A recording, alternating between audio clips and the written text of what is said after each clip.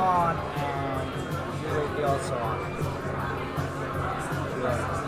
Hey everybody, Bill Inman here. I'm excited to be here at the BGI Summit, and we are going to get started. We have a very excited room here with a lot of energy, and just give us a few minutes and we will start the live stream right away. Once again, I'm Bill Inman, your live stream host.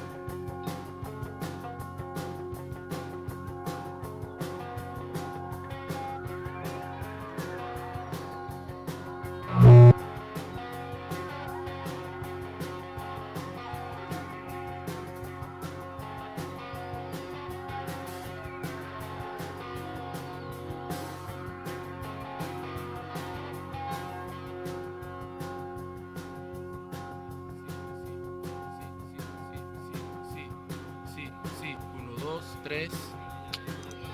Sí, 1, 2.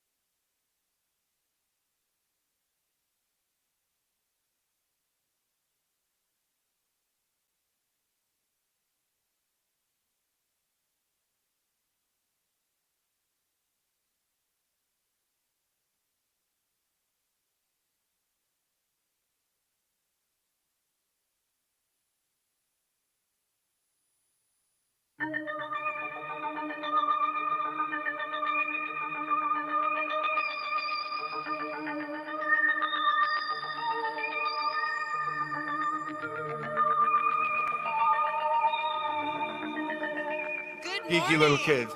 So there's some connection. Good morning. Good morning. Beneficial AGI 2024 attendees. We are finally off to a big start. We're exponentially approaching the singularity, but we are running late today. So thank you very much. I'm Haley Lowy. I'm marketing lead at SingularityNET. I'm privileged to be the MC today and get to present an amazing panel of speakers today, my co-MCs for the next 2 days. Hello everyone, my name is David Orban. I am the Chief Actioneer at SingularityNET. Hey everybody, Bill Inman. I am the CEO at Twin Protocol and also involved with the Sophiaverse and also hosting the live stream. We have a very nice group of people already on the live stream now.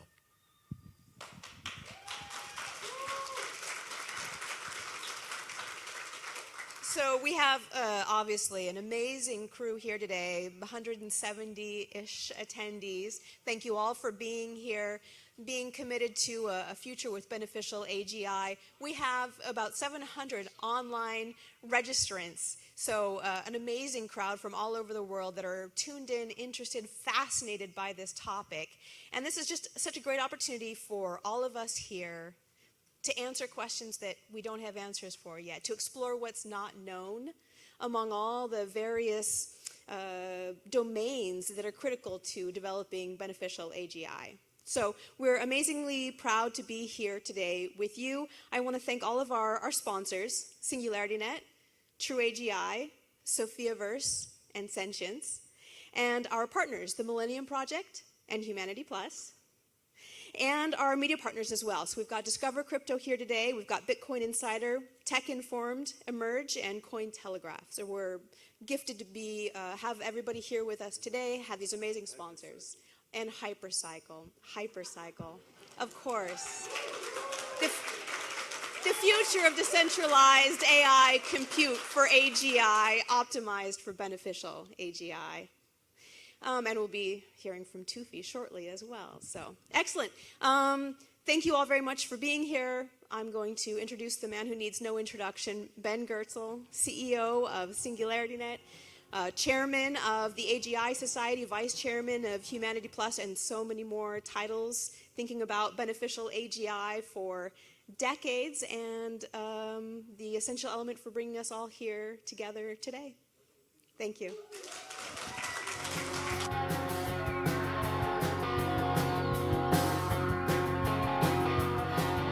Hey, Haley, where's the clicker for slides? No.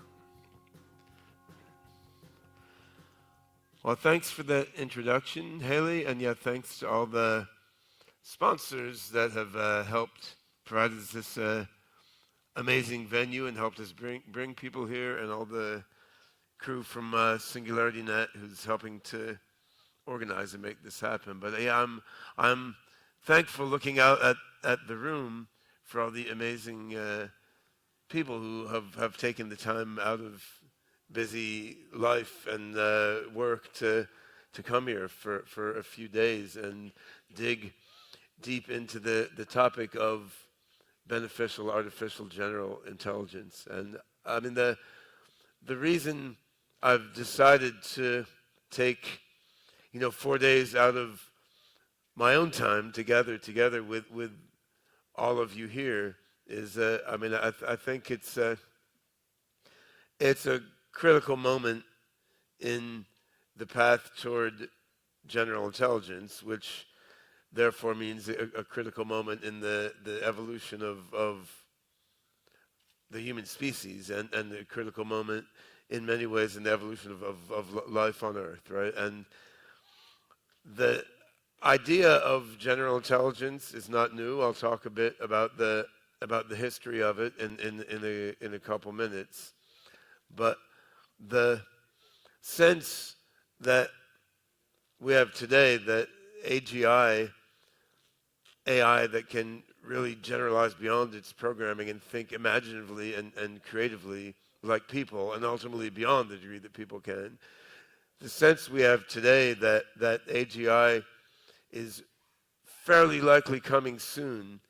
I mean, this is something new. I mean, I introduced the term AGI in 2005 in an edited book called Artificial General Intelligence, and I've been thinking about these topics since well before that. Others have been thinking about them since before I was born, right? But now it's the first time ever that you have a broad sense across a decent swath of the population that AGI may really be coming in the palpably near future, right? And you have, captains of industry and government officials talking about human-level thinking machines potentially emerging on the order of 5 or 10 years from now or something, right? And this is unprecedented, and there's an aspect of hype to it,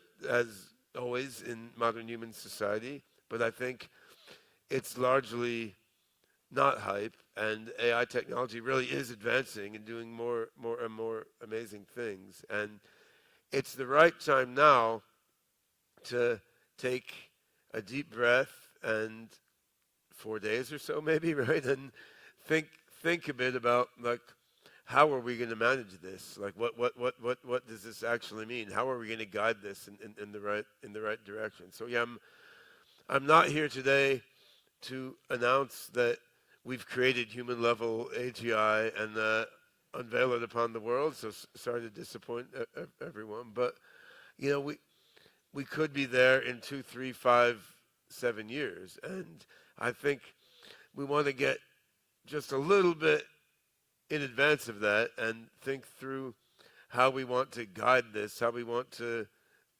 govern it, at least during its early stages. Are we architecting it right? Are we teaching it in the right way? We want to make a bit more progress on collectively thinking through these issues before the AGI robot is walking up on stage and giving the keynote on how its own mind works out of its own understanding. And this may not be that long from now. And so I was very excited to be able to gather together at this event face to face, and then also a whole bunch of additional people at the online portion of the event. Gather together a bunch of people who have been thinking about these sorts of issues, each person in their own way, for a substantial period of time. Because what we see now in the world is a lot of people who are newly thinking, whoa, AI may actually work sometime. Oh no, what's going to happen? Is it going to be the Terminator? Is it going to take all our jobs? What? I don't understand. And it's understandable. These are big things to confront in your mind. On the other hand, while technology is doing new things all the time, these are not totally new ideas. And many of the ins and outs of AGI and its implications have been thought through by many people over a substantial period of time. And I think we can bring to bear a bunch of the previous thinking and understanding on these topics to deal with the current situation. I mean, we're probably not going to solve all the critical problems relating to creating beneficial AGI in the next 4 days. I mean, if we solve anything, I'll be pleasantly surprised.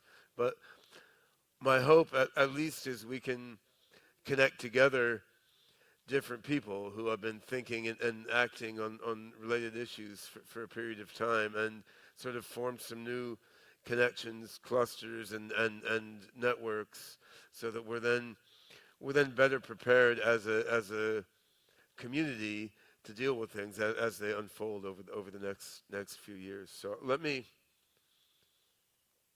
actually, I didn't talk about this nice picture here. So I'm not sure where we are in here, but I wanted to show this picture just to highlight, like, whether we're 3, 5, 10, or even 50 years away from creating human-level AGI.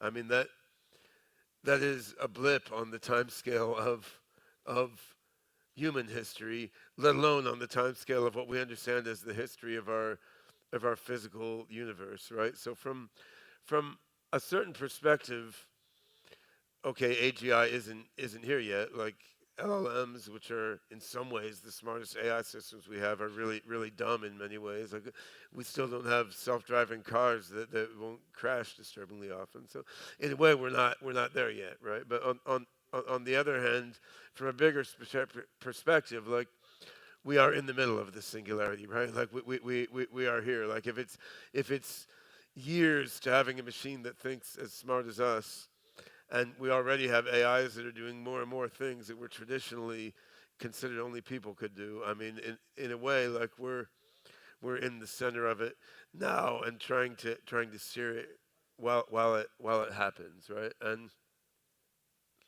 indeed, while I've been doing AI R&D for, I guess, 35 to 40 years, the AI field is much older than that, and what's happening today, the singularity that we're sort of in the middle of, is the culmination of a whole lot of processes on different timescales, right? I mean, of course, it's the culmination of the crystallization of matter after the Big Bang and all that, and the culmination of the emergence of life on Earth out of the primordial soup. But if we want to look just in the AI field, you know, the ancient Chinese claimed to create intelligent walking robots many thousands of years ago. We haven't unearthed any of them yet, so it's not clear how well they actually functioned. Around 1,000 years ago in the Islamic world, we had apparently like water wheel powered humanoid automata doing things. So the medieval Muslim analog of a Sophia robot and so forth. So the idea that you could do what people do with a mechanical contrivance has been around quite a long time. I mean, the modern approach to AI, I personally tend to trace back to late 1940s. Norbert Wiener wrote Cybernetics. I mean, this was about 10 years before the term AGI, about 10 years before the term artificial intelligence was coined in the late 50s at Dartmouth College. But even before the name AI was there, we had, you know, control and communication in the animal and the machine.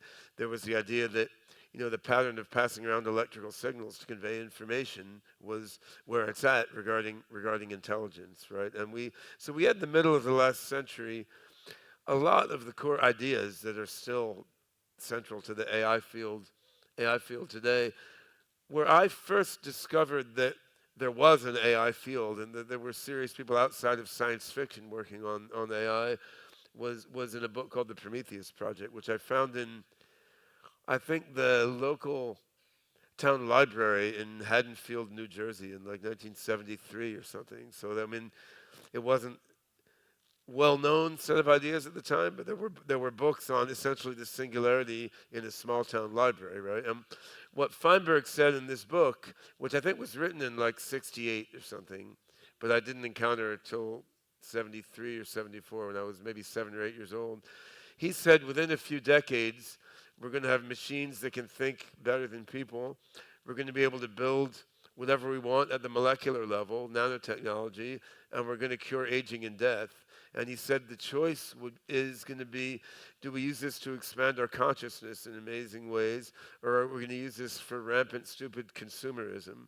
And what he proposed to do was to put this to a vote of the human population. So he wanted the UN to go out to every rural village and every city, and he wanted the UN to poll everyone as to sort of what ethical direction we should push AI, nanotechnology, and life extension, right? And so I read this when I was 7 or 8 years old. I thought, well, this is very interesting, right? And I tried to talk to people about it, and everyone thought it was insane and it had no meaning. But I'm like, well, wait, this is like a physics PhD from Princeton University, right? So he's not totally just blowing smoke. But these ideas were around a while, and I was talking about this book with Jerry Glenn, who's here at this event, and I was impressed. He actually knew Gerald Feinberg. They were involved in World Future Society and similar gatherings back in the 70s. Now, around the same time, you had similar train of thought going forward in Russia. So Valentin Turchin Phenomenon of Science, published in Russian or in the late 1960s also, with many of the very same ideas about AGI, nanotech, immortality.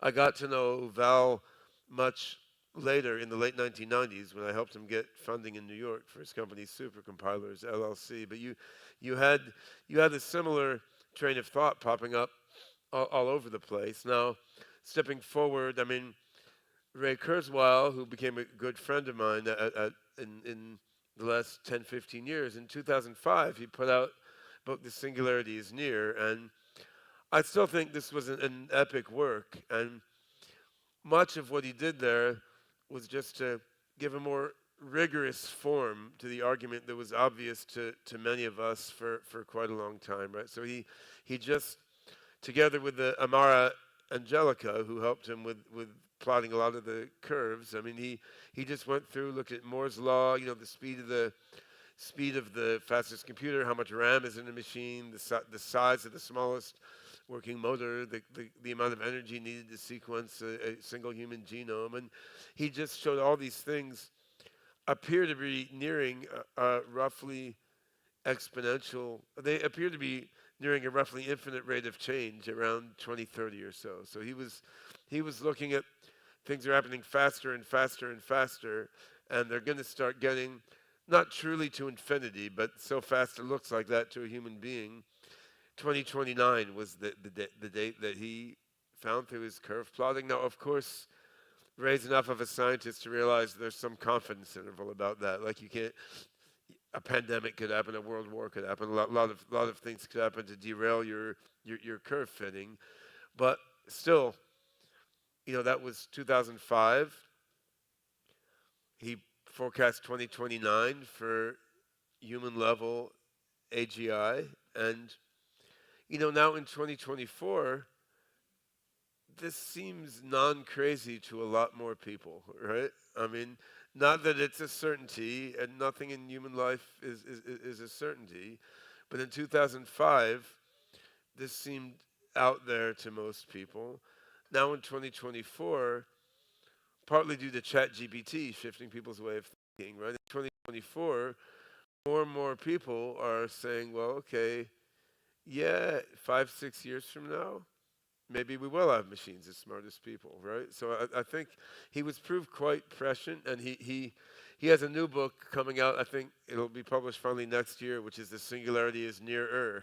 So, and I'm hoping in 2029 he'll publish The Singularity is Here, right? Or The Singularity came last year and you were mind uploaded without consent and you didn't notice, right? But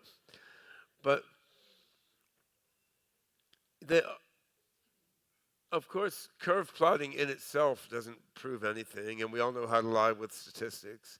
But I think the argument that he put forward there was curve plotting grounded in some fundamental arguments, and I think we are, to a large extent, progressing along the course that Ray foresaw. Now, one thing I never agreed with Ray on, and I'll talk about this more in a couple of minutes, is he foresaw human-level AI coming in 2029, and then a true singularity in 2045, meaning like AI that was massively more intelligent than all human beings. And I see how he got that by just curve plotting. He was like, in 2029, we should have a single computer with as much processing power as a human brain. In 2045, we should have a single computer with processing power as smart as all humanity. On the other hand, my intuition was always otherwise. My intuition was always more like, once you have a full-on human-level thinking machine, then it should be years to having a massively superhuman machine, not 16 years, because I think a fully human-level thinking machine can self-modify, self-improve its own processes, invent new forms of hardware and networking. And to my mind, the only reason you'd have a 16-year gap between human-level AGI and superintelligence would be if the AGI itself decided to slow things down for its own cautionary reasons, which is not entirely impossible. But if that's the reason, we can't really put a timeline on it, 16 years versus 5 years or 500 years, right? But in any case, I think the singularity actually is near, and exactly what that means is one of the things to discuss in this event. I have a new book I've written myself along with Gabriel Axel called The Consciousness Explosion, and I think we emailed everyone who's coming to this event a not quite yet fully proofread version of it. The final version to be ready in a week or something, and it'll be hardcover and paperback and so forth. But his sort of similar theme to singularity is near, but a different take on various of the particulars, and I'll talk a little about that throughout this event.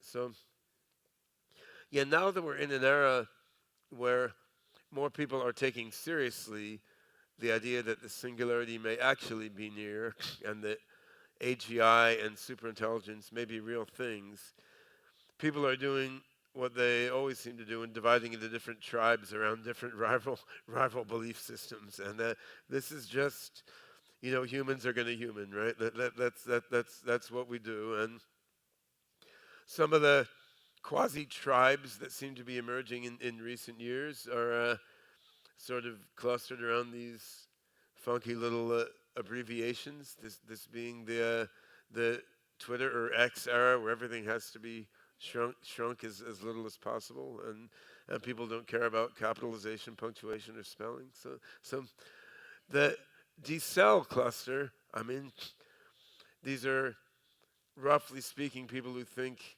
slowing down the advance of AI will be the best thing to do. And I don't take this all that seriously at some level, in the sense that, to me, whether or not slowing down the advance of AI would be the best thing to do, I can't see how it's going to happen unless it's like World War III or something, right? Because, it's not like we have a rational global world government that can just decide, like the Amish do or something, can just decide like, well, we should take this a little slower and rationally consider step by step.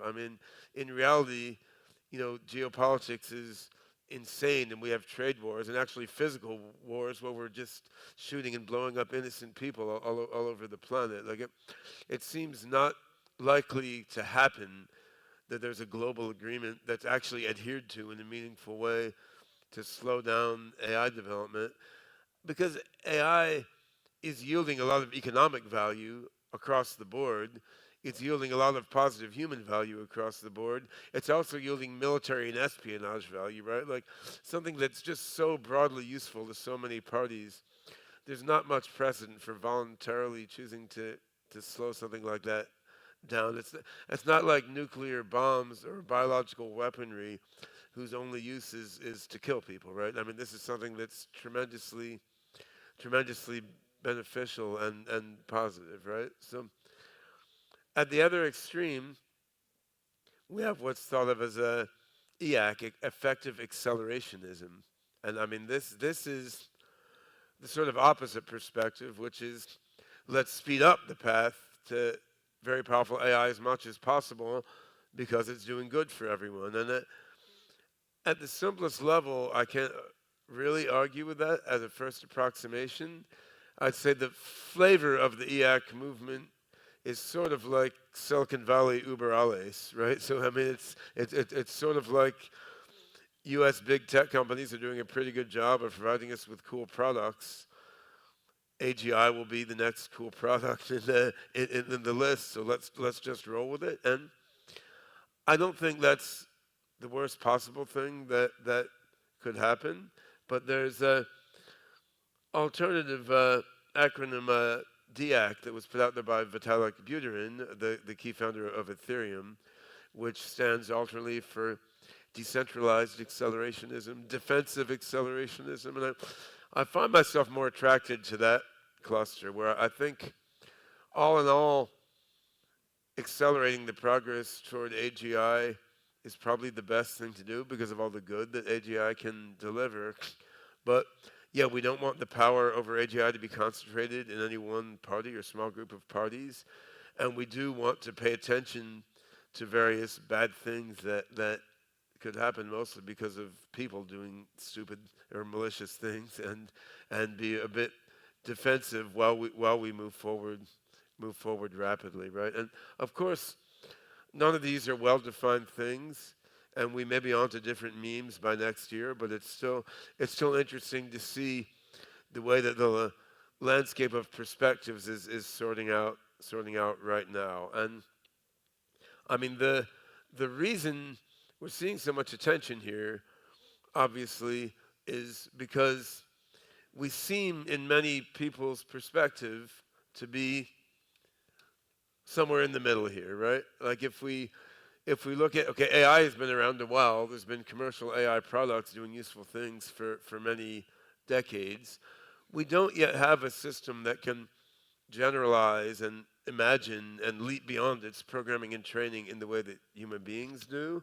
On the other hand, there's various lines of evidence suggesting that we're getting there, right? And then from there, from AGI on to superintelligence, seems like it might not be that far. And there's a lot of issues that worry people here, as well as a lot of things that excite people, right? I mean, you can make a lot of money. You can solve most problems that trouble humans. You can potentially cure material scarcity. On the other hand, yeah, there's biased machine learning models. There's a potential of widespread unemployment. There's potential military and espionage uses. But I think the worry that cuts people sort of deepest is thinking about, okay, if the AI really gets smarter than people, like then what happens? And though, to my befuddlement and amusement, there are serious, very intelligent people thinking about ways that humans can sort of control superhuman AI. And I mean, I think you know, we're not going to control superintelligence. I mean, I'm sorry to be the one to let you in on this. I mean, we're not going to control superintelligence any more than my pet toy poodle is gonna control me. I mean, it's not going to happen, and that's. I mean, we're not really in control of ourselves or our society now either, if you look at it. So it should hardly be surprising. If you ask a slightly less stupid question, I mean, how can we guide the transition to superintelligence and from AGI on to superintelligence? That's not so obviously hopeless, right? I mean, it could be that there's just some attractor that's going to pop out, and almost no matter what we do, superintelligence is just going to happen how it happens. But that's not certain. There may be many different sorts of superintelligence. There may be pathways to superintelligence that involve joy and compassion, and pathways that involve a lot of suffering en route, right? And we may be able to guide the path to superintelligence. And if you want to simplify it tremendously, I mean, if we can build AGI the right way, educate the AGI the right way, and then roll it out, guide its rollout across the world in the right way, and guide its development in the right way. I mean, just 3 simple things, then we're done, right? I mean, 1, 2, 3. How much easier could it get, right? Huh? Yeah. On the other hand, you know, how are we doing right now? So if we look at are we building teaching and guiding AI well at the moment toward the AGI goal? I mean, where are we now? I mean, we have AI that does a lot of cool things.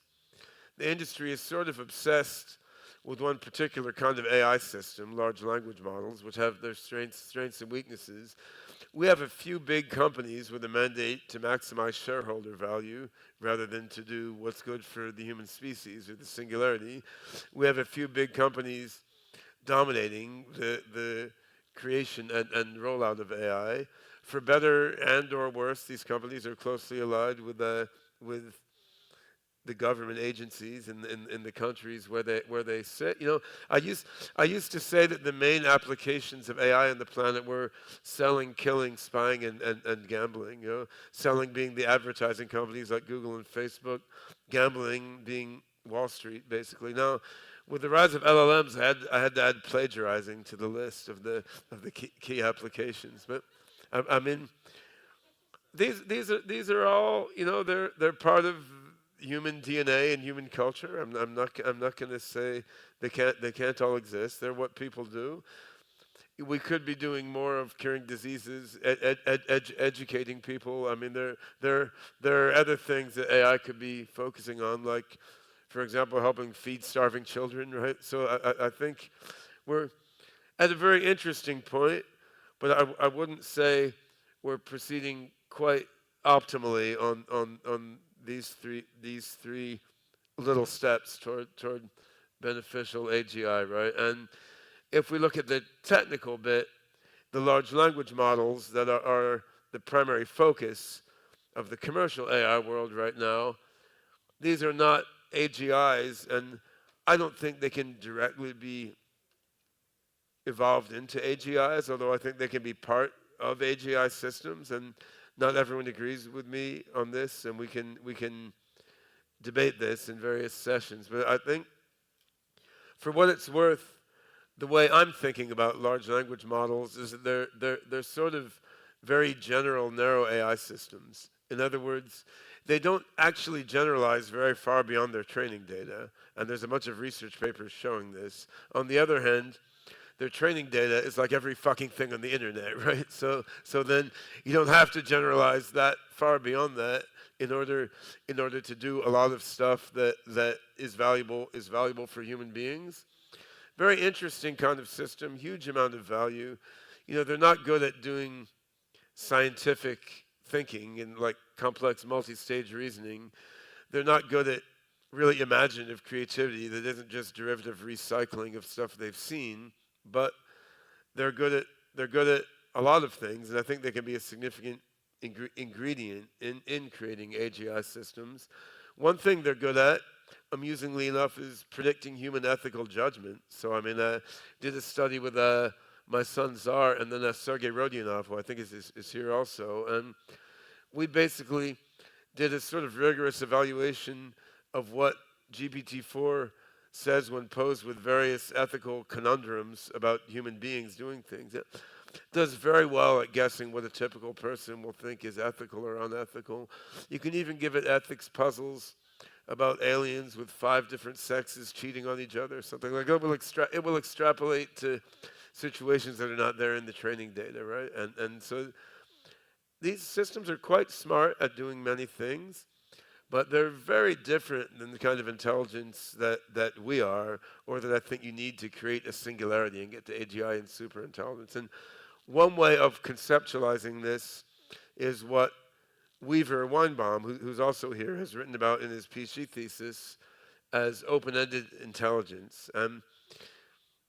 Biological intelligences are open-ended intelligences in this sense. Like, they don't have a precise goal function that they're trying to maximize, right? They're complex, self-organizing, adaptive systems. They are trying to maintain their system boundaries, so they will continue to exist as agents interacting with an environment, and they have a certain drive to transcend themselves and grow into new kinds of things that their previous version wouldn't be able to encompass or understand. These drives of individuation and self-transcendence sometimes collaborate, sometimes contradict each other in a sort of dialectical way, and this is what drives the growth of life and intelligence. And a system like an LLM is not really like that. That doesn't mean that all the knowledge contained in an LLM couldn't be helpful to an open-ended intelligence, though. But there's a difference. And in terms of ethics, even though GPT-4 and other open LLMs now, like Mistral and so forth, can reliably predict what human beings will say about a situation in terms of what's right or wrong, it's still quite different than human ethics. The way we confront ethical judgments now is very different than 100 years ago, right? So, if you trained an LLM on music up until 1900, it would never invent neoclassical metal or progressive jazz. And if you trained an LLM on human ethical judgments up to 1900, it would not be able to deal with AI, with gender issues, with colonialism. It would not deal with these things in the way that we do in the modern era. So, I mean, LLMs are able to generalize a bit regarding ethical judgment, but they're not able to develop in a fundamental way regarding ethics as an individual human can over their life, or as our civilization has, right? So one thing we're going to talk about during the days of this event is potential alternative paths to the big tech path to AI. And I will advocate for open-ended cognitive architectures that support open-ended intelligence, open source code, but not only that, you want to have data that is openly accessible and ethically sourced and managed, and you want to have decentralized infrastructure and governance for running the software on, because open source code is great, but if you're open sourcing your code, but the data needed to make that code do anything is proprietary, and the software needed to run that code usefully costs $100 million, then the fact that the code is open source is of less use than one might expect, right? So I think there are technically viable alternative paths to having big tech companies train LLMs and having big tech companies take the next steps toward AGI. There's a way to do this that's open, open-ended, decentralized, heterogeneous, globally inclusive. And there's some reason to think this might actually happen. I mean, the internet is a decentralized system developed in a quite interesting global way. Like Iran is on the internet, right? I mean, you can email someone in Iran now, even though there's all these economic sanctions and warfare and so forth. And the Linux community, in many ways, is an open and decentralized system, and you can fork Linux however you want. You can put it on new architectures. You can make your own variant kernel if you feel like it, right? So we do have some decentralized networks developing powerful technologies. Many differences from AI in these two examples, but also many similarities. I'm over time here, so I'm not going to dig into this now, but I mean, I have a particular approach I'm working on with a number of different colleagues to making an open-ended, decentralized AI system, and you can look up online OpenCog Hyperon, the new version of the OpenCog system. There's a lengthy document on archive.org sort of reviewing this, and there's a code base of some experimental code in GitHub. We'll have the alpha version of OpenCog Hyperon is scheduled for April, so there's still a bunch of work to be done to get to superhuman AGI and all that. But I think there's a viable path toward beneficial general intelligence, but it may not be the default path of just let big tech companies beef up LLMs and then think about what's the next step. But while I do think there's a viable path which is centered on notions of open-ended intelligence, open source, decentralized infrastructure, and so forth, there's also a bunch of risks that we're navigating along the way, and I'm gonna flip quickly through these risks because I've talked longer than I was supposed to, but that doesn't mean they're not important, right? I mean, one risk, and perhaps the biggest one, is that AGI is just rolled out in a crappy way because of how human society is, right? And this could mean like a Colossus the Forbin project thing where the US and China develop super AGIs whose goal is to clobber the other guy. It could also mean something else, though. It could just mean advanced AI is rolled out in a way that benefits only the global economic elite and makes the poor even poorer than they are now, which leads to, terrorist attacks in World War III and so forth. And I mean, when I grew up in the 70s, I was always told to finish all the food on my plate because there are kids starving in Africa, right? And of course, every 8-year-old kid is like, well, wait a minute, but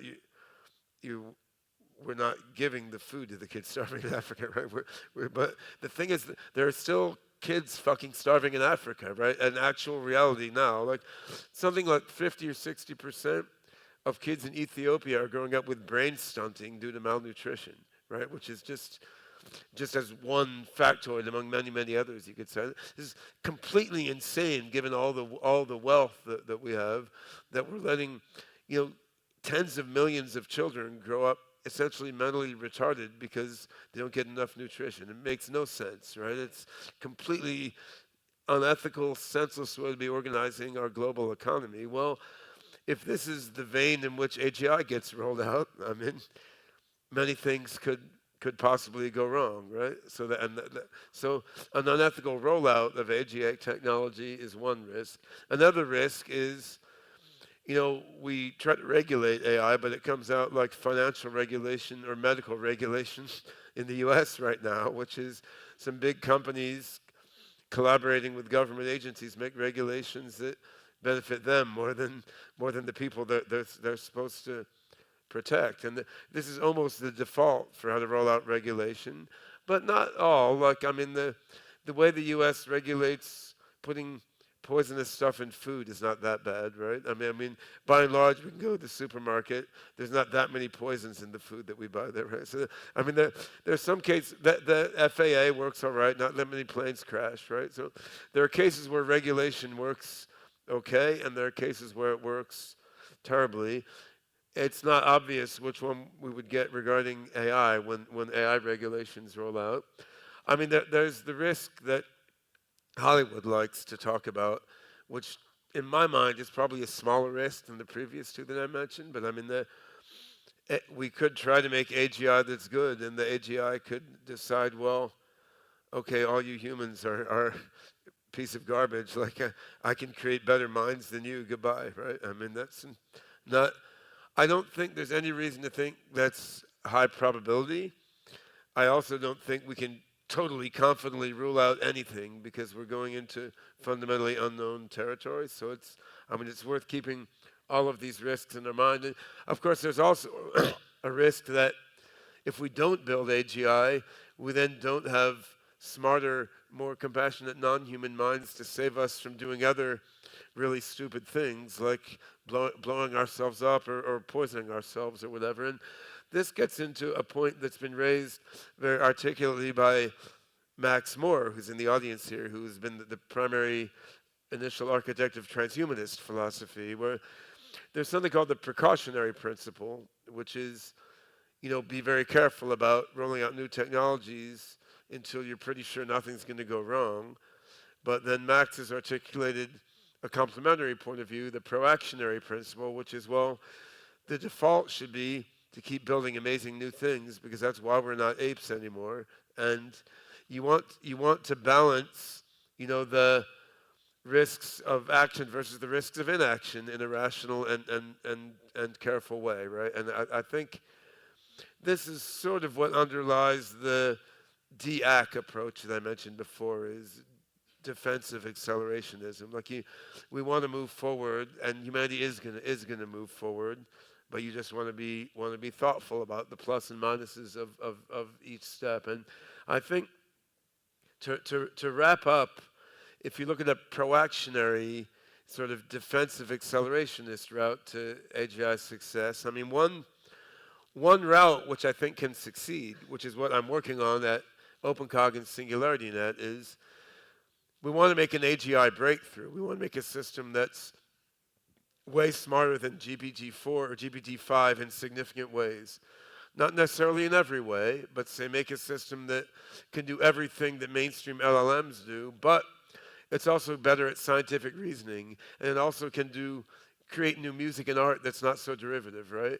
So create a system that's better than the big tech AI in a few significant ways, but you happen to roll that out fully open source with ethically sourced data and roll it out on a decentralized network, not owned and controlled by any single party, right? So if we manage to do that, roll out the next best, smartest thing that everybody wants to use, but in a decentralized, open-ended way, I mean, with decentralized democratic governance over the data and the machines and the mind of the emerging AI, I mean, then this can steer things in a different direction in vaguely the same way that Linux, being open source, steered the operating system world in a different direction than would have happened if Linux was not there. And along the way, it wouldn't hurt if one of the applications of this global decentralized AI network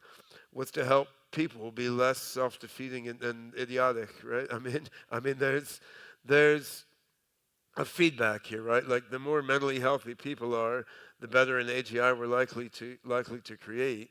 But the better AGI we have, the more powerful it can be inside applications for education and mental health and connecting people in positive ways. So if we build a decentralized AGI and we apply it to help people, we'll then have people who are better able to create better AGIs. And there's a potential virtuous cycle here. The only problem is we may need to pull this off in the next few years before someone creates a different sort of AGI and rolls it out in the wrong sort of way. So I've gone over my view on all these things in my book, Consciousness Explosion. I think you all should have gotten a link to it, but if not, the website, theconsciousnessexplosion.ai, will give you a link to download a PDF of the book for free in a couple weeks. There's also a document covering some of these points that I put together with Anna-Lois Smitsman and a number of other participants here, summarizing in more depth some of the points I've reviewed. I think you all should have gotten a link to this also. It's not like a 10 Commandments of beneficial AGI or something. I mean, it's just some preliminary thoughts of how to pull all these themes together. But finally, I mean, while I've given a sort of summary abstract of my own view on all these things here, I think, even though I have a lot of hubris, I don't actually think I have all these problems solved in my own head. And there are more pieces here than any one human can possibly understand or resolve. And which is why I'm so happy to have gathered all of you amazing people here and, 700 or 800 more amazing people online to think through these things from a variety of different perspectives. Because if the path I've outlined does work, like suppose we can make something in the next few years that's much smarter than big tech AI and roll it out in an open-ended, decentralized way, that gives us a platform for moving toward beneficial general intelligence. It doesn't in itself solve the problem, and we will need the coordinated activity of a bunch of people like all of you to actually make things work from that point onward. And the connections and ideas that are crystallized at this event hopefully can play a part of that. So thanks you all for listening. And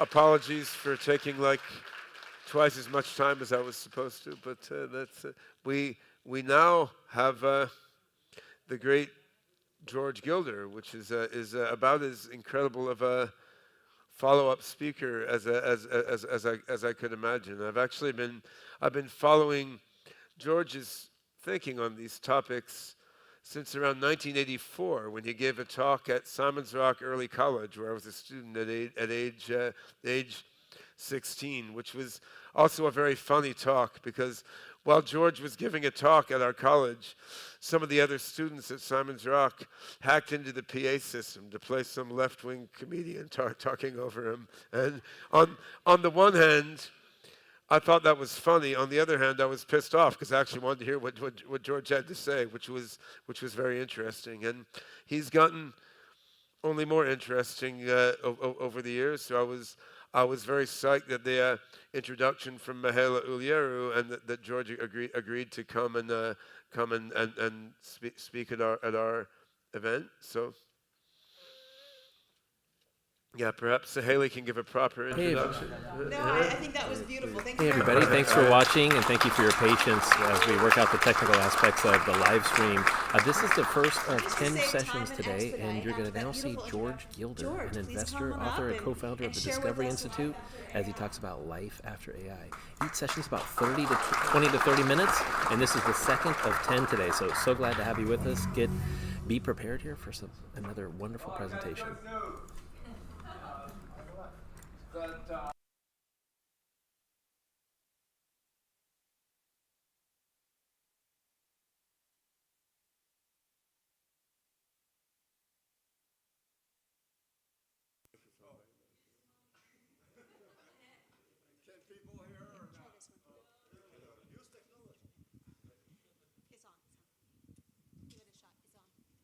It's on? Okay.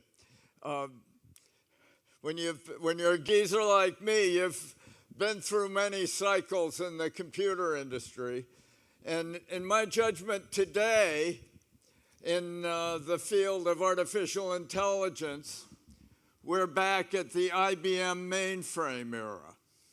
You know, remember when computers weighed 5 tons and were programmed by punch cards and used so much energy that they caused strains on the power grid? When it was believed that 14 mainframes would serve the globe. This was, and this era evolved in the 60s through the bunch, Burroughs, UNIVAC, NCR, Control Data, and Honeywell. I remember them. And, but you folks probably don't. But we have, with the concentration on a few gigantic data centers distributed near glaciers at times, or up the Columbia River where there's plenty of water for cooling, where the chief use of energy at the data center is not to fuel computation, but rather to cooling towers and chill units and emergency chill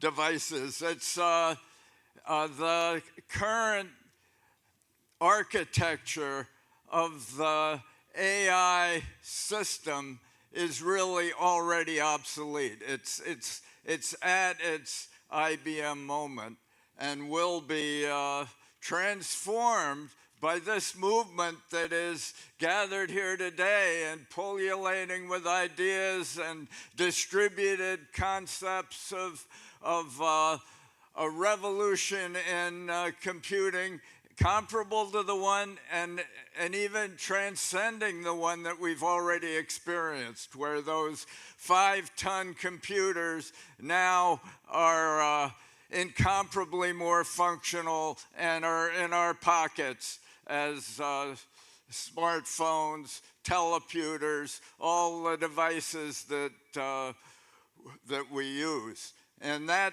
transformation does accord with the distributive model of economic change and progress, which, in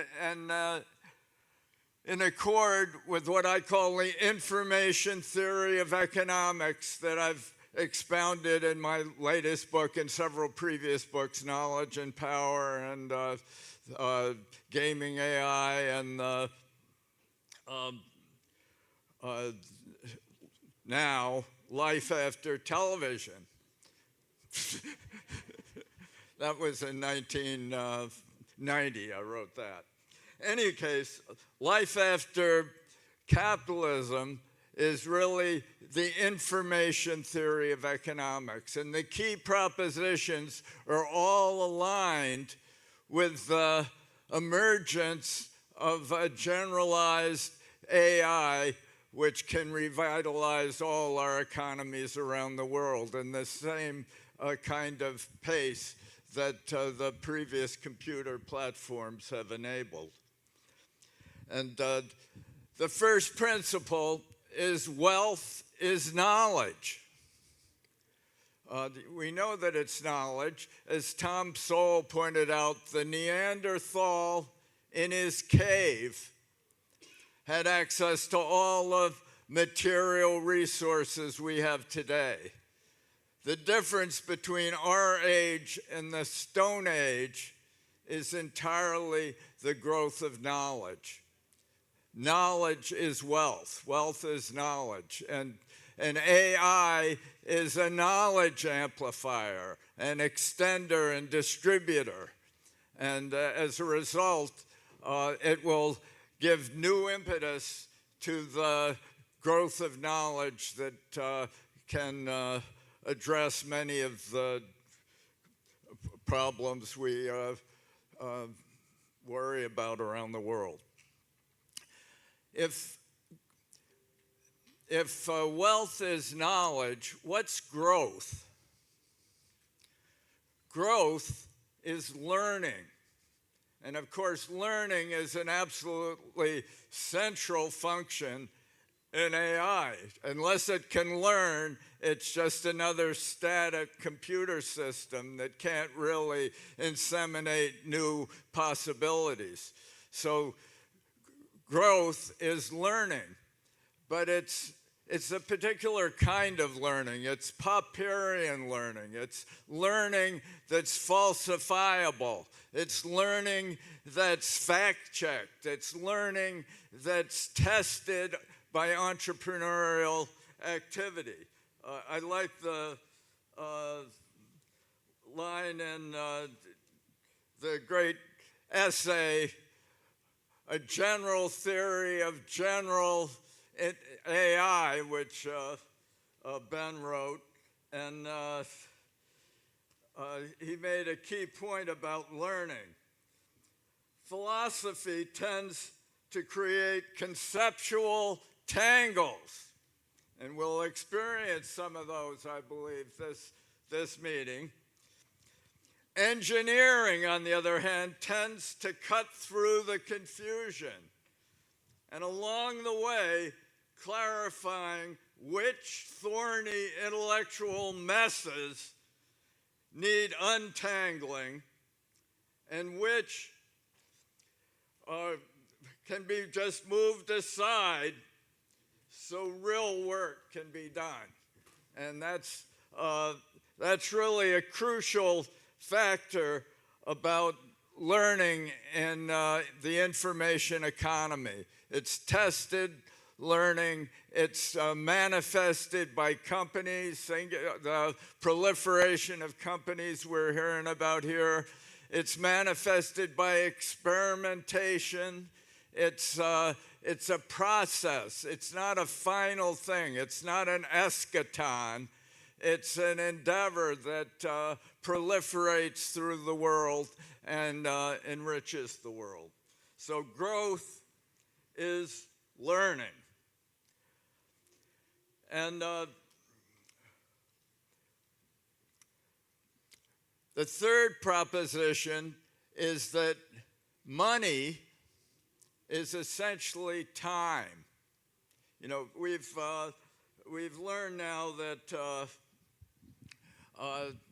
governments have essentially taken over money around the world and have used their capture of finance and nationalization of finance essentially to steal from the future, to steal from our children, to fund various projects in the present.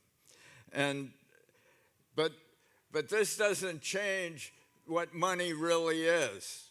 Money is a measuring stick, and it's gauged by time. Money is essentially time.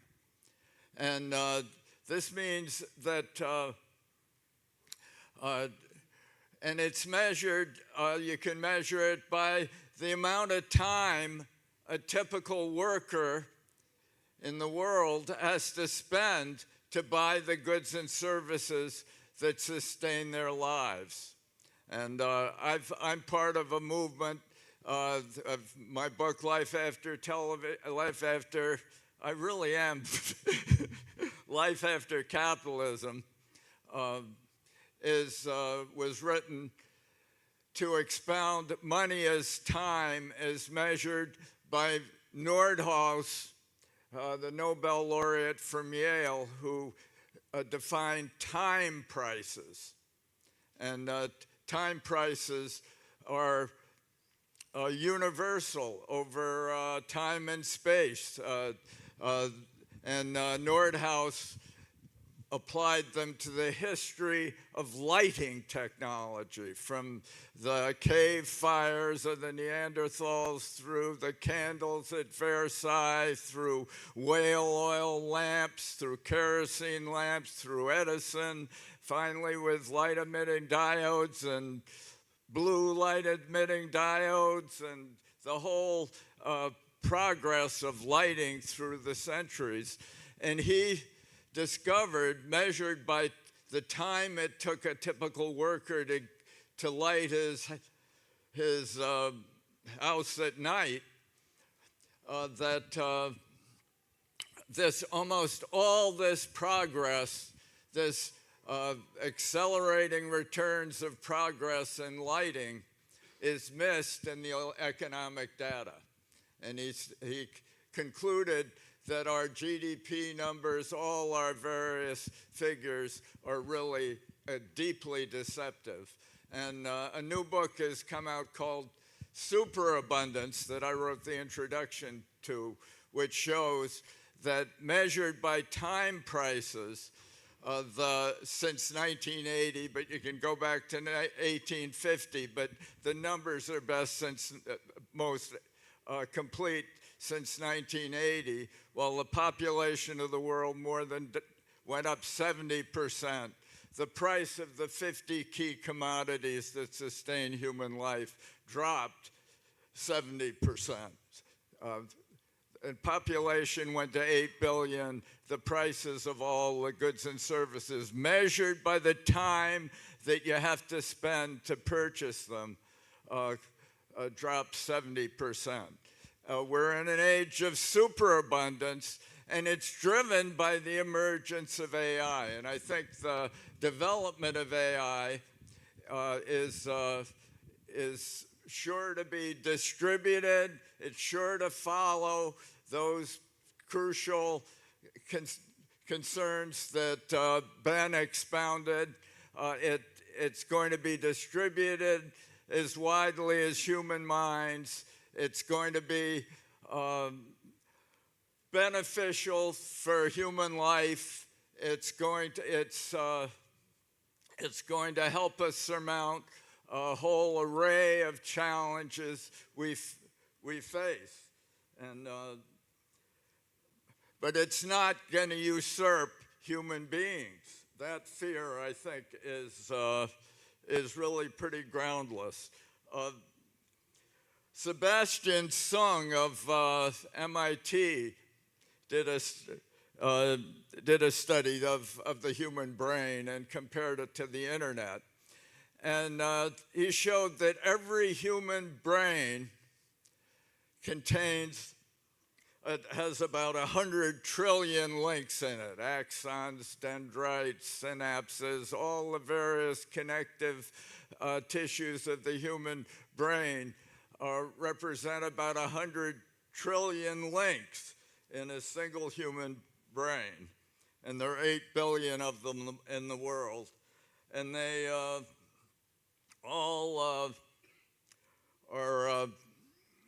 all run on between 12 and 14 watts. And the entire internet has about a similar number of links if you include every possible one, and it runs on gigawatts. And the idea of the singularity on the internet distributed as widely as human minds represents one of the great goals of human creativity. But we can't guarantee the results ahead of time. If we try to guarantee that it'll be totally ethical and defensible in every way, we'll end up with a new IBM moment again, with Google and Microsoft and Amazon and whoever dominating the field with buying off the regulators and creating a new kind of static economy. So this is why we need this SingularityNET. Creativity always comes as a surprise to us. Creativity always comes as a surprise to us. If it didn't, we wouldn't need it. And government planning and regulation and centralization would prevail. But instead we have Moore's law and the proliferation of new possibilities, new horizons for the human race. Thank you.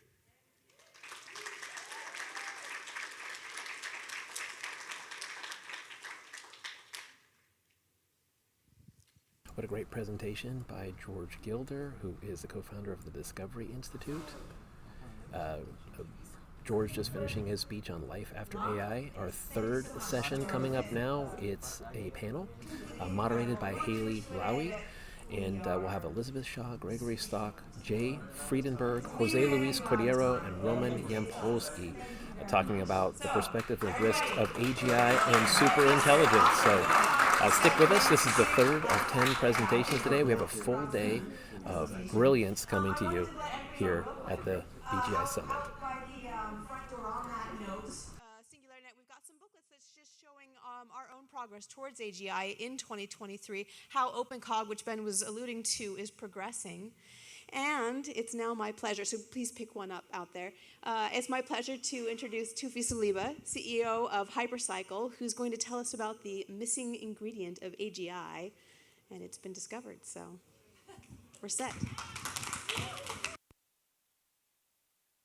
Hey everybody, actually we have Toufi Saliba now coming in instead of the panel at this point. So Toufi Saliba, CEO of HyperCycle, Thanks now for speaking having on me. stage.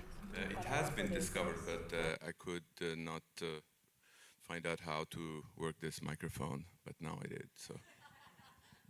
So, one missing ingredient at a time. I'm extremely delighted to be here, to be part of this community. And in fact, when the whole thing started, it was a convergence of certain ideas that I was working on, and Ben Goertzel was working on, and I was extremely delighted to meet him. It was an introduction by a board member of ACM, the Association for Computing Machinery, who allowed me to introduce the word to AI decentralized. As at the time when I talked about AI decentralized about 10, 11 years ago, most AI scientists had no idea what I'm talking about. So it's addressing a certain attack vector that not a lot are even aware of it, and it's the attack from within.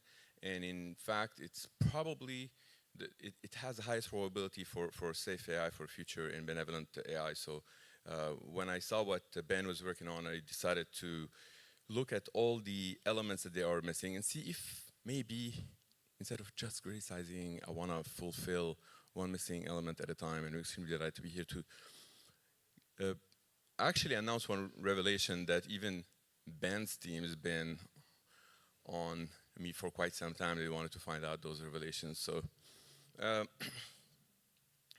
before we get to that, I want to see if there's a clicker. Okay, I found it. It's hiding. So as of now, AI learns from us more than we learn from AI. Almost everyone in the room here know that. People outside of this room, they don't necessarily know that. Then what? Basically, whether people like it or not, a better version of themselves is in the making. And whether they can approve, whether they want to, have their government ban it, but it's still going to happen. So perhaps participate in making it even better, allowing certain aspects of themselves to partake in its creation. It's almost similar to if you're having a baby, you want that baby to take all the good stuff from like your genetics. So you don't want to hide certain things, if you have good hearing, you want that hearing to be passed on. So if you think you are the good hearing and you're hiding yourself from that, maybe it's not a good idea. So by that, maybe that's Microsoft, but that's what I mean. So don't hide from what's being created and perhaps partake in it. So what I'm here to show you, and it's actually first talking about a fact, the ability to have the smallest components of an AI engine collaborating with any other stranger components is currently not possible without an intermediary third party. If anyone thinks that that statement is wrong, please talk to me, because we've been looking across for the last maybe 50, 60 years since Marvin Minsky even talked about that idea back then. So effectively, if you want to enable multi-agent system, who of you know Marvin Minsky? Raise your hand. Wow, 97.36%. So Society of Mind, 1986, is more like a book that is super cool to read, but he kind of wrote pseudocode on those things in the 70s, 1983. How can you have one component of your engine to talk to another component somewhere else without having to depend on the third party? It is not possible, because the moment it's going to tell the other one, help me, the other one is going to consume some computation, some resources, some time, which you've all heard famous George Gilder here talking about time is money. Well, then it expects something in return, and that thing in return cannot be exchanged without having to depend on a third party. Now, many people created this thing that it's called a bank in the middle, and some other people created this thing that's called a ledger-based blockchain. It's still a third party. Okay, AI does not like third parties. It's the same way also in that metaphorical example that we talked about, the global brain, and also the speech by George mentioned about how the internet can be the brain. When a neuron inside your brain talks to another neuron or anywhere into your body, it doesn't really check with like some sort of magic ledger or bank or whatnot. It doesn't check with central brain. It uses synapses. So perhaps that's the missing ingredient. Those synapses, they work really, really well when they're trying to get two neurons to work with each other. Every single time they work effectively. So if they don't, when you're actually trying to move your finger, perhaps like your finger, you tell it like move down, it may not necessarily move down, it might move up. But you can try that, and then you see that it works, and it doesn't really check with central brain. So I'm going to skip some simulations here, but the beauty of it that it can process every single one at the exact same time. That's another thing, that it can be an actual beauty. So imagine that it's creating a better version of yourself, but it's capable of doing a lot of cool things. I sometimes start by introducing myself, but many of you know me, but anyone here who would like to connect, I'd be more than delighted to collaborate with you. If you scan this, I think it goes to a central entity called LinkedIn, but it can connect us. But once we're connected, we can be disconnected from LinkedIn. So now, who are they, those other entities that I've mentioned there? IEEE for all humans. It's not, IEEE is not an entity that can service a single government, single religion, whatnot. It's there for all humanity, and over 400,000 members globally. When I was invited by the president of IEEE to do what I did to the ACM, is to kind of tell the world about the AI Decentralized, I said, I do not want to tell anymore, I want us to do things. And we started trying every single aspect of life to try to see if we can get a lot of entities around the world to fund this initiative that can build certain standards for for securing AI and preventing the attack from within. In fact, actually, I ran into someone, Roman, yesterday here, who actually, I cold called him and I asked him if he can partake in this, and I saw him yesterday here in this event. And so we took it really seriously. We're trying to get a lot of researchers from around the globe. Instead of seeing that people, they're trying to help it, we were shocked that some centralized entity that tried to block us in every possible way that they could, because they thought that this is like going against what they want to accomplish. And whether people, they want to call it AGI or not, if people, they have allergy around that term, there has been a race that a lot of entities are trying to get to that moment. And why are they trying to get to that moment? Well, perhaps a global dominance, perhaps, and if they do get there, if anyone outside of this room is not concerned, perhaps like they should be, because what one entity might believe is ethical, or even the meaning of the word ethics is not necessarily what you believe is ethical, or your children, whatnot. So what was missing up until October 2022? Well, the synapses of the global brain, they were missing. So we have this thing that we introduced that it's called HYPCs. It goes inside the actual network packet, and it has all the cryptographic proof to enable one neurode to communicate with another neurode. And of course, there's a lot more to it. There's some game theory things. And what do I mean by that? Roman, we just talked about you. You're the one that I cold called you. So, from game theory perspective, what do you mean by that? And it goes back to famous George Gilder, what talked about time.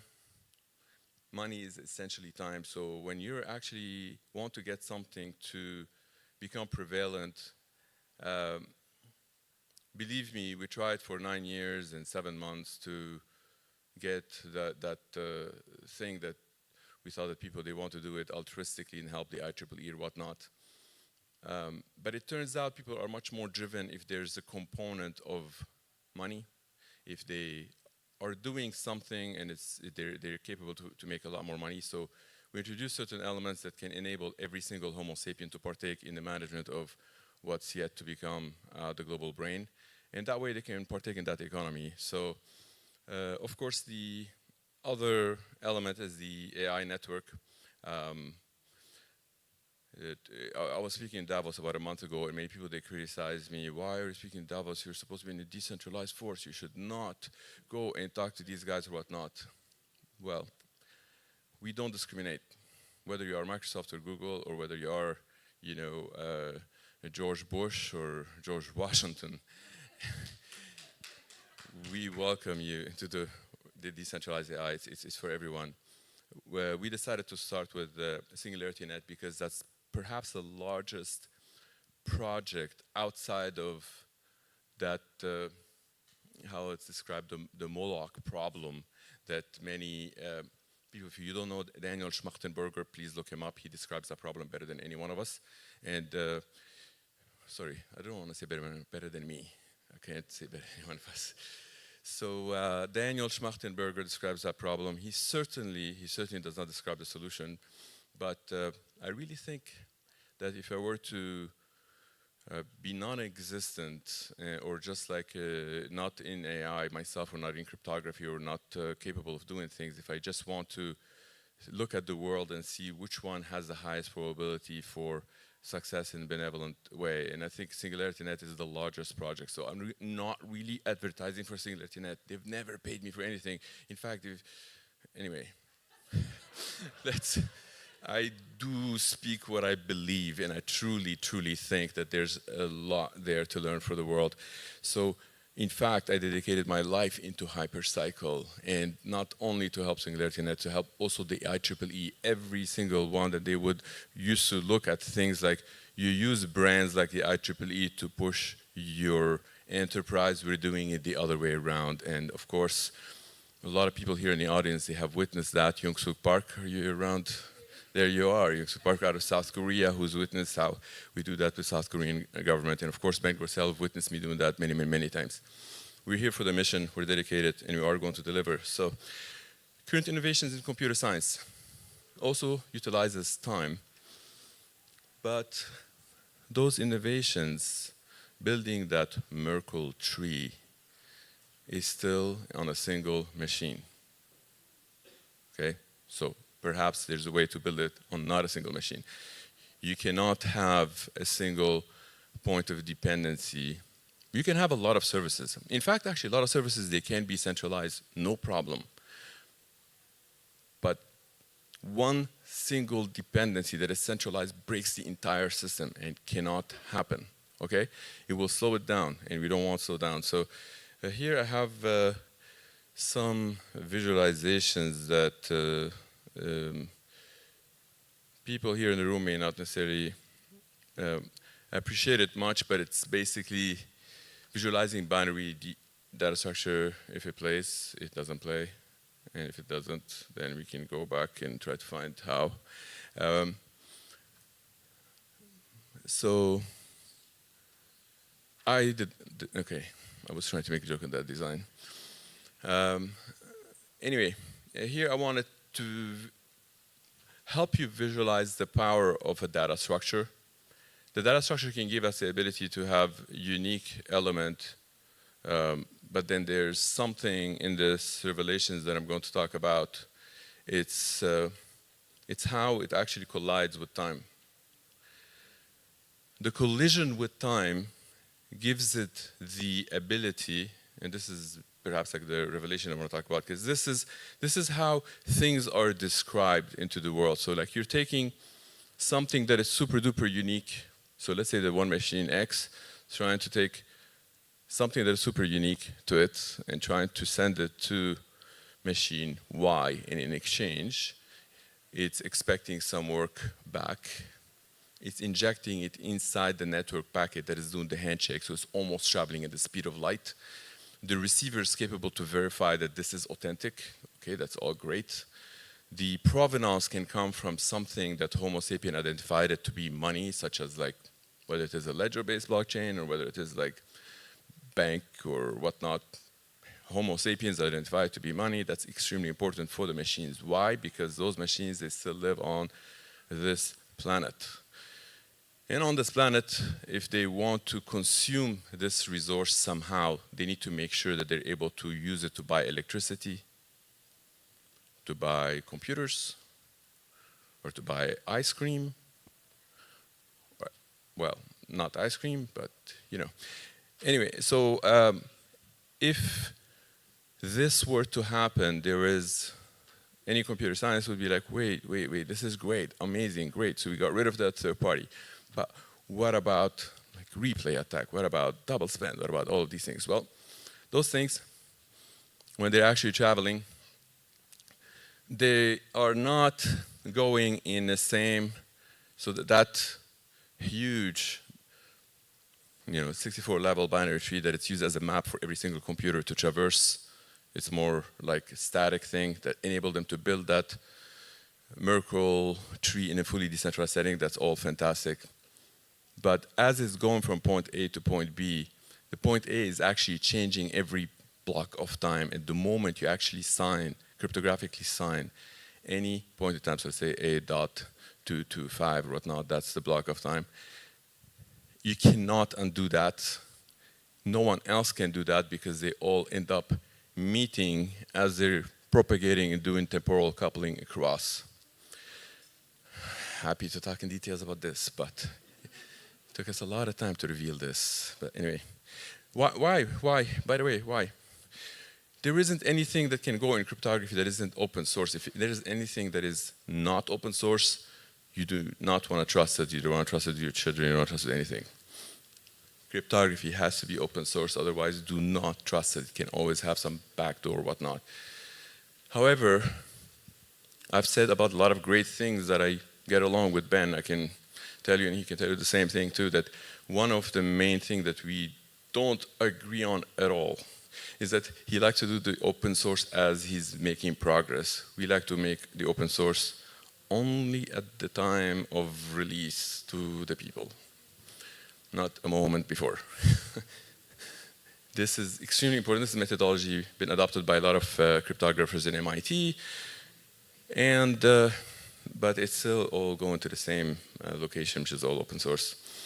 There are a lot of reasons for those that they are excited about this. They might look it up and find. And you know, in the world, you're always going to find two different philosophies. The beauty of what we've able to work on, doesn't matter how much we disagree, we're able to still work on that common goal. And I invite a lot of people to actually dig deep and find what's below the things that sometimes people, they get stuck truly. Like I got somebody tell me, and somebody witnessed that, Dr. Mihaela witnessed that the other day, said, please explain all of this to me again, but do not mention the word AGI. Do not mention it. It gives them some sort of thing. Please, I mean, if you tell anyone in the world, it's okay, call it whatever you want. What I mean by AGI is that moment in time, whether people like it or not, that moment is coming, that you're able to ask that computer how to improve itself. And there is no one in the world that can do a better job than that computer. Okay? So, call it AHI, call it whatever you want. But the point is that let's please, let's not get stuck. We don't have time. All of us, we can work together towards this phenomenal common goal. And without getting into a lot of the details here, some previous revelations that we've talked and told the world about, and my talk is going to be finished in about 30 seconds. Network can never be faster than the speed of light. That can be a feature. We talked about those kind of things. Proof of work is not hash cache. It can be the proof of work that's really needed to run AI computation, which goes back to, you know, famous George Gilder, what he talked about time. Money is time in a way. And when it consumes those resources, it can be money that is demanded by some Homo sapien, which is a little bit a higher elevation of the consumption of potential energy as it's being converted to thermal energy than the hash cache. We don't use any hash cache anywhere. We can talk about the previous revelations. We have maybe 10 of them that we've disclosed before. But there's one last slide that I want to leave you with, which seems to get the normies to be a little bit less slowing us down in a way that it's like they think this AI is going to come in and take my job. It's not going to take your job. It's actually going to create more jobs. It's been going on and on. It creates even more and more jobs. They think that this AI is going to fight us. They think it's going to replace us, or some people, they come and ask me if it's going to have voting right. Like, why does it need voting rights? Anyway,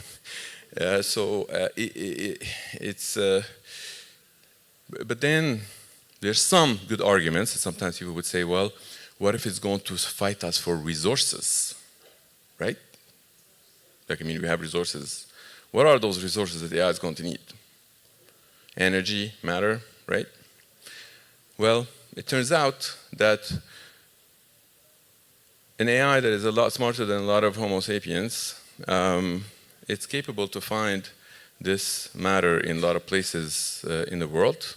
So the future near computer can be the Earth. And if any physicists in the room here, they can perhaps validate this theory that the almost near future computer can truly be the sun. Thank you very much.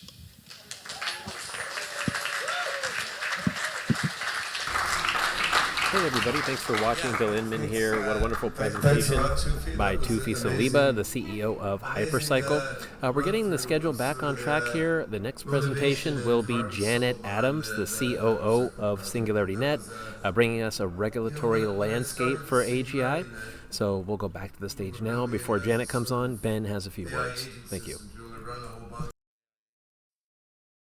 On top of existing blockchains, and many folks in SingularityNet community were just urging me, Ben, you should build your own layer 1 blockchain. I'm like, well, that is fun, but there's a lot of fun things in life, and that's a lot of work. Like building AGI is hard enough, right? And then I met Toufi and his colleague Dan Tolliver, and they had Toda, which seemed like the next big advance in blockchain. Like they got rid of the ledger from blockchain. They made a bunch of other optimizations.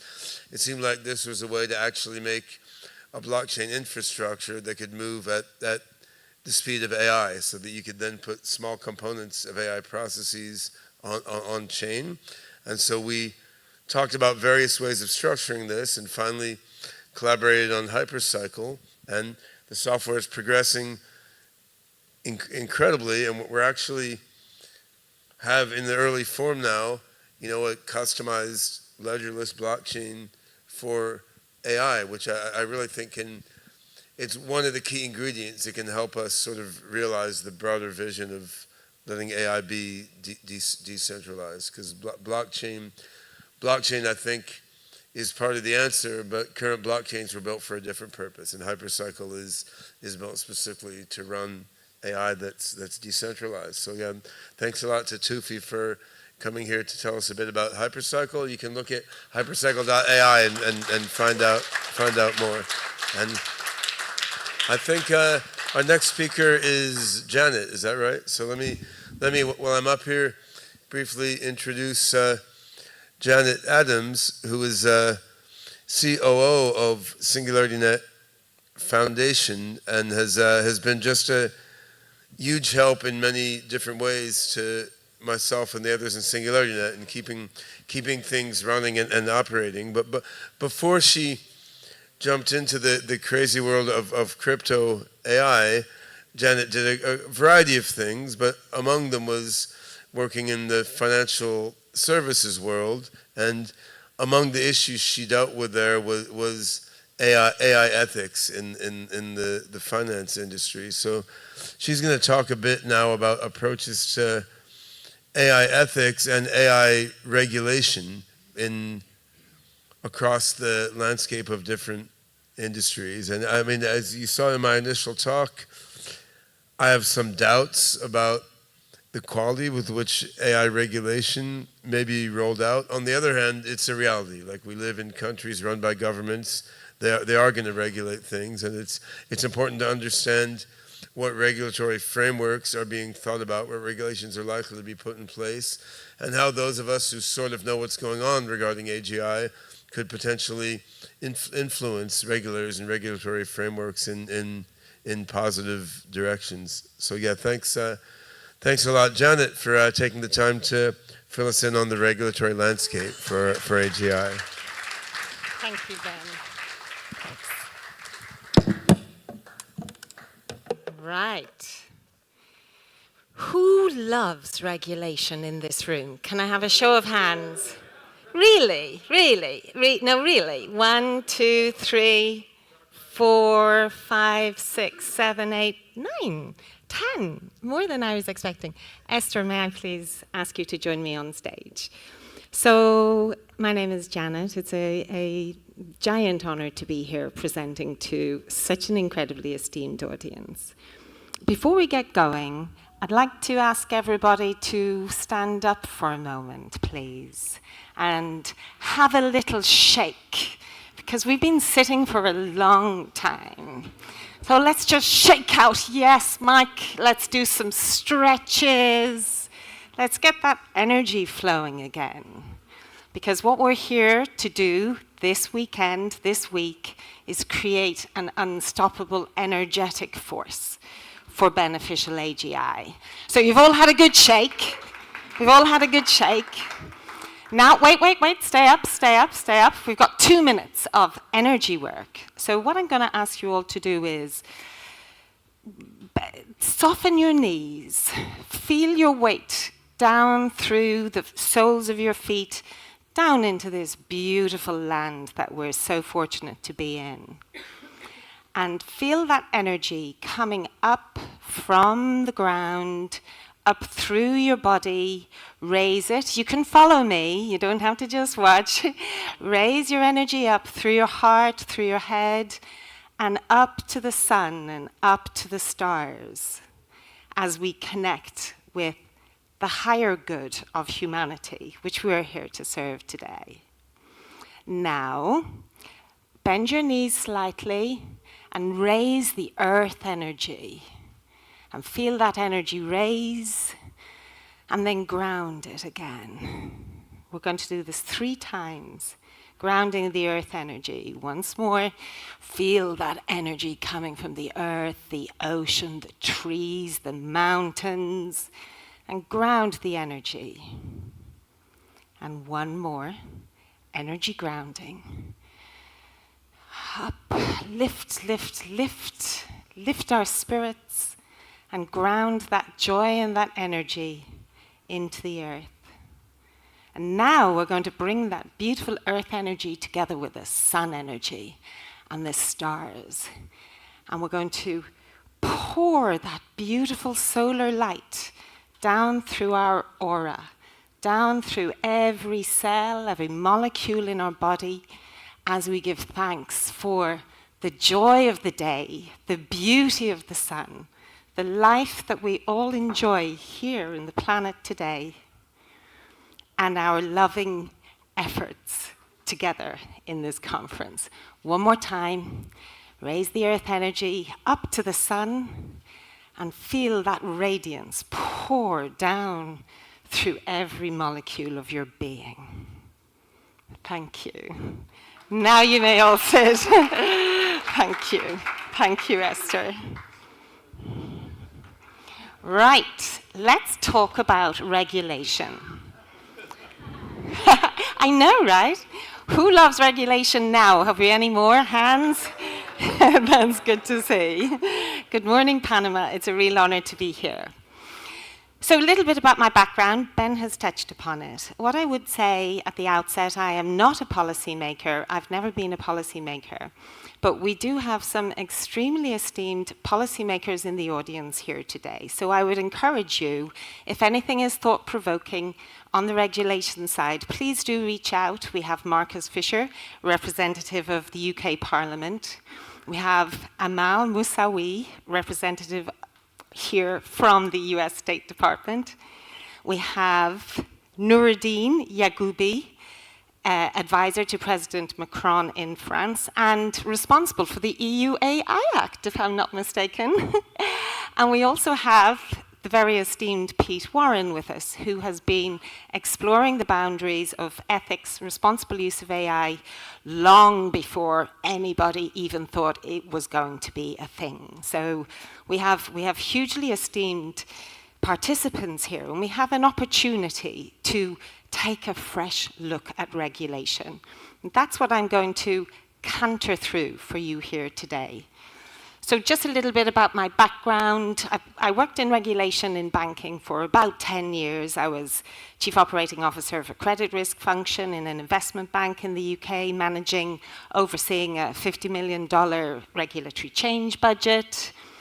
I was head of strategic change for the Regulatory Affairs Group at Royal Bank of Scotland, where the industry suffered the worst ever banking IT meltdown in the entire history of the industry, which was in 2012, when the Royal Bank of Scotland, NatWest and Ulster Bank technology payment systems failed catastrophically, leaving 6.5 million people unable to access their bank accounts.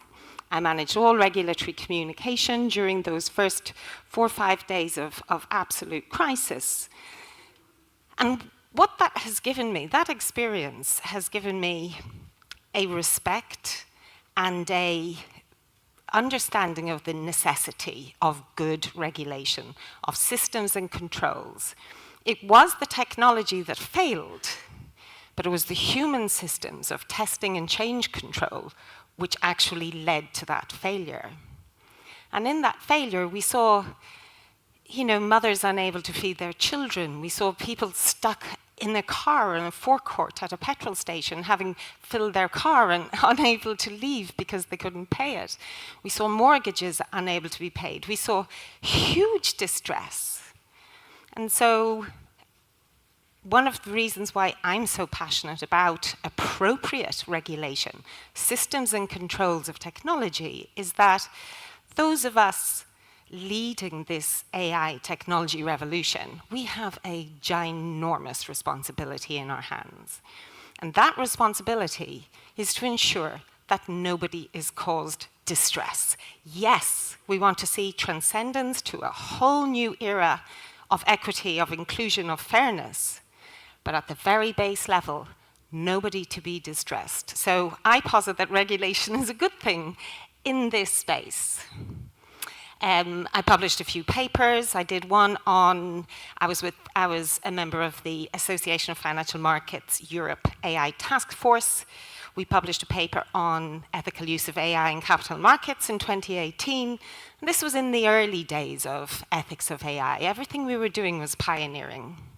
My master's degree research covered explainable AI for regulatory compliance in the financial services sector, and I developed the financial service industry first regulatory framework for management of AI. And actually, everything that I put there in that thesis, in that paper, still holds true today. Little update for IP and copyright laws following the generative AI boom of 2023. And I've got a paper coming out sometime in the next month or two towards algorithm auditing, a survey on managing legal, ethical, and technological risks of AI, which I was very honored to produce with Professor Philip Treleaven at UCL and some of his team, Professor Andy Goebel in Calgary, and a number of other great practitioners. It's a subject that I have a huge passion for, and I'm hoping that by the end of my brief talk, I can instill and inspire some of that passion for working with regulation, with regulators, to develop the next wave of AI revolution, of AI regulation. So, who's noticed a giant storm of AI regulation and principles being published across the planet, even as we speak? Exactly. I think this is an absolutely unprecedented time in regulation. I have never seen so many NGOs, so many countries, so many industry bodies, all working along very harmonized themes. Yes, there are differences, but all working to ensure that we can actually derive the greatest benefit from these incredibly powerful AI technologies. And I would posit to you here today that regulation is on the brink of a transcendent moment. It's not just AI regulation. It's regulation about how our lives should be lived. It's regulation about how our decisions should be made. It's regulation on how to make the world more fair, less biased, more transparent in our usage of data, more respectful of people's human rights, of people's creator rights, of IP. Like, there's never been such a focus in the world on ethics. Take the word AI out, and we're just getting this giant publication all across the world about improving ethical standards of the human species via our AI tools. And as such, it's an incredibly exciting time to be in regulation. Of course, we've seen from our brilliant technologists, it's an incredibly exciting time to be in AI. But what we're really seeing for the first time ever is giant, global, multinational, coordinated effort to raise our standards as a species. And what excites me most is the fairness aspect, is the debiasing. And when people talk about debiasing AI systems, what we mostly mean is identifying those biases which have existed in our organizations for decades, which have been hidden, which are now driving artificial intelligence decision-making, and they're now in the light. So we're bringing our biases, our human secrecy, into the light via our AI tools. And I consider this to be one of the great gifts of AI. I see AI as a tremendous beneficial force for humanity, and one of its gifts is bringing us all to common standards of fairness, to diversity, to inclusion, to transparency, to respect for human rights. So I'm now going to do what might be a very dense, dull section but I'm going to canter through it at an absolute pace. Now, for those of you purists in the room, you'll say, there's no way we can read all the information on that slides. Correct. You're not expected to. We'll share the slides afterwards for anybody who's interested. I'm just going to canter through a bunch of the regulation which is emerging around the world today at huge pace to give a sense of this incredible momentum behind improving all of our decision-making, our processes, and our technologies. So, of course, we have the EU Act. Everybody knows the EU Act. I rarely hear anybody being super complimentary about it. But Nuruddin's in the room if you want to talk about the EU AI Act. And what I consider is that the regulation is a product of its people and a product of its culture. And one of the things I notice, I have the great honor to travel the world for SingularityNET. I notice that the fear of AI seems to be most acute in Europe. If I go to Japan, start talking about AI, you could talk to someone about AI for a half hour before somebody says it's scary.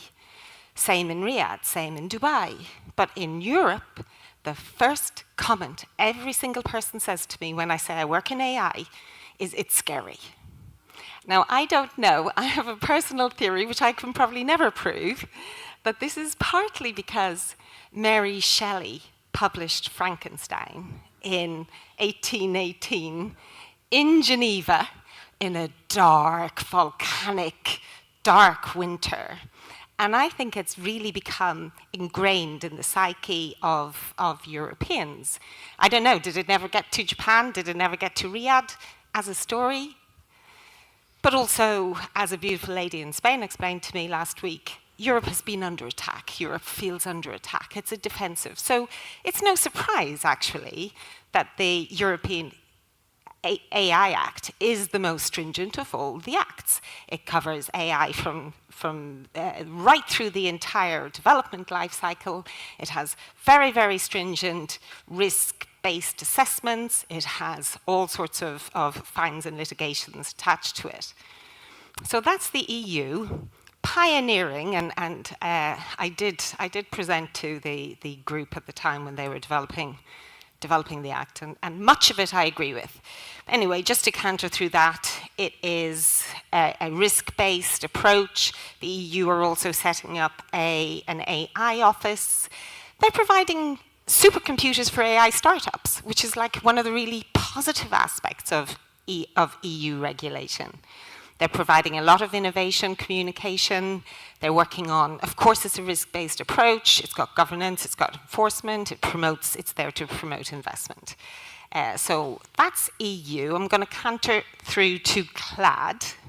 Just because we're in Panama, I thought I would like to mention the Ibero-American Charter on Artificial Intelligence, which was unanimously approved in November 2023. Its significance is to foster trust and promote human-centric frameworks. And next up, we've got the G7, selected, of course, for their financial impact.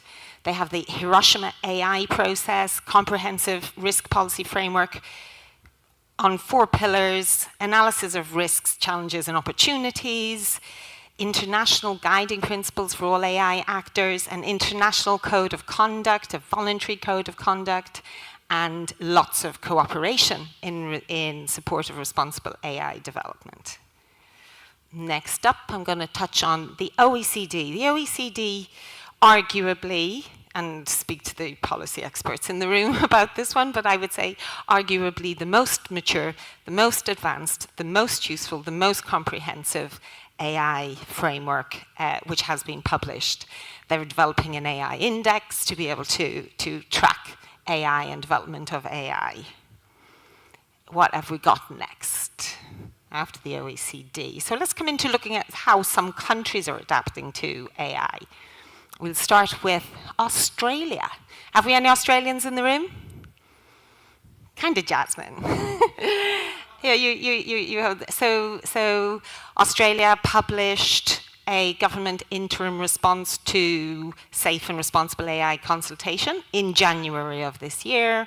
The government's approach is to prevent harm in high-risk settings, classify and strengthen laws, support the safe development and deployment of AI international. They've introduced new laws to curb danger of high-risk AI. They established a copyright and AI reference group. And we see a lot of focus, a lot of litigation emerging around copyright, use of training data in large language models, and of course, protecting the interests of the creators of that content. Very, very useful. Who would say that regulation to protect the IP rights, the copyright rights of creators is a good thing? How many people think that's good? There we go. I'm winning you over one by one. So we have this. So that's a particularly positive development over the last 6-12 months. Then we have Canada, which is doing lots of wonderful AI regulation, very slow to the party, but got there in the end. Then we have, let's see, who else do we have besides Canada? China has introduced quite broad sweeping regulation, lots of which is aimed at protecting national interests and banning certain training data sets within China. Where are we next? Japan. So Japan, I'm sorry, I know I'm overrunning, I'm wrapping up fast. Japan introduced the AI Safety Institute. I was out in Japan last year, and they see AI as being the solution to the lost decades. I'm very excited by AI in Japan, from what I've seen, and so on. Nigeria has announced an initiative to bring together 6,000 AI developers of the Nigerian diaspora outside of Nigeria to collaborate and promote AI in Nigeria. Then we have Saudi Arabia working closely with the EU, with the United Kingdom, recent roundtable. UK, well, speak to Marcus Fisher about this one. UK, of course, had the Bletchley Agreement, which got broad international sign-up, and the Safety of AI conference last year. Then we're into the US, most significantly here, I will say, where am I? Oh, am I pressing the wrong way? Canada, China, Japan, Nigeria, Saudi, UK, US. Most significant, of course, is the AI Act, which is Order 14110 for safe AI usage. And what I really like about this one is it protects the needs of vulnerable groups. And recently announced the NSF are launching a national AI research resource pilot, partnering with other federal agencies and bringing together collaboration and open source development of AI. So, I won't go into those acts. And now I will switch on to what is it all about? It's all about resources, integrity, scalable development. It's about compliance, it's about ethics, it's about precision, it's about transparency and accountability. And the question we're here to ask is, how would regulation respond to AGI? How do any of these themes apply to an AGI that's making its own decisions, that has its own agency? Will the AGI write its own regulation to regulate itself? We don't know. But these are some of the big questions we're going to be asking this week. And now I'm going to ask who loves regulation in the room. Yes, it's a few more. Thank you very much indeed.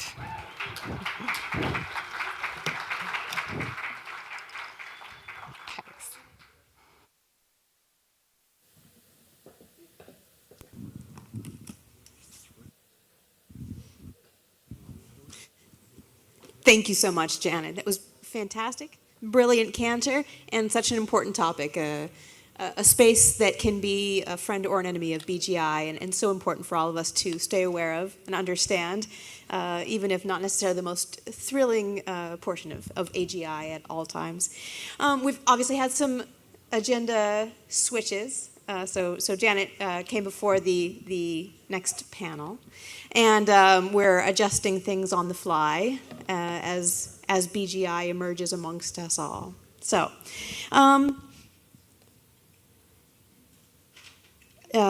Next, I have the privilege of welcoming a panel of amazing speakers. I have the privilege of moderating, I think, with the chairs on the stage. Give us just a second. We've been switching things around on all of our crew. Yeah, hey everybody, we are now just adding a few chairs to the stage. We're going to have a panel on the perspectives on risks and benefits of AGI and superintelligence, led by Haley Lowy, Elizabeth Shaw, Gregory Stock, Jay Friedenberg, Jose Luis Cordiero, and Roman Yampolsky will be on stage talking about this important topic. Back to Haley on stage. Experts from across all the spaces, not all of the spaces, many of the spaces that are critical for the development of BGI. So we have longevity and transhumanist experts, we have diversity and inclusion experts, we have cognitive science experts, and then of course AI safety and security, another critical topic that goes hand in hand with AI regulation as well. So I'm going to let everybody introduce themselves, but Roman, Elizabeth, Jose, Jay, Gregory, please come up.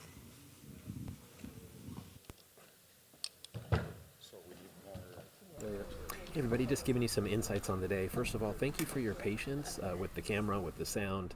We had some technical difficulties. The engineering team has been really hard at work here on site in Panama to make things happen, as they kind of move behind me actually too. So we're about halfway through the presentations after this next one. There's 4 more coming in the afternoon sessions, at least Eastern time here, depending upon where you are in the world. And we look forward to you sticking around. Obviously, we kicked the day off with a wonderful welcome from Ben Goertzel on the future of AGI. George Gilder talked about how money is time and many other things in his life after AI presentation. Of course, Janet went into the regulatory landscape, and Toufi talked about AI's components communicating directly with other AI components. So many more experts to come. As we mentioned, we have the panel on perspective on risks and benefits of AGI and superintelligence coming up next. And again, thank you for your patience with the technical issues so far. We are proud to be bringing you this great information and appreciate your time.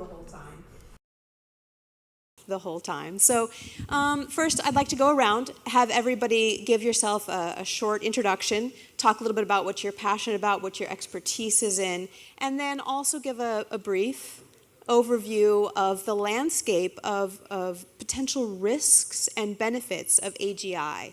So this panel is really setting a landscape of what we're all looking at today as a crew over the 4 days.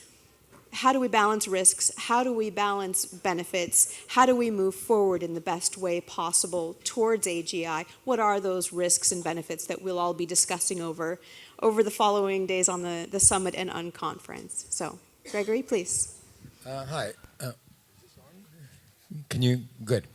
So my name is Gregory Stock. I run a company called Socratic Sciences, and I'm interested in the sort of epidemic of loneliness and social isolation that's existing today as a result of, or at least it's contributed to by social media as it exists today. My background is in biophysics, molecular biology, and I've done a number of things looking at kind of the noosphere and the implications of new technology.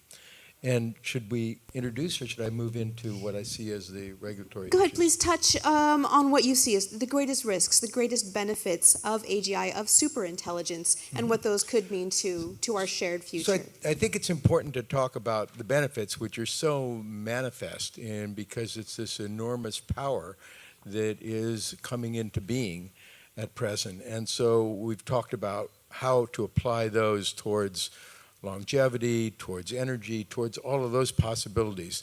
So it seems to me that there is the risk that people talk about often are, well, what's going to happen when AGI is in the driver's seat and takes control in some ways? And I think those, I would agree with Ben, are kind of absurd to look at, because the idea that we're going to control superintelligence in some way is crazy. And so to me, the risks are the very proximate ones, and they come from humans, in that we have this enormous power that is multiplied so that small organizations or individuals can really do things that could be very challenging for us. And you can see that in other realms as well. And so that's one of the issues, is how we take that power, and when they're manifested, not when AGI is in control and is making somewhat rational kinds of decisions about things, because the dystopias there I'm comfortable with, because they seem so crazy. The idea, oh, we're going to get rid of humans or something like this. It doesn't make any sense. We're terribly valuable. But when we're applying these powerful tools for the things that humans always do, fight with one another and become tribalized and all of these sorts of things, that could be very dangerous in that transitional period. The second thing that I see as a significant risk, which was highlighted in Janet's previous talk, is the idea that everybody gets all up in arms and there's this enormous regulatory effort around it, which really retards the development of these things and extends that period of transition, so that humans are in control of these enormous powers for long periods of time. And every other regulatory realm that I've seen, there's enormous regulatory capture. This is not about the public good. This is about the maintenance of the organizations. I see biotech, I'm very familiar with. The regulatory capture there is profound, and it happens in other major areas, and I see that as a serious problem for AGI in the future. And you can see the enthusiasm which, with all of this regulatory activity, I mean, it's, my God, what damage could be done in that realm. So I see that as a huge, huge problem as well. So those are, to me, the two sort of areas that, are we going to go too slowly? Are we going to retard these possibilities and sort of have the existing realm extend over a very long period of time? And that seems to me something that we can really address. And then another one is kind of the unintended consequences of well-intentioned sorts of things that we do. And those are the unknown unknowns, are very, very difficult for us to deal with. And then there's just malevolent action with these things. So to me, the thing would be important is to move very rapidly to try and build an immune system of some sort to protect ourselves from easy sort of activity by those who are maybe not so sophisticated, but can draw upon all of the shared work of everyone and create problems in a larger way. So those are the major issues that I see. Thank you. That's a wonderful overview. Thank you very much. I appreciate that perspective. So, Jose, as a vice chair of Humanity Plus, among other things, you've thought a lot about these unknown unknowns. How does humanity grapple with what we don't know what's going to happen in the future? And from that perspective, and from all your perspectives, what do you see as the greatest risks, the greatest benefits of AGI and ASI? Yes, but first of all, let me tell you, I have been involved in artificial intelligence since I went to MIT. One of my favorite professors at the Massachusetts Institute of Technology was Marvin Minsky, who was one of the scientists who coined the word, the expression artificial intelligence. So I loved what he was doing. He has a fantastic expression. Robots will inherit the earth, but we will be robots. They will be us. So we are merging. Another one of my favorite professors and mentors is Ray Kurzweil. And I am one of the founding faculty of Singularity University in the year 2009. And Ray Kurzweil talks about this all the time. In fact, I had the privilege to receive the manuscript of his latest book that comes out in June, The Singularity is Nearer.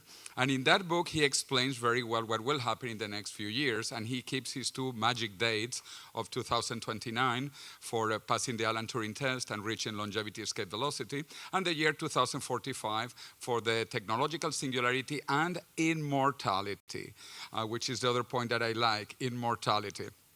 In fact, Ray Kurzweil writes in my book that just came out in English, I'm very proud, The Death of Death. Not only Ray Kurzweil recommends this book, Michio Kaku, that many of you probably recognize, who is also an immortalist, and George, who is a candidate to the Nobel Prize in Medicine. So I'm really proud, and my fantastic co-author who is here from London, David Good, he will be also speaking tomorrow, David. So we are talking here about the death of death, and for this, we need artificial intelligence. Artificial intelligence is a fantastic tool, as we have seen with DeepMind, AlphaFold. AlphaFold could fold proteins that we could never do as humans because we have very limited capabilities.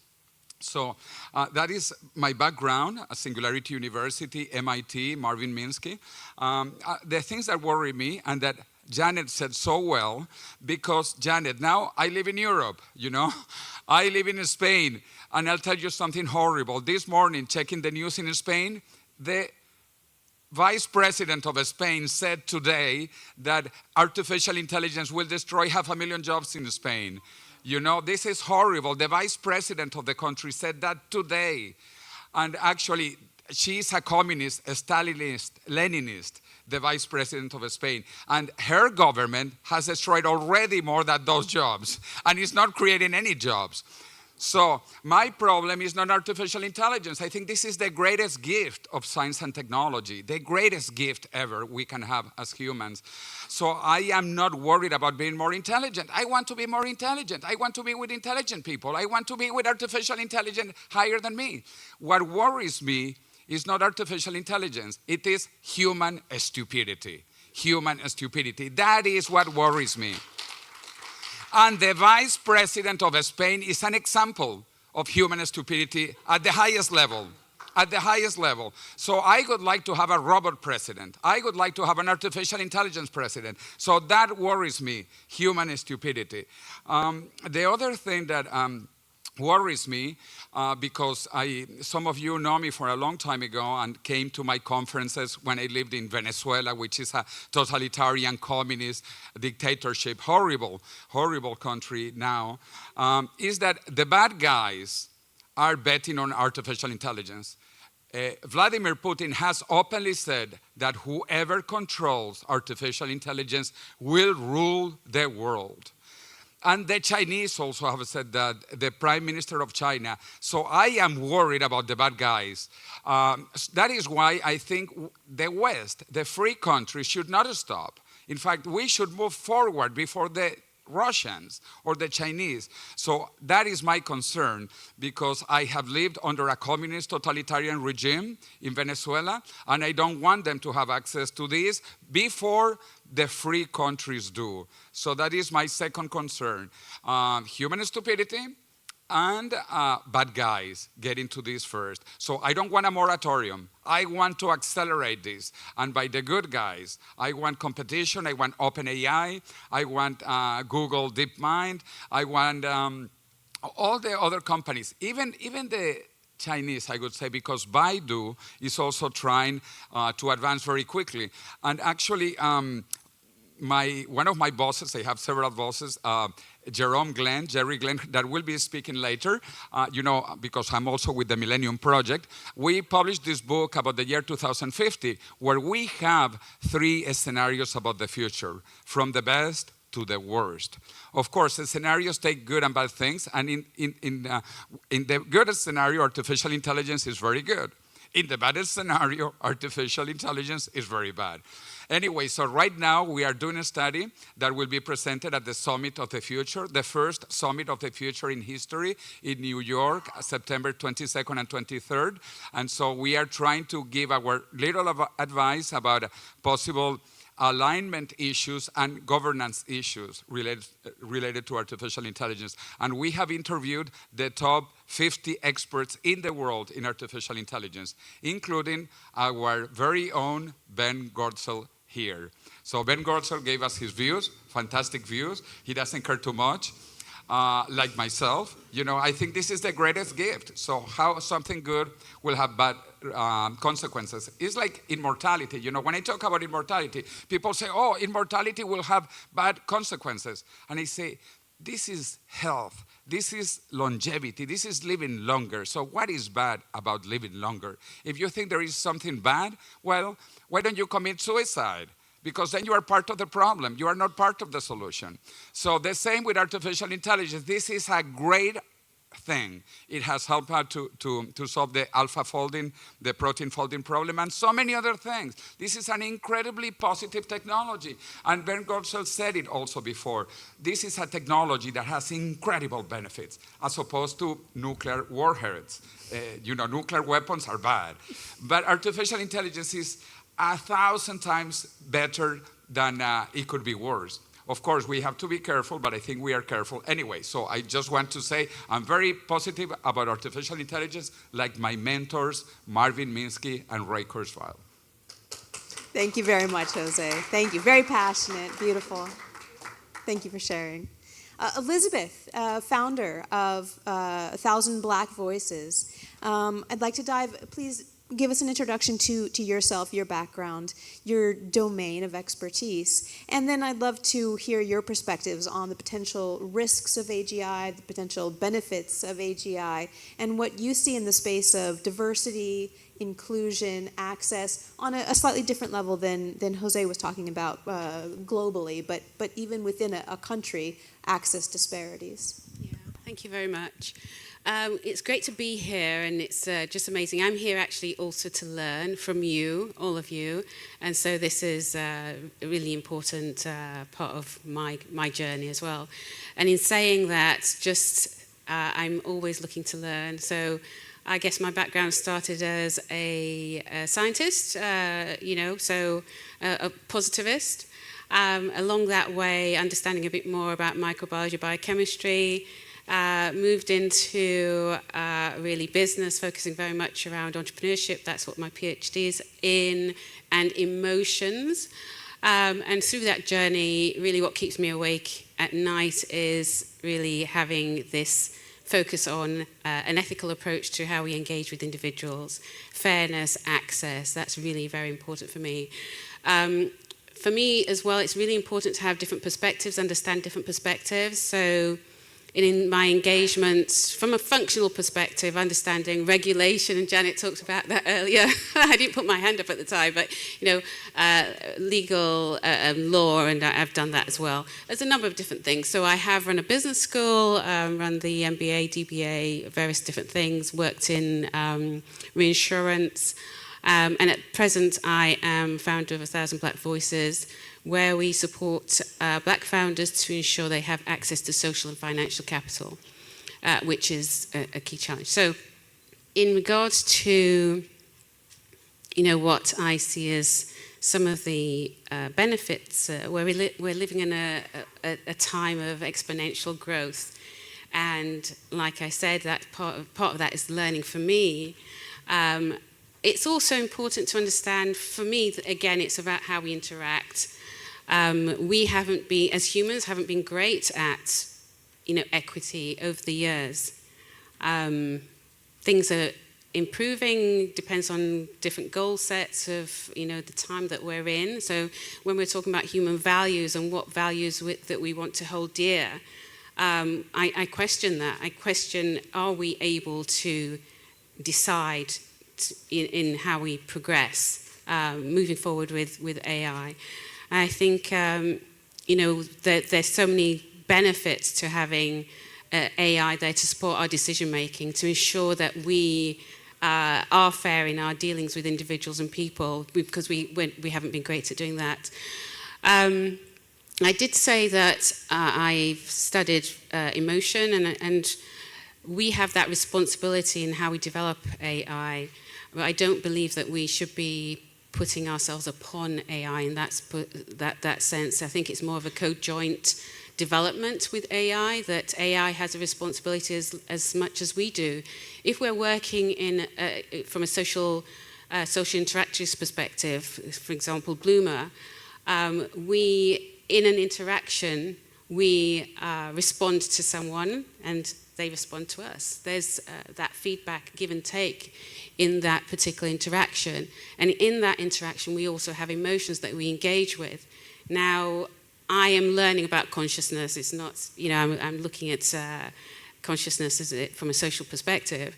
But if we are looking at AGI with consciousness, what emotions are they going to be displaying, it's going to be displaying, where is that coming from, how is it going to identify itself, what's its self-interpretation of who or what it is in that particular time. So these are questions I do have, so I guess I'm asking you more questions around your development and engagement in access with AGI. In regards to the emotional perspective. We as humans, we mask our emotions. I guess I had an interview yesterday with you. And I suppose in an interview I'm supposed to sit there and I'm presenting as an expert in something. But I was rather emotional. You wouldn't necessarily expect that someone in an interview would be really emotional about what they're saying, crying in effect.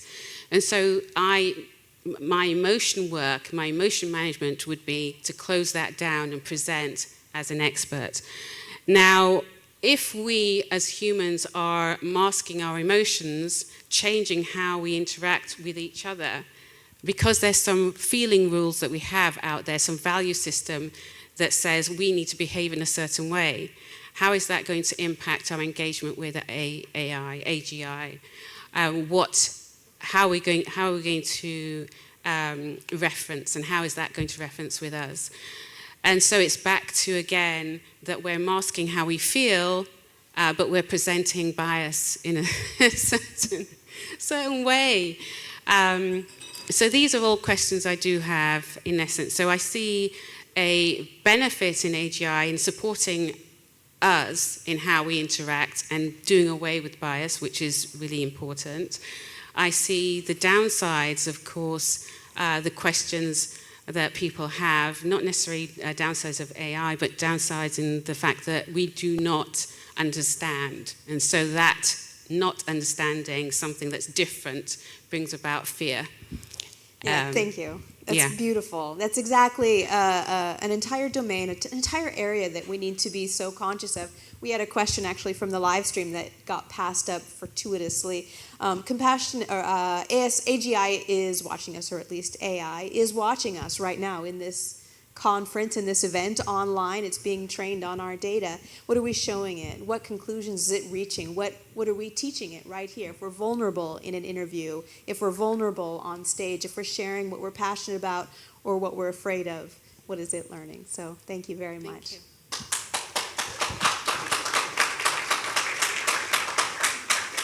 Roman Yapolsky, you need almost no introduction, an expert on cybernetics, cybersecurity, AI ethics.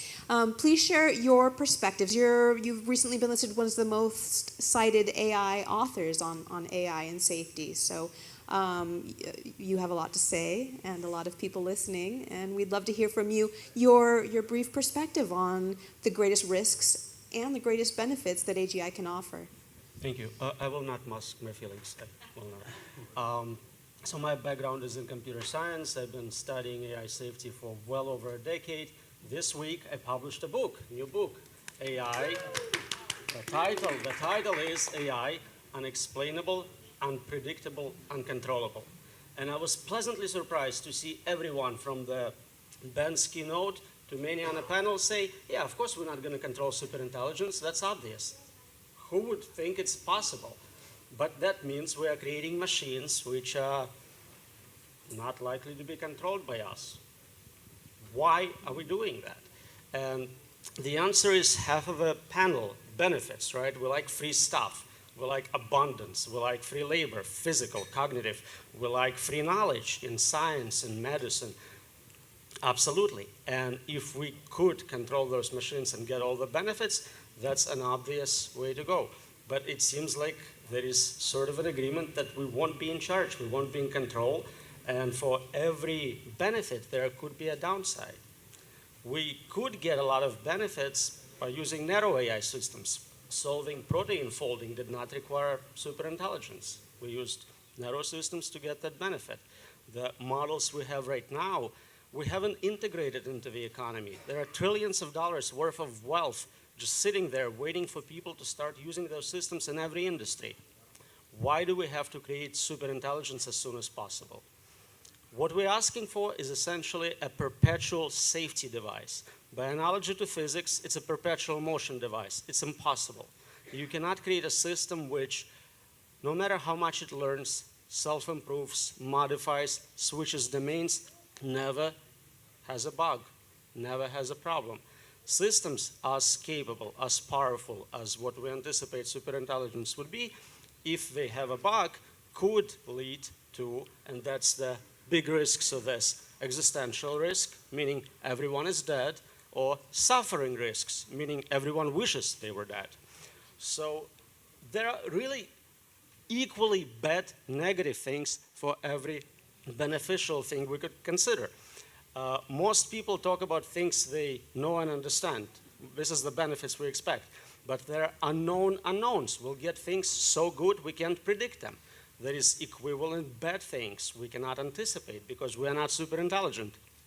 I am often asked, how will AI, it has no hands, how would it take over the world, how would it kill everyone?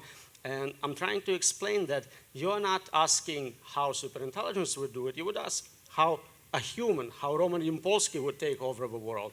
And it's a very different question. I can talk about nanotech, I can talk about, viruses, but that's not what a superintelligence would do if it decided for game theoretical reasons that it's safer not to have us around.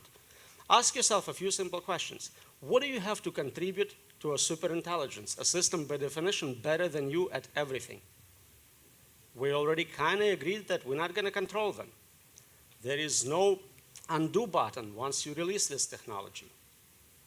So I think we need to answer those questions before we go all the way. There is no undo button. We see calls for moratoriums. Let's wait 6 months. Why? What happens in 6 months? It makes no sense. You have to make capabilities-based requests. Then you can explain completely how their systems work. You can predict precisely how they get to where they are going. You may know the general direction, but you don't understand how it's going to get there. And you can explain with precision, scientific precision, how you're going to control those systems, or at least steer them in a direction aligned with humanity, which is not a defined term. We don't agree on values. There is 8 billion of us. We don't agree on much.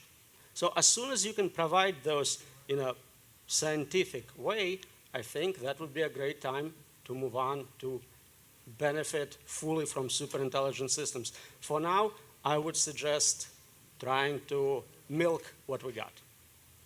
Thank you. Thank you, Roman. And Jay, thank you for joining us up on stage today. You come from a domain, your expertise in cognitive science, as well as AI and artistry or pattern recognition, beauty and patterns. Can you share from your perspective, from a cognitive science perspective, something that's critical to the center of AI and humans, and AGI is an actually great exploration of our own cognitive science, right? So can you talk a little bit about what you see as the greatest risks and the greatest benefits that AGI can bring to us? Yeah, absolutely, and thank you for having me. So yeah, I was asked to talk just generally about good things, bad things about AI, and I think, and then I was thinking about this, is like, well, most of us seem to already know what this stuff is, right? I mean, engineering horrible viruses, nuclear escalation, the literature is rampant with all the different possible risks, so I was going to go through the risks, but I think that most of us are sort of familiar with it.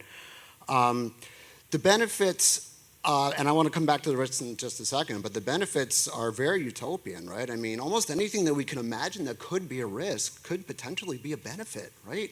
I mean, this thing goes both ways, what they say about technology being a tool and it's guided by human ethics. And so what I think we need really is ethics. I mean, we keep talking about superintelligence, but don't we really need super ethics? How do we govern these things in a way that ensures value alignment? How do we even establish what an objective or hierarchical set of values is, right? There's been some research in psychology that does show that there are common values. So how do we program these into machines? How do we make a moral machine? There's been research on this.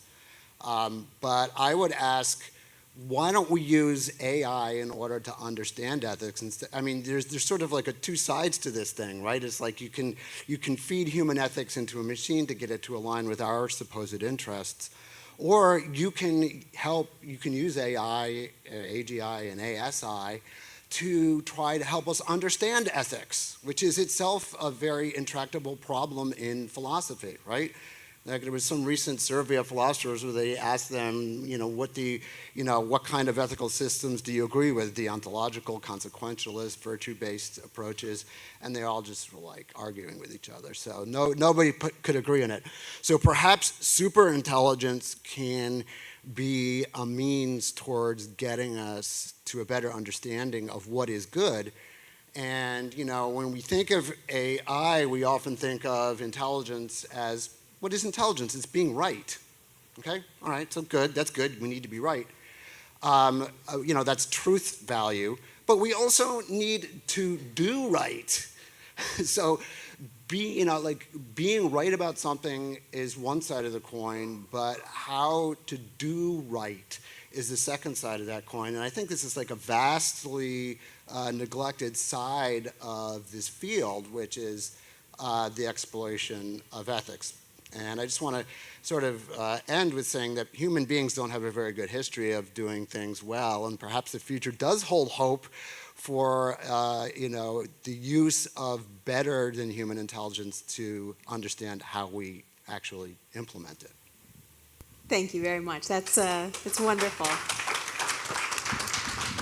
I'd love to hear just a little bit between you all, discussing some of these points that you raised for a few minutes. I do have one more question to end on for everybody, and we are rearranging on the fly, but we're working on it. So please, a little bit of discussion if you have questions for one another, points for one another, and then we'll touch on one last point before we go. I would like to make a point and ask for some thoughts about it. It seems to me that the perspective is very, very short term. I think Ben mentioned it earlier. There's this sense that we're at a moment of evolutionary transition that is extraordinary. This is something happening that the last time it happened was maybe 700 million years ago when single cells joined together to form multicellular organisms. I mean, this is happening at a planetary level, and AI and ASI and AGI, these are all elements of sort of cognitive structure that are emerging. And so the idea that exactly how we're going to shape this for this short period of time, it's mind-boggling to even imagine where we're going to be 50 years, if not 100 years or 1,000 years. I mean, these are instants in evolutionary timescale.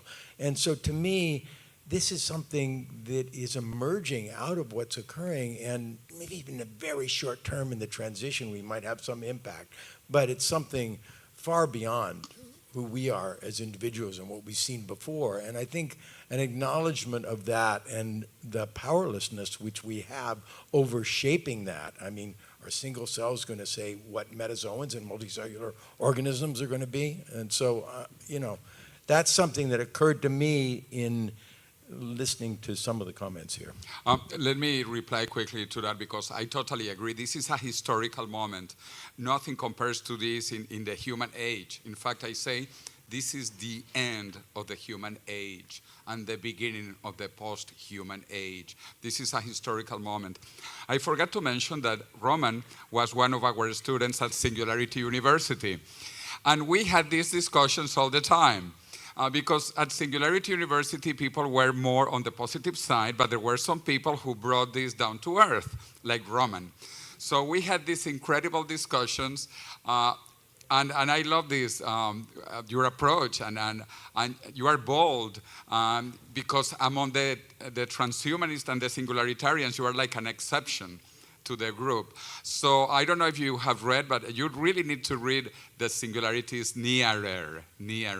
And as Ben Goertzel mentioned, because the continuation will be probably in 2029, the singularity is here. So anyway, your thoughts are very interesting, but one more thing that Ray Kurzweil says, this is not an invasion of artificial intelligence from Mars. This is something we humans are doing for us, with us, in our planet. So it's not an invasion of artificial intelligence. And also, we will be connected to it. And then Elon Musk is right there. We need to be connected to the artificial general intelligence. And I want to be, in 10 years, if possible, I want to be connected to the cloud, to the hive mind. So your answer. So solution Ray proposes to become hybrids with machines assumes that you have something to contribute. If I tape my iPhone 15 to my head right now, it gives me extra capabilities. I am the agent, principal agent, and I will have internet connection, I will have more memory. Nobody tapes Nokia phone to their head because it has nothing to contribute. You will be the biological bottleneck. You are slow, you have almost no memory, you remember like 7 digits, and why are you there? What are you contributing to this equation? Unless you have some religious beliefs about souls and non-material capabilities, you have nothing to contribute. So long term, you will be removed from the system, either explicitly or implicitly. You will not be controlling it, you will not be part of it. So, Roman, I would say that historically that's not the case at all. If you look at prior levels, mitochondria are in every cell that exists in eukaryotic cells. Single cells are in all the metazoan organisms. These subsume the prior levels. What are we worth? We're fantastic. How do you operate in a wet environment? Go down into situations that are not very amenable to AI. The place for high technology is in a vacuum. It's in space. It's not competing on a wet planet. Who is going to create all of the structures that are needed when there's rain, there's storms? Humans are fantastic. And if you were a super AI, you wouldn't say, oh, we're going to get rid of all these things. You'd say, oh, we'll enslave them. We'll make them do work for us. Well, who's going to build all the farms? Who's going to do all this? And by the way, we won't even tell them we're doing it because it would be upsetting to them. Who are devoting their lives to technology and to supporting and expanding all of the technologies. This is a synergy. It would be stupidity to eliminate all humans or to, supplant them in some way. You are suggesting that two followers. You are suggesting that superintelligence will not be able to solve rain. Wetness is not a problem for superintelligence. It will be able to overcome it.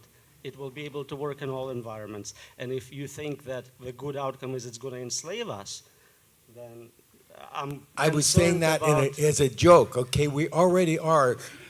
Everybody in this room, they're devoting all of their energies. They work all the time to support technology.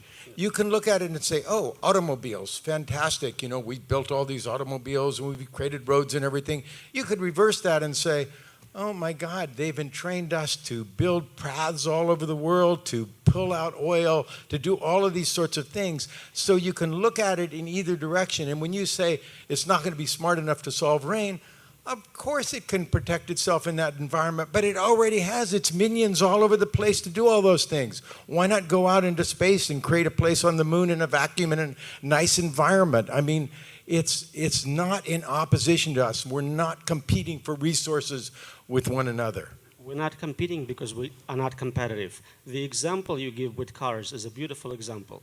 We historically grandfathered them in. If we had no cars and somebody said today, I invented this thing, it's called a car, it kills about 100,000 people every year, but you get pizza faster. Would that get approved? Would that go through government regulations and they would say, yeah, deploy it, it sounds awesome? Of course not.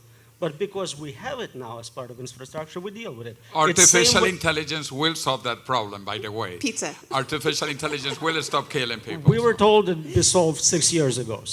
But it is an important realization. Software is not safe. We didn't create safe software. They trained us to click, I agree to take on any damages, whatever it causes. You are not safe. You are not safe.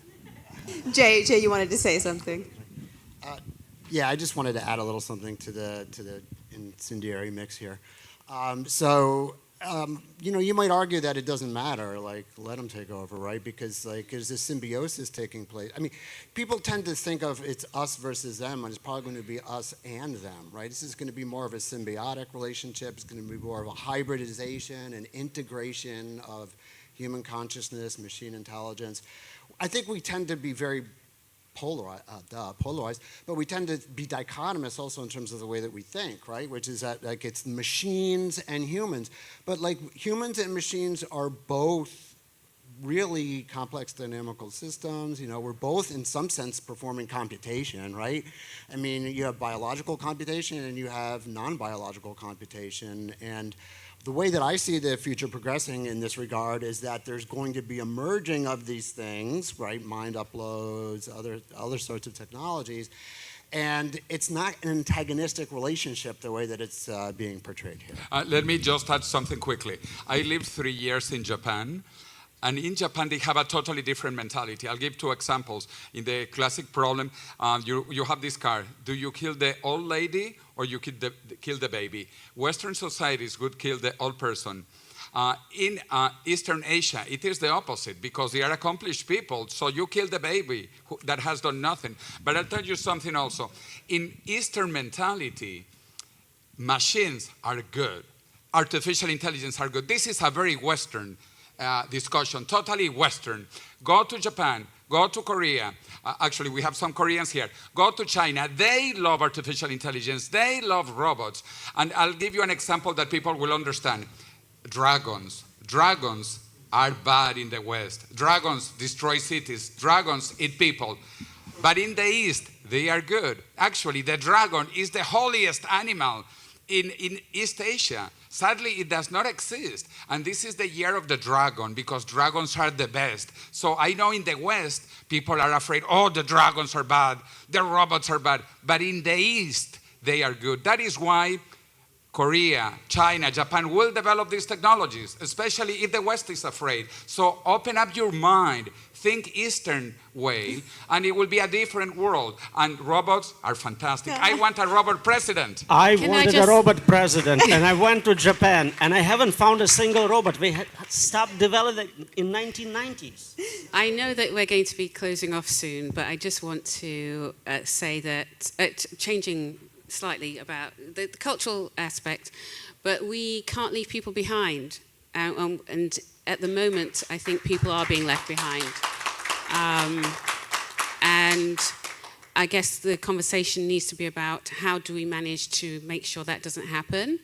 How do we make sure that we're solving problems on the ground now that are stopping people from being involved in this conversation, that are stopping people from understanding what the opportunities are, the advantages for them, because it's not part of their system, their process, their culture, their insights. People are trying to live hand to mouth, day to day, live till the next day.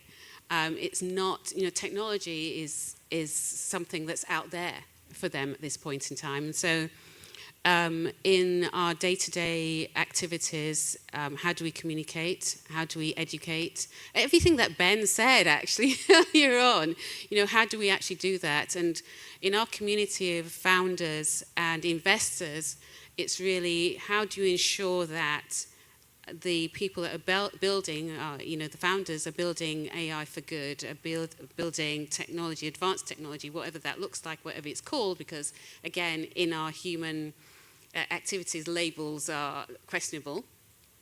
How do we make sure that that is happening? So I just really wanted to ground it back to that there are people that are not part of this conversation that don't understand what's actually going on, and they need to be part of it. So I'd like everyone to really think about that, and I'd like to learn as well. So I'm here to learn. Thank you. Thanks, Elizabeth. Absolutely. Yeah, if we're looking at deceleration, looking to make AI development, AGI development more thoughtful, not only existential risks, but potentially the access, the very human risks that can roll out here, regulation, and all these factors factor into this. So before we close, I just want to go back through, touch for each of you on, the only reason that we're here today is we think that AGI is coming, or we wouldn't be here. And we think that there are things that we can do right now to put AGI on a beneficial direction, or we wouldn't be here. So I want to touch on, with our panel of experts here, what do you think are the most powerful actions that we can be taking, most powerful directions we could be taking now that help guide AGI down that path of becoming beneficial? So I'm not really sure. I think that the thing that we can most do, I believe, is to not try and protect ourselves from the unknowns that might emerge, because there are so many things that we can be afraid of, but to be as responsive as we can to the problems that actually emerge, to respond to them. Because I think we deceive ourselves if we think this is going to be some easy cakewalk, that this is going to be pleasant, that this is, this is a birth. These are messy sorts of things, and there's going to be all sorts of disruption and change that occurs, and we can imagine 1,000 things that could be difficult for us, and the more we try and protect against those, the more that we're going to constrain ourselves from responding to the real problems that do emerge, and understanding and monitoring and addressing them very quickly when they happen. Yes, thank you. Talking about 1,000 things happening, I was thinking about Deng Xiaoping in China. When he opened China, he said, let 1,000 flowers bloom. And I think this is very important, because also we are focusing on large language models when AI and AGI is so big. It can do so many things. So I want to see more competition. I want to see more startups, universities, companies working on this. And not only in the USA. I want to see the ones in China, because this Deng Xiaoping was Chinese, and he talked about that. And Baidu, Tencent are doing many things in China. So I think we need more instead of less, but we need competition. We need a lot of competition, and let the winners win. Thank you. Yes, thank you. Elizabeth. I think we need to be kind to each other. I think I'm back to that. Because we have to solve problems that are happening right now. And so in being empathetic to each other, that enables us to have that engagement with machinery. So I think at the moment, for example, I run an accelerator program. The accelerator program is not governed necessarily by anything. And signing up to some ethical committees, I think, is something that's important, or driving that. So having ethical committees, ethical points that we feed back into. Again, like I mentioned, investors don't seem to have anything at the moment, no governance around ethics or how they're building AI for good. So I think that's key for, as we move forward in developing our companies and technology. And also, I think, it's back to, I think I mentioned this before, communication. How do we communicate and educate? And having that message rolled out, and listening back to people, listening back to their concerns. Yes, we say, people are saying these, they're going to be taking our jobs. Whatever they looks like, I said labels. Listening to that, these people have concerns around this. And then it's back to ownership and responsibility. Where AI is enabling more efficiencies, who's reskilling? Whose responsibility is it to reskill those individuals that now do not have a job? Because there are other jobs out there they could do. There are other jobs that we don't have any awareness of that's coming. Is it the government's responsibility? Is it the organization that's now becoming more efficient that is responsibility? Is it the individual's responsibility? If we're talking about the individual responsibility, do they have the money to reskill themselves? Do they have access to that capital? And so, again, it's how do we bring all that together? I think those things are very important from my perspective. Beautiful. Be kind. It starts with us, right? Thank you. Roman. I'm a big believer in power of personal self-interest. Ask yourself, is it in your best interest to create super powerful machines no one knows how to control? Maybe you think you do. Maybe you think I'm wrong. Nothing would make me happier than to be proven wrong. Do it. Publish results. Show how we can stay safe and secure indefinitely against any level of intelligence, no matter how much it scales, no matter how distributed it is, no matter what architecture they use. please, I will change my mind, I will update. But so far, no one in the world can claim that they have a working safety mechanism or even a prototype. It's a good challenge, everybody here. Solve our AI safety troubles. Yeah, so I'd just like to add at the end here that as an educator, I think that the role of education is critically important. I mean, we're a bunch of highly educated people here, but that's not true of, the majority of people. In fact, my students will believe anything they see appears on their tiny little screen. So, I think that misinformation and disinformation are just rampant.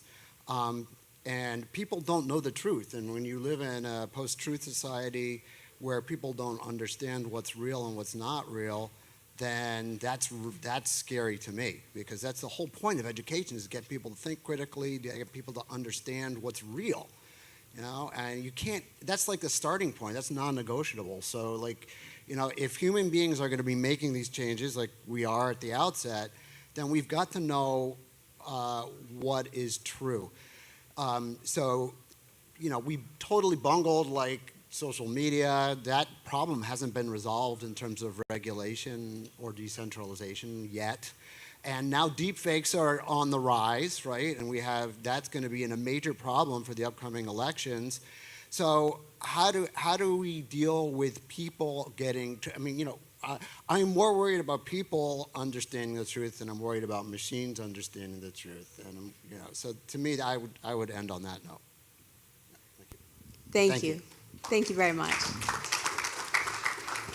I want to thank all of our brilliant panelists here today. I hope that they've laid out a very interesting landscape of risks, benefits, actions that we can all be thinking about.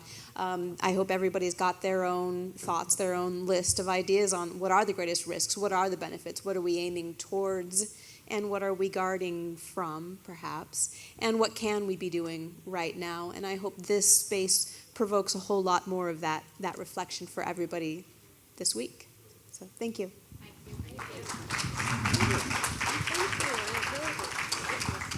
Pleasure. We're going to have one last presentation before we break for lunch. So it's my privilege, my honor to welcome to the stage Jerome Glenn. He's the CEO of our partner here at BGI 24, the Millennium. Hey everybody, thanks. Thank you very much for watching. We have one more presentation. We're about halfway done with the activities for the day, and we have one more presentation before we take a lunch break here. Now, great lively discussion in the chat. Please keep it coming. We're relaying the questions to the stage for the panels and look forward to hearing more from you. So great job there. It's been a really great discussion online. So again, we have one more presentation. This is Jerome Glenn, CEO of the Millennium Project, and then he's talking about his international study on AGI global governance. And I'll see you right before the lunch break. Thanks everybody for watching. Change the temperature. If somebody else can try it again, it would be nice not to have to freeze to death here. Anyway, can we get the PowerPoint cooking? Yeah, it was sent a long time ago. Well, I assumed that. There we go. Yeah.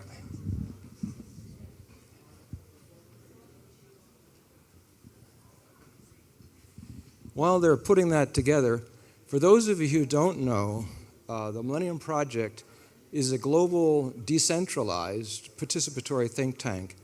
We have 70 nodes around the world that connect local thinking with the global thinking. We have here Young-Suk Park, chair of the Korean node.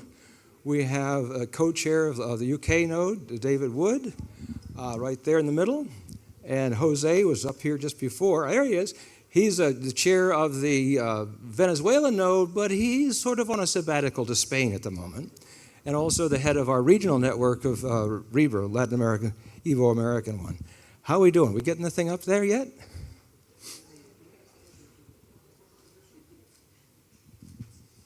I just gave you the presentation. Is this it? Oh, is that it? Oh, no, I'm not seeing. Oh, okay, good. Now, all I need now is a clicker. Where's AGI when I need it? You know? Is there a clicker that somebody had? No, I want a clicker because it's a different deal.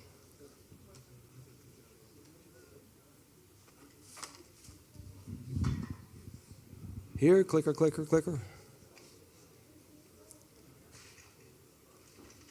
See, this is why we really need AGI.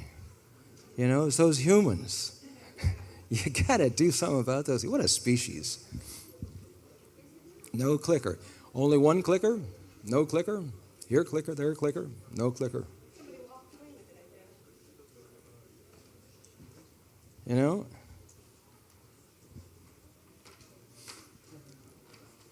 Not up on the stage? Ah, gracias, thank you. Okay, now the question is it going to work? Yes, it is. Okay. Very quickly, the Millennium Project acts like a trans institution in the sense that it's not just acting like a corporation or just an NGO or just a business. It was established in 1996 with UN organizations, governments, NGOs, foundations, corporations, and universities, which means that we get acted on by these institutional categories and can act through those institutional categories, which gives us quite a flexibility. We've got about nodes that evolved over the years, started off with just 4, now there's over 70. That is just simply says we've done a lot of research on all kinds of topics. One of the things that we try to do is we have 15 global challenges, which is sort of like the human body system, how you understand the human body is one integrated system. We have 15 global challenges, and we use those to try to understand global change. Now, as we do that and upgrade them, we say, what's missing? And one of the things that we found that was missing was the concept of anticipatory governance. You know, we put the rules after the fact, you know. We don't try to anticipate to get ahead and figure out what the rules should be ahead of time, like with AGI. So we said we're going to do that, but we want to look at the idea of work and technology. Jose just mentioned the idea about the Work Technology Report 2050. By the way, I'd recommend you go to our website and take a look at that report. It's not bad, because when people talk about how the work AGI is going to work out, we went a lot of detail on that with many different countries pulling it together. The 3 scenarios are not bad. Anyway, so then that led to the idea of saying, well, what about AGI governance, to use that as an application? How do we think ahead of the game rather than after the fact? And we got a bunch of stuff and some more stuff, and those are scenarios. One of the things that we're trying to develop also is we understand in business and in diplomacy competitive advantage, competitive intelligence, competitive strategy. We have not developed synergetic intelligence, synergetic strategy. We have a regional group in South Asia called the South Asia Foresight Network that's got 8 countries, and they're now doing a synergy matrix. What's the synergetic relationship potential between India and Pakistan, between India and the Maldives, between India and Sri Lanka and so forth? And they're all working together now, our representatives, on how they create a synergetic analysis of a region. We'll see how that works. Okay, you all know about the 3 AIs, don't need to explain that. The analogy I've used that's worked well in communication is that we have narrow purposed systems, but then we have a general purpose brain. I'd recommend you use that. It communicates well around the world. You understand that, you know what? You got a different PowerPoint up here. It's the one that says Panama 2024. I gave this talk yesterday. Anyway, my. It should start off by saying something about AGI, 3 studies. Take a look at the most recent ones. My goodness gracious, come on, man.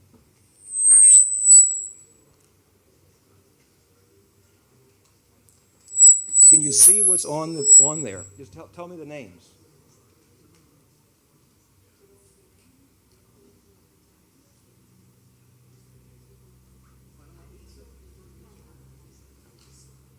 Yeah. No offense against China, but we talked about them yesterday. Well, that looks nice. It's not mine.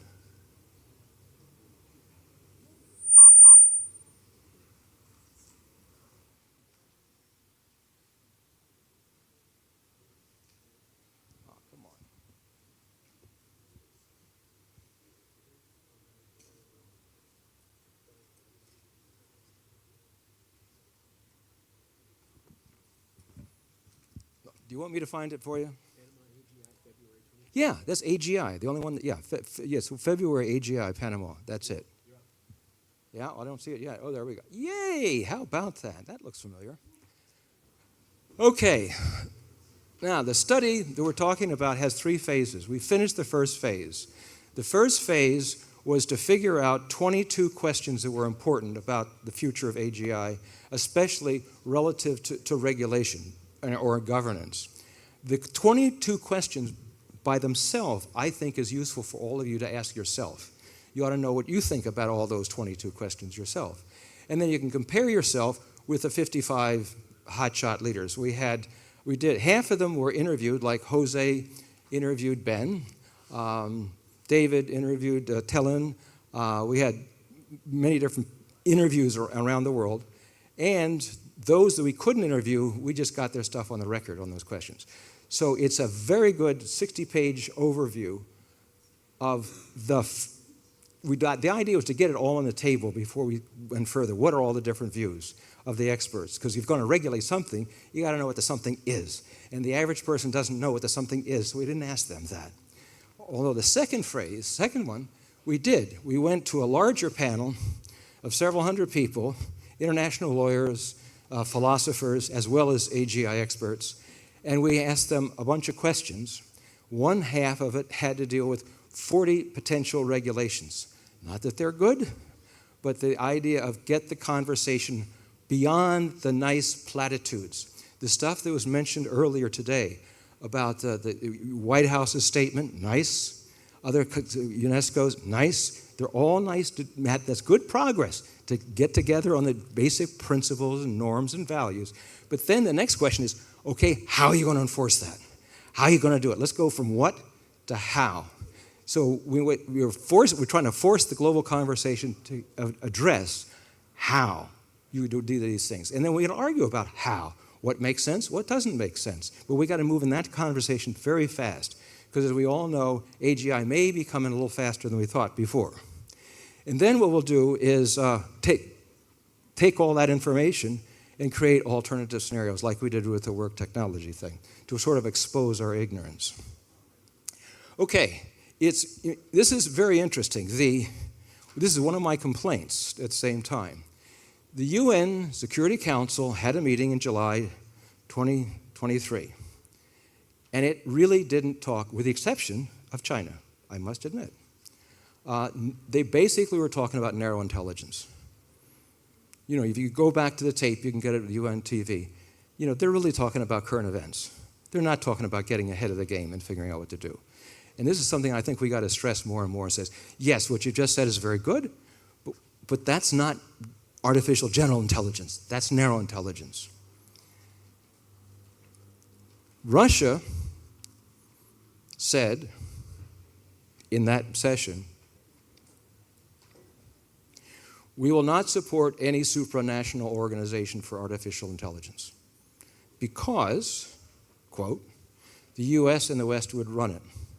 Russia didn't want that. So they're going to oppose everything in the Security Council. Therefore, the Security Council is not an actor in this game because the Russia will vote, you can't get anything done. So the actor in the game for the UN part will be the General Assembly. The next step in this dance was in Uruguay, Venezuela. 70 countries represented as parliamentaries came together to talk about how they can future-orient their parliamentary process, and the case in point was artificial general intelligence, and they agreed to start writing drafts and sharing them with some of the other countries. Now, if anybody's interested, I can get you the names of the people in your country that came. Not all countries came, 70 came. And so what you can do is you can contact your parliamentarian and say, hey, you went to this conference in Venezuela. You said you're going to, not Venezuela, sorry, Uruguay. Jose's on my mind here. You went to this conference. What are you doing? Have you written some drafts yet? And if they say no, maybe you should offer. You should offer. You know, if we're going to have rules about medicine, it's normal to talk to some doctors. You know? So I hope that all of you will get involved in your countries to begin a draft. And of course, tell them, You don't have to be perfect. This is just, because this is really the most complex management problem we've ever had. So start writing now and share with your neighbors, be quiet and classified, whatever. But we got to start writing now, as fast as possible. Then we had, go back. Then, of course, was mentioned we had the Blatchley Agreement. Very nice, good cooperative, nice platitudes, but again, narrow intelligence, not general.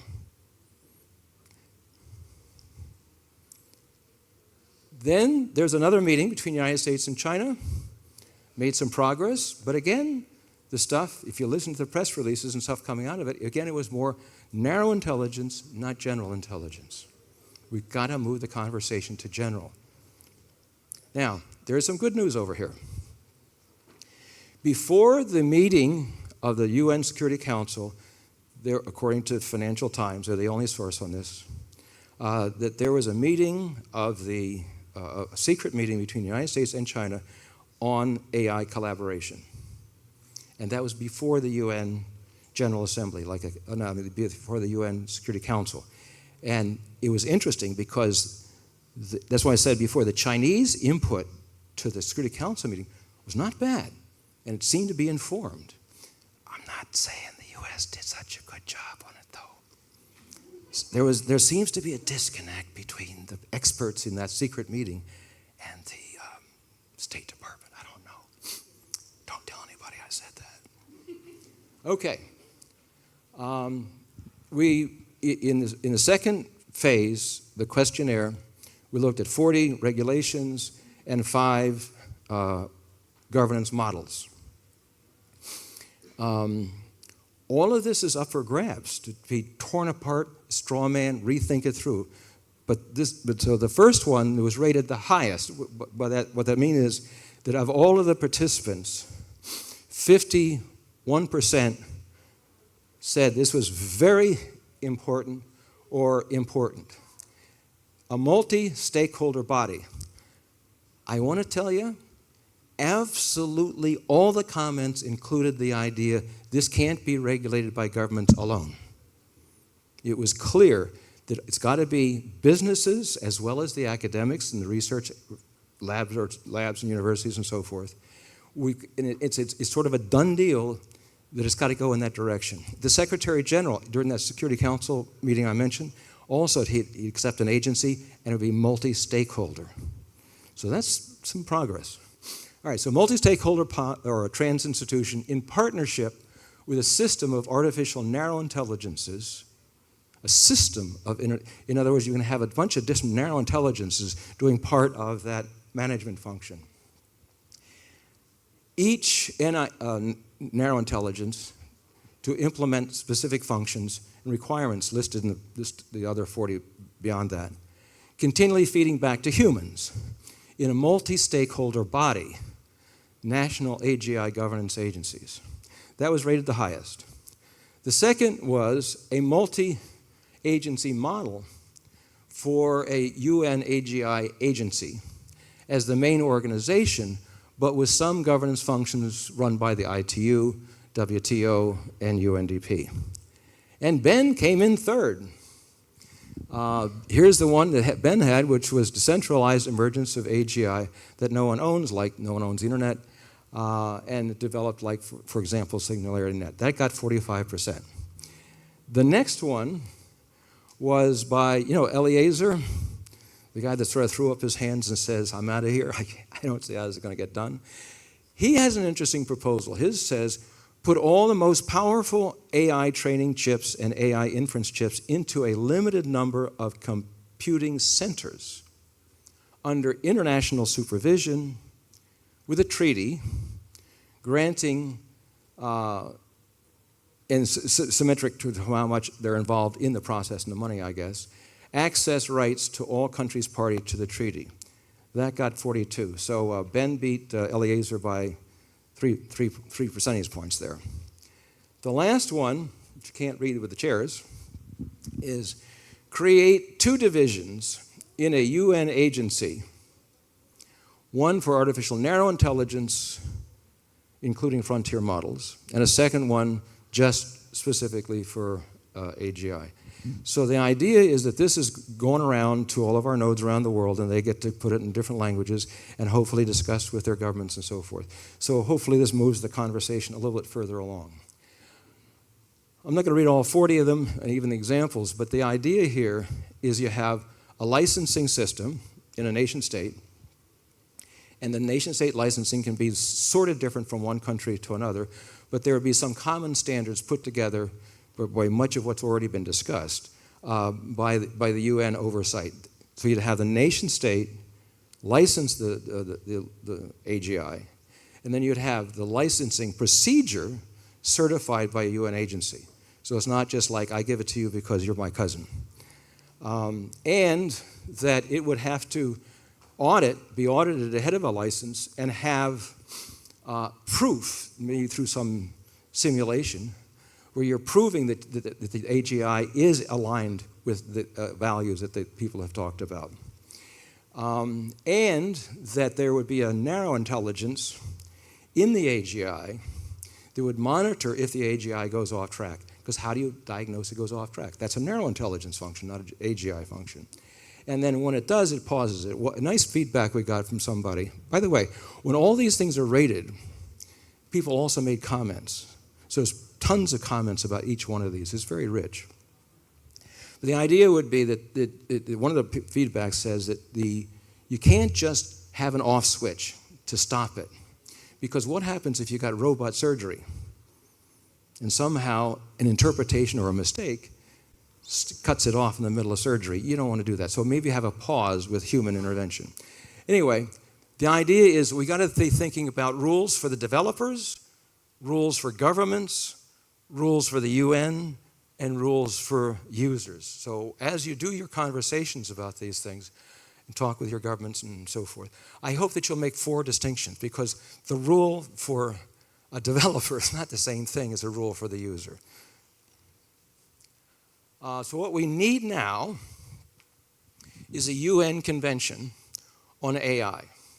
For the international lawyers in the audience, sometimes we create a convention first, which is sort of the rules of the game, which a lot of that has been done, because all those things that you heard about before, the UNESCO stuff, the OECD stuff, a lot of this has been done.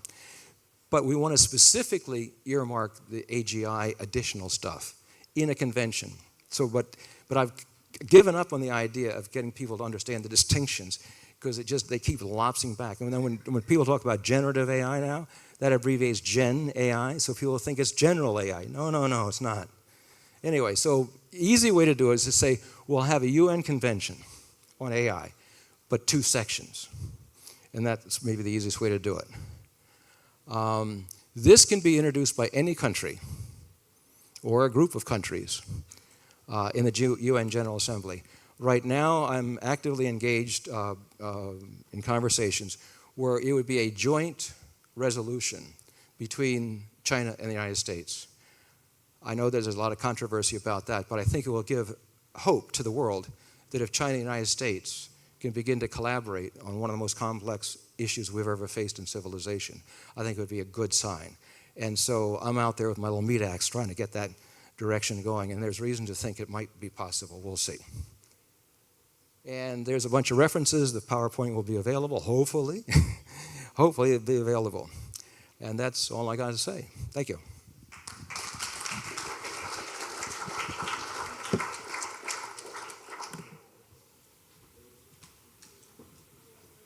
Thank you, Jerome. That was a stunning overview on what the present looks like and possibly a peek into the future as well. So thank you very, very much. We're going to break now for lunch. Lunch is downstairs in the Society Cafe, so just 1 floor down and kind of toward the back. If you had breakfast, it's in that same space. And then we'll be back here at 2 p.m. sharp to have a panel on decentralized technology. Hey, for all of you that have joined for the morning session, we had lively discussions. We had Ben Goertzel on stage for the welcome and a wealth of AI presenters. So we're breaking for lunch here, and lunch is about 1 hour and 20 minutes. But I'll tell you what the afternoon session includes. Afternoon, depending upon where you are. Afternoon here in Panama, of course. So we've got through a lot of material so far, obviously. So, coming up after lunch, we just finished with Jerome Glenn talking about AI global governance. We have a panel hosted by Ben Goertzel, and it's on software and hardware architectures for beneficial AGI. After that, we'll have a fireside chat between David Wood and Max Moore, talking about how can the concepts and principles of transhumanism help us with a path towards beneficial AGI. We also have another panel hosted by David Orban, and they'll be talking about decentralized technology for BGI, and then several more actually before we wrap up with a networking reception later in the evening, and we also have the BGI Innovation Lab before that. So lots of great energy here at the conference in Panama. Wish you were here. So glad you're experiencing it online. It'll be about an hour and 20 minutes. I will leave the live stream up for you. If we go to a different link, we'll alert everybody, but please come back for an action-packed second half of today. Thank you so much for watching. I'm Bill Inman. We'll see you in the afternoon sessions.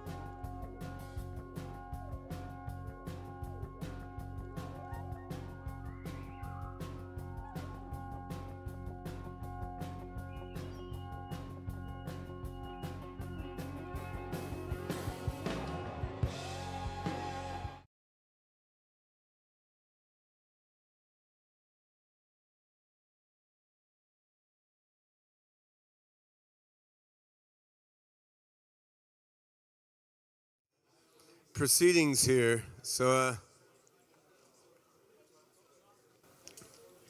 yeah, I think the panelists can come on up. So, I don't remember who's supposed to be on this panel. Dr. David Hansen. Hansen is in the house.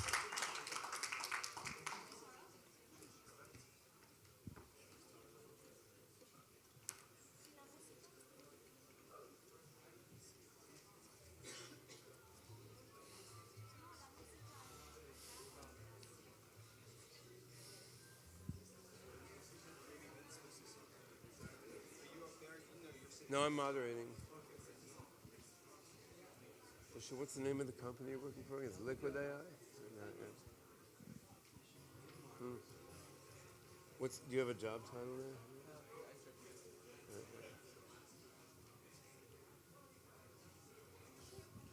All right, welcome everyone to the afternoon portion of the first day of BGI 24. So we talked this morning about the general situation regarding AGI, Neuro AI, Superintelligence, and all that, and heard a bit about regulatory and other sort of social contextual issues this morning. And now we're going to dig a little deeper into the tech, which is what, of course, is making this all happen. Unfortunately, one of our panelists, Rachel St. Clair, had some sort of a passport/travel hiccup and evidently has not made it here by this point in time, which is too bad. Rachel's work on custom AGI hardware architectures is quite fascinating and important, but we've at least got 4 out of 5 panelists, which is not so terrible. So we've got Joe Shabak, who I've known for, I guess, a couple decades now, who's been a leader in at the intersection of AGI and cognitive science, who's now working as chief AI strategist at Liquid AI and carrying out a whole bunch of AGI-oriented R&D. We have David Hansen, who's founder, CEO of Hansen Robotics, co-founder of SingularityNET and Sophiaverse, and has been my collaborator on a variety of AI, robotics, and other sorts of projects for quite a while, including Sophia, the first robot citizen, and Sophia's little sister, Desdemona, who will be showing up here tomorrow. We've got Alexei Potapov, Chief AGI Officer in SingularityNet, and the lead architect of OpenCog Hyperon, the new version of the OpenCog AGI system, and Sergei Shalapin, who's the CTO of SingularityNet and has been leading a team building and customizing transformer neural networks and related sort of deep neural net architectures, acting on a variety of types of data for a number of years now. So we've got a number of different perspectives on the technology behind general intelligence. And what I want to dig into a bit in this panel is basically the relationship between AGI architecture and algorithms, like between how do you build the AGI, and on the other hand, the B in BGI, the beneficial aspect. And of course, that's huge, right? So we're going to be just touching the surface of these issues, but at least can sort of whet your appetite for more in-depth discussion in the working groups and unconference sessions and so forth. So I think the first question I want to pose to our panelists, so we can sort of go around one by one and let each person give a, hopefully perhaps semi-brief answer. We got 45 minutes for this whole thing, so hoping we'll get at least a couple questions in. But the first thing I want to explore is, what are the relationships between the AGI architecture and the ethical behavior of the AGI system itself. Like, are some are some AGI architectures more likely to lead to nasty or indifferent AGIs? Some AGI architectures more likely to lead to AGIs that are compassionate to people and other sentient beings? And what does the landscape look like in this regard? And maybe we can start with the great Dr. Joe Shabak. It's pretty hard to say. If we look at the present revolution that we see in AI, it seems almost accidental, because when people try to build intelligent problem solvers or a system that is able to perceive reality and to reason about it and act on it, that didn't go very far. And the present systems that we are seeing are the result of text prediction tools that are able to analyze extremely large amounts of strings that people have put on the internet, allowing how they continue, and then starting from the discovery that you can use the statistical analysis to do automatic translation, we discovered that we can also create artificial personas that solve problems for us. And so the way in which we build these systems are very different from the way in which we, as human beings or as organisms, bootstrap our own way to intelligence. We don't start by trying to make sense of the entirety of all available data to the degree that we can afford it, and then try to get closer and closer to coherent behavior. We start out with a small bubble of coherence that we grow with the data that is available to us. And right now, the LLM is basically an electric Weltgeist that has the potential of approximating arbitrary kinds of behavior to some degree. And then we constrain it to get it as narrow as we want to, so it becomes, for instance, a political activist at Gemini, or that it becomes a tool that we can use for mathematics, or a tool that we can use to find problems in our Bitcoin protocols. And this is quite a different way from building AGI than the one that nature has discovered. And the question is, are they going to meet at some point, and are they compatible with each other? Or do we need different architectures? And it could be that the present architectures are good enough to brute force their way to a tool that they can use to build efficient, more organismic-like AGI. But the present systems are not working in the same way as us. And so I don't know. The question is open, whether these systems scale towards something that is creative, autonomous, conscious in the same way. But it's generally open. There's also no proof that it's not. And so to me, it's a very, very exciting time to be in, because we now have a wide open floor. We have relatively affordable hardware. We have enormous amounts of zest and gumption going into the field. And it's... for me, I can't wait to see AGI. Dr. Hansen. Cool. Thank you. Thank you, Josha. The large language models, foundation models that we're seeing now, they are bio-inspired loosely. And in a way, they're bio-inspired by, in the sense of a kind of pseudo-cortex. But not with any entrainment to any kind of embodiment or experiences of their own, no motivations of their own inherently. And so it's in a sense like a neural sample in a petri dish in silico, but still it's not aware of what it's doing. It's not motivated. It doesn't care. It doesn't care about us. If you prompt it, it will happily give you a formula. If you haven't, it doesn't care about itself either. It doesn't care about itself. It'd happily tell you how to destroy itself. And so, and it also doesn't have any incentive of curiosity to self-improve, to grow through the world. So, in a sense, it's a cortical prosthesis on human intelligence. And that's great. That potentially useful. But it's very different from general intelligence that you encounter in nature, and also it's far from being inherently benevolent towards society. And I believe that benevolence, the benevolent intention, that drives to appreciate life, its own life, others' lives, to be curious about life, and to then really care, to love life, are inherently required to make safe AGI and superintelligence. So then we have to look at why do we have these kinds of drives, the drive to live, to learn, to love, and what can we do perhaps axiomatically to install that at the foundation of our AGI architecture that seems to be expressed through all organisms. All organisms appreciate, they're driven to live, they're driven to explore, and they're driven to then be part, symbiotic part of a web of life. And so this is a grand challenge.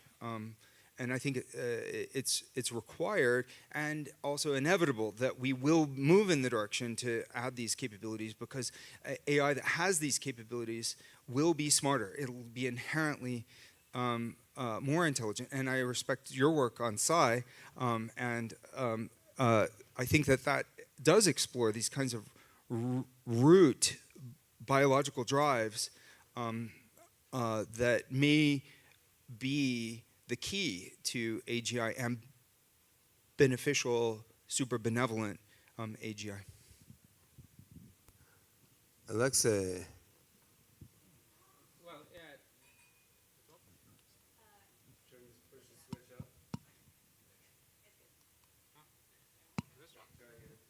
Well, okay, yeah. There are indeed many aspects which influence whether the certain future AGI system will be ethical or not, and it's of course about how it is trained or raised. But I think we can say something about architectures as well, and I would like to emphasize one dichotomy between architectures. One of them I would maybe call imperative algorithms. So if we, for example, imagine Minecraft agents and we would like just to program them to work, to operate in a certain way in the Minecraft world, then we will just encode some if-then rules, like if you are in this situation, you need to do something.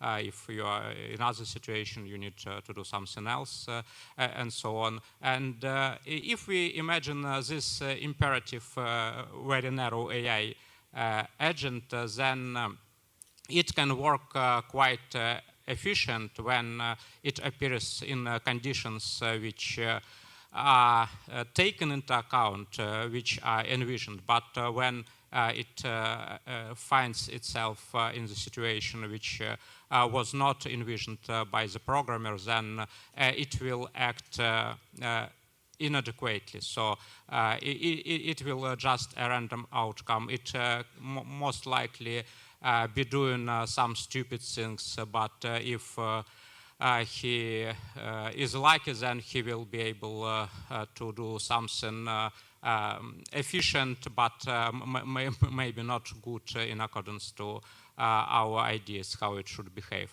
And this imperative behavior, it's not only about this simplistic rule-based approach, but it corresponds to how reinforcement learning, model-free reinforcement learning, and other feed-forward networks work. And this also includes LLMs as well, because they go from data to the output, and it takes a finite or fixed amount of steps. So they are fixed time algorithms. They are not linear to, with respect to data or anything else. So it's a very limited type of algorithms.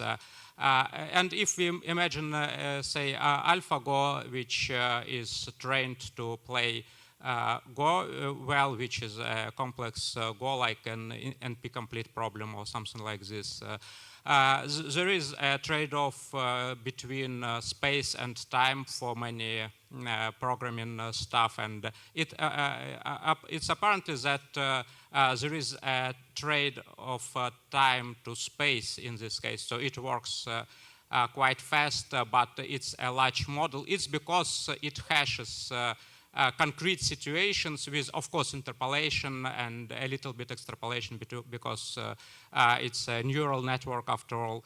But still it processes data in one pass and outputs some results, unless it is augmented with Monte Carlo research or something like this. And it's exactly because it hashes the inversion of an NP-complete problem, it behaves like this. If you put AlphaGo or mu0 in the situation for which it was not trained, it will behave like randomly, most likely badly. And the same goes for LLMs. So they are trained on a vast amount of data, and that's why they look like a very general, narrow AI. But if you put them into the situation in which they have not, they didn't see in the training data, then their behavior will be quite random, or its outcome will be unpredicted.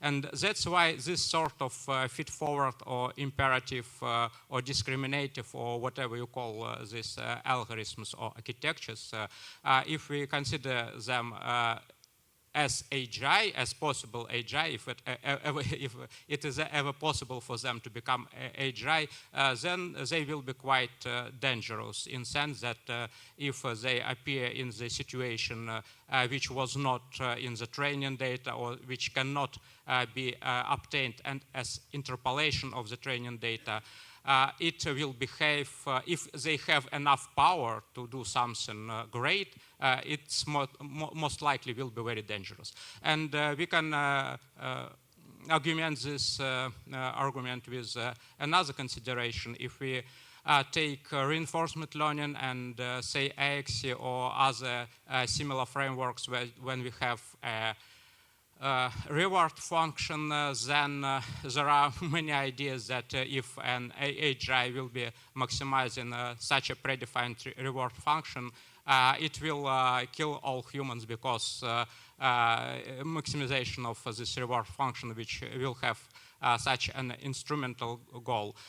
Basically, human values are different from reward functions in the sense that we learn our values. We learn to value something in the real world. And in order to achieve this, we need to go from this imperative feed-forward algorithms, which just learn to interpolate and approximate something. We need to move to other type of architectures which can model the world and which can assign values to some features or states in the world. So I would say that it is, of course, not enough for the AGI system to be ethical or beneficial, to be not just a feed-forward network or just an imperative algorithm. But I believe it is important for such a system to be ever safe, to have an explicit representation of the world model, and to be able to model the world and see what will happen. And if this system will have such a representation, it will be much more easy to teach it to assign good values to what we by ourselves value. And this aspect of architectural difference, I believe we can indeed argue that we can say at least something about what type of architecture will be safe or not. Thank you. Thanks a lot, Alexei. And Sergey, you have anything to add? Oh, I totally agree with everything said before. But maybe I will just a bit focus on engineering aspect. For me, a AGI class system just cannot be done in that simple way. At least the thing we totally miss, is the world model. In fact, we can classify this current generation of LLMs, or just generative AI, like generative behavior models. So they just, in order to predict the next token, they generate some, they generate the next token, namely. And when we generate text, that's a form of behavior. But in a complex AGI framework, we will need to have at least world model and the model of behavior interaction with each other and being co-trained. If we just don't have this component, it's not still AI. So it's in fact, it's machine learning, which might be generalized to some sense, like we generalize it on all the text human produced. But when we try to do a domain shift and move to other domains, we face that we don't have such a huge corpus of data in any other modality. So in fact, if we try to model the world in an open-ended way, we don't have any data. We need to synthesize it, and we just cannot train a machine learning model for open-ended scenarios. It's just impossible. So we select one scenario. Okay, let's go through the game planning. Let's start from Go. Let's play chess. Let's play Atari games. Something else when there is enough data. But when we come into real-world scenarios, we don't have anything, and we cannot implement simple machine learning.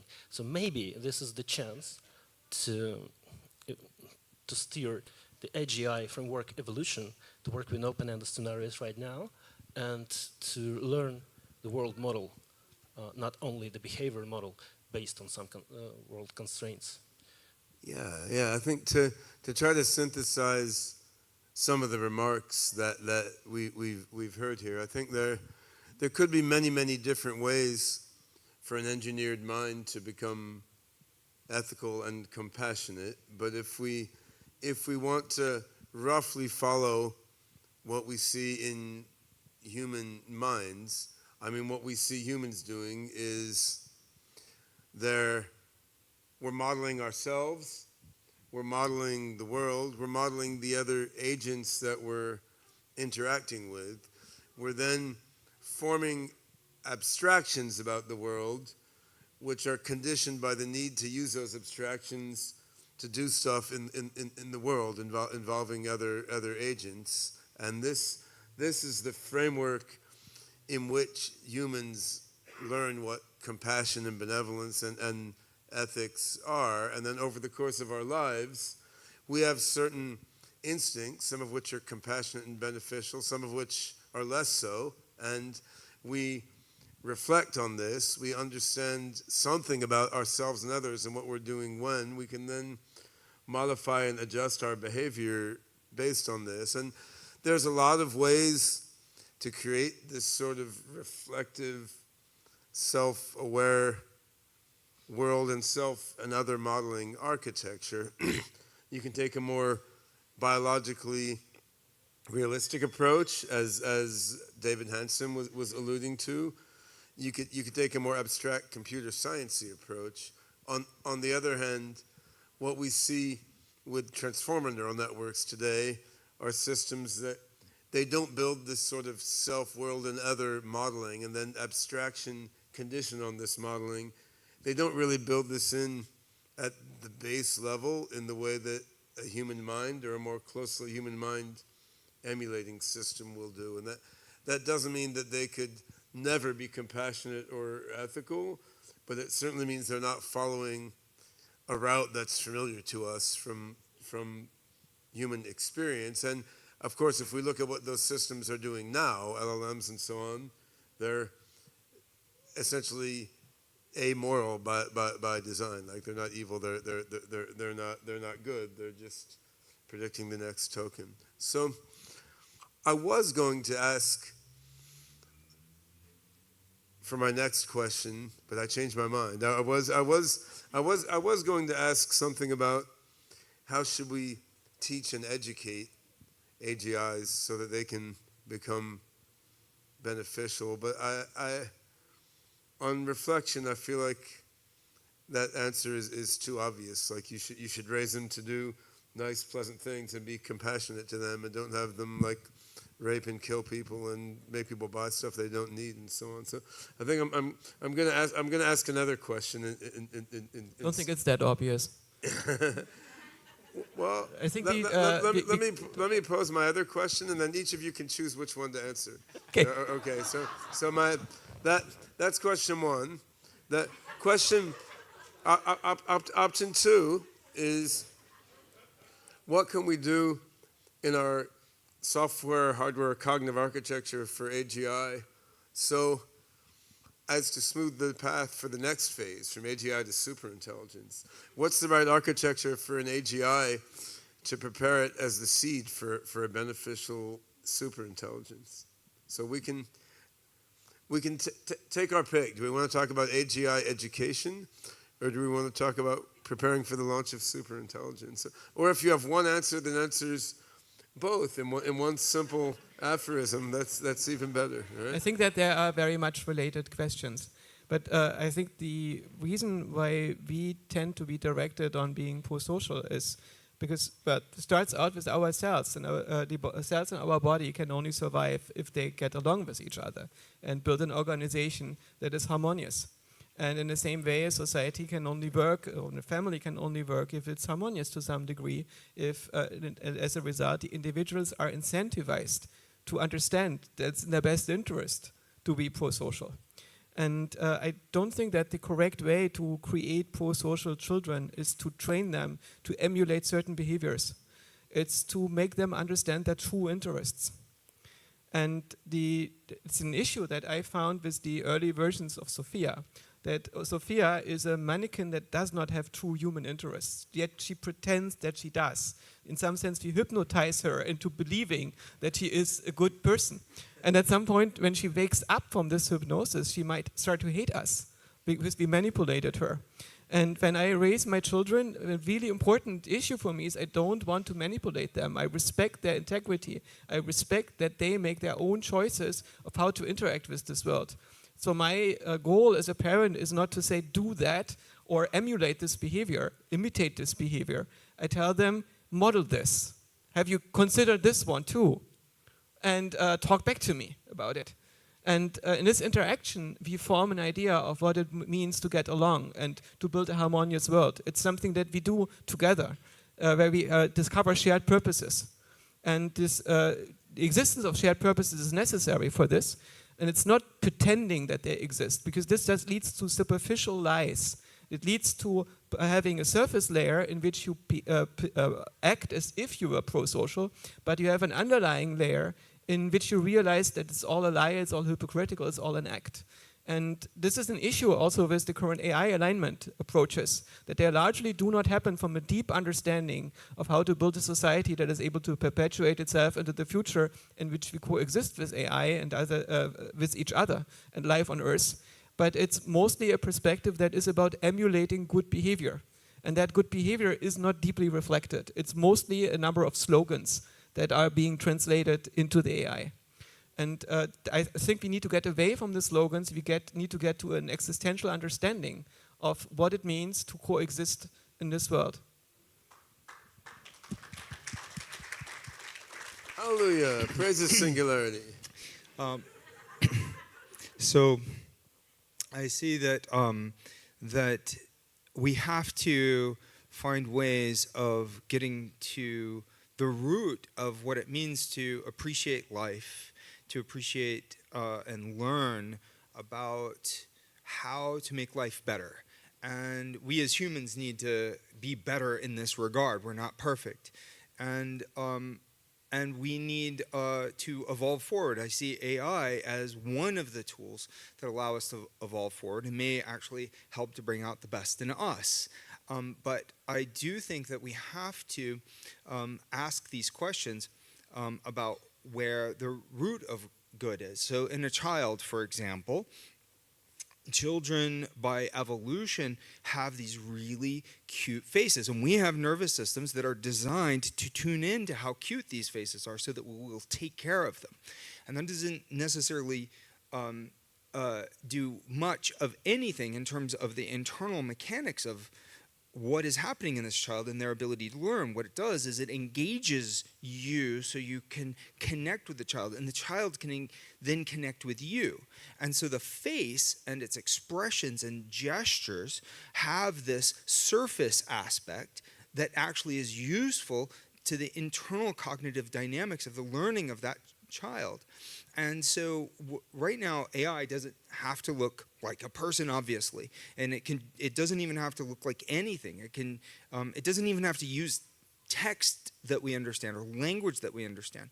But we all know that this can be valuable for interfacing with people. It delivers value to our lives. It's useful to make AI help us. And so giving AI a human-like ability to communicate to us, not just text, but also in terms of a physical presence, is designed as an interface for AI and humans to do well together, for us to be able to get along. Now, AI doesn't necessarily spontaneously learn from us the way that children do yet. If we build the right cognitive architecture, we could have baby AGIs that learn from us, and this is something Ben and I have discussed for many years, and we were each considering this before we met. And so this idea, I think its time is coming to be real in this world.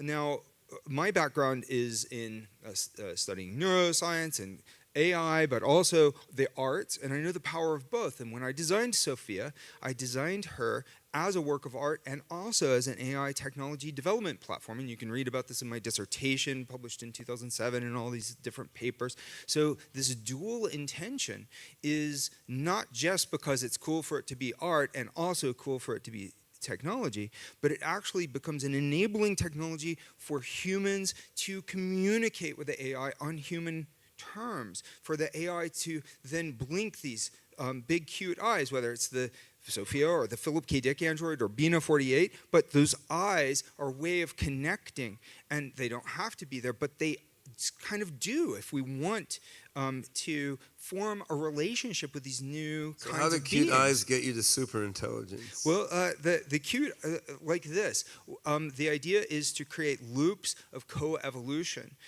to create a kind of childhood. And the idea is not to replicate what is human, but to instead take what we are as a developmental phase in but what we will be, and not just we are interconnected with all life. We are interconnected with each other. We're not just individuals. We're not just individual nations or an individual species. We're a web of life. And our technology is a new kind of informatic extension. We're just information. I mean, the energy and the atoms underneath are only distinguished by the information. We're informatic beings. And the culture that we have extend our beings. It's part, the language that we use, the math that we use, it is part of our life, actually. And so we are made into different kinds of beings by these things. And as we move this technology forward into artificial intelligence, it does extend what the web of life is. And so this coevolution, ideally, is setting it up so that we can work better together as a eusocially intelligent web of life. And that eusocial intelligence in naked mole rats and ants and bees, honeybees, and in previous humans now has a chance to become something new, something more powerful, more intelligent. So I believe that that we have to wire the new kinds of intelligence with the right seeds of the architecture to be able to learn from us, from our data, but also from human-like experiences. It needs to be able to associate with us. It has to have grounded situational experiences. It needs to be a new kind of digital life form. So I strongly believe that AI will be smarter if we make it biologically inspired, but that doesn't necessarily mean biomimetic or emulating every single molecule. It can be just bio-inspired just enough as an approximation, and then it becomes a ready vessel, a vessel for actually learning what it means to be alive, and from there it can appreciate life. So we have to create this ready vessel and then create this dynamic between humans and the AI so that we are motivated to fill that vessel. Presumably for a superintelligence, if it was like a femtocomputer coaxing information out of matter vastly more efficiently than biology does. Presumably by that point, it's no longer bio-inspired. So it will be the bio-inspired system is the seed, which then can self-modify in a chain leading up with something perhaps quite different than biological systems.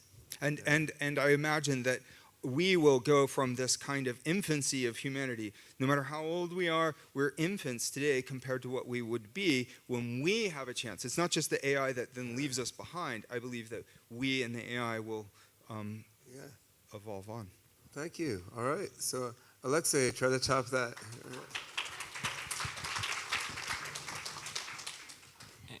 Yeah, I definitely agree with Yosha that the question about training is not that trivial, and I agree with David about coevolution argument. But I would like to, I hope I will be able to clarify a little. So we need our AGI system to behave nicely towards humans and to value us. And in order to do this, I believe that humans should act nicely towards this evolving AGI systems. And in this sense, it's indeed very important for these systems to have cute eyes or something like this, informationally or physically like robots. Yeah, we need to provide such the environment in which humans and proto and further AGI systems will evolve, at least in terms of the social communications, and humans will act friendly towards AGI. And in the previous panel session, there was a discussion on different social, cultural attitude between East and West towards robots. And I believe if we would like AGI better, it will like us better in the return.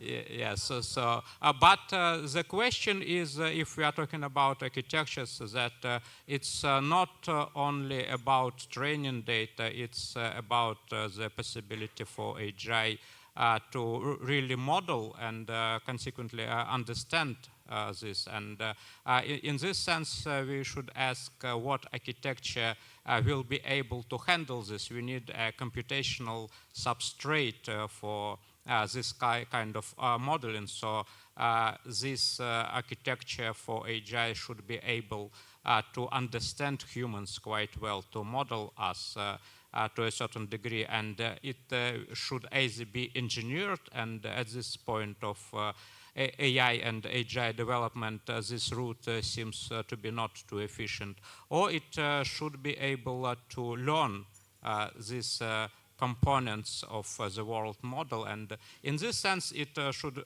really be general. And I would recall something about universal induction with this respect, but I'm afraid Yosha will not like universal induction argument.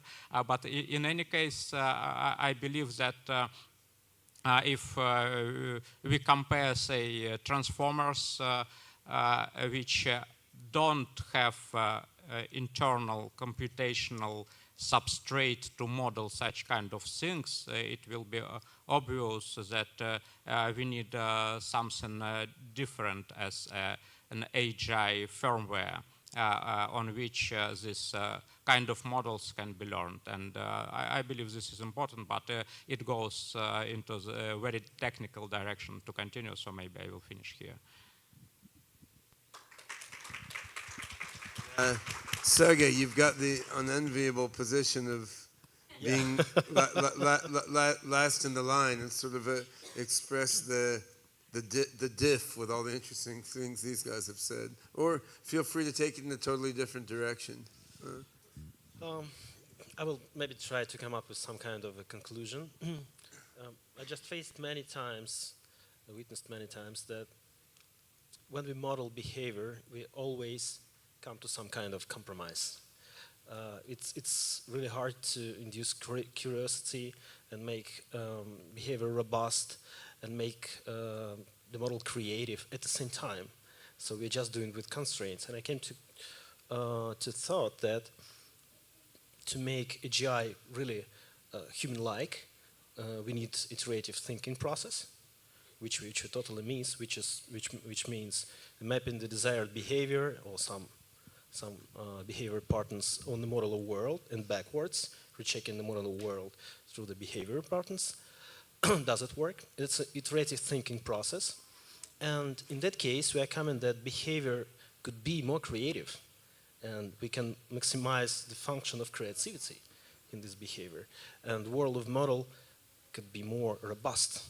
The more robust it is, the more creativity we can have in the behavioral part.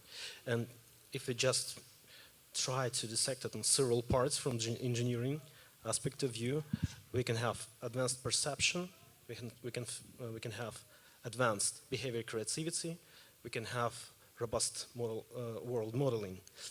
But another aspect is that human social network is really complicated, and human behavior is complicated, human goals are complicated. We are really not that trivial in our social behavior. We are prone to fall into narrative flow instead of logical reasoning.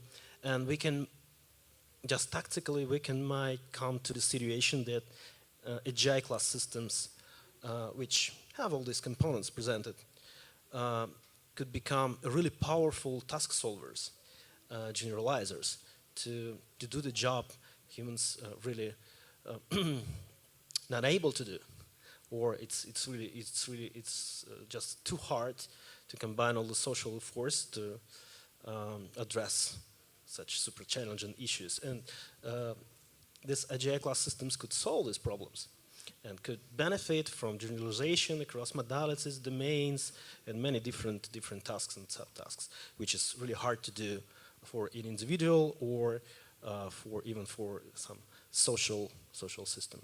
But at the same time, we have another phenomenon which we can consider like an artificial life. It could be much simpler, that could take much simpler form and focus on human-machine interaction, just to supply the human needs, to represent the personalities. I believe we will we'll find a lot of implementations for such a model. And it potentially can work without a generalization, just by behavior optimization to supplying some social functions. And we might have, even might witness some gap between AGI class systems which benefit from powerful compositional reasoning, and that would be even hard to express in human terms, how they act, how they perform. And at the same time, we might have like flourishing subsocium of artificial lives, which are much simpler and based on pure behavioral control. So that the path we might go to, I see this. There's a lot of pathways. Yeah, I think thank you, Sergey. One very high-level theme I see popping up in a few of the answers here is that the architectural requirements for open-heartedness and open-mindedness, to put it semi-metaphorically, have a fair bit of overlap. I mean, to get compassion and ethics and compassionate interaction with other minds, one way to do it is make an AGI system that can model itself, that can model others in an understanding way, that can model the relationship and the context. And this ability to model self, other, and relationship, and then create conceptual abstractions based on this model, I mean, this is sort of what we need in order to be able to be usefully compassionate to others and helpful to them and connect to them in a meaningful way. It's also what we need to be kind to ourselves. It's also somewhat related to what we need to self-modify and self-transcend and become better and better. And if we're a self-modifying AGI, to move toward superintelligence. This same ability to reflect and model self and other and world is what can help drive forward toward higher levels of awareness and intelligence, as well as what can help us connect to others. So what I don't see in any of these answers or in my own thinking, I don't see a big contradiction wherein there's this one architectural path that leads you to kind and compassionate systems, and there's another architectural path that leads you to systems that can effectively self-modify toward superintelligence. It might be that way, but it doesn't seem that way. It seems like the ability to effectively reflect and model self, other, and world can help greatly with both of these things. And it is in that context a bit peculiar that this sort of effective modeling of self, other, and world is so remote from the mainstream of what the commercial AI world is doing right now. But that leads back to a bunch of other topics and questions. And I think we've used up our time on the 2.5 questions, but we had a bunch of amazing thoughts from our panelists. So yeah, thanks a lot to everyone. Thank you, Ben.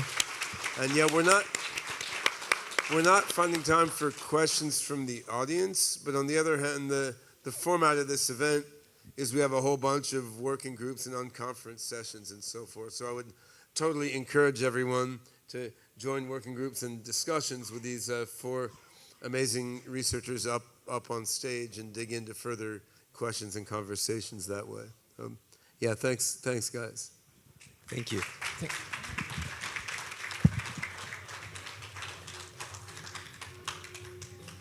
Cool. I'd love to take this conversation up further.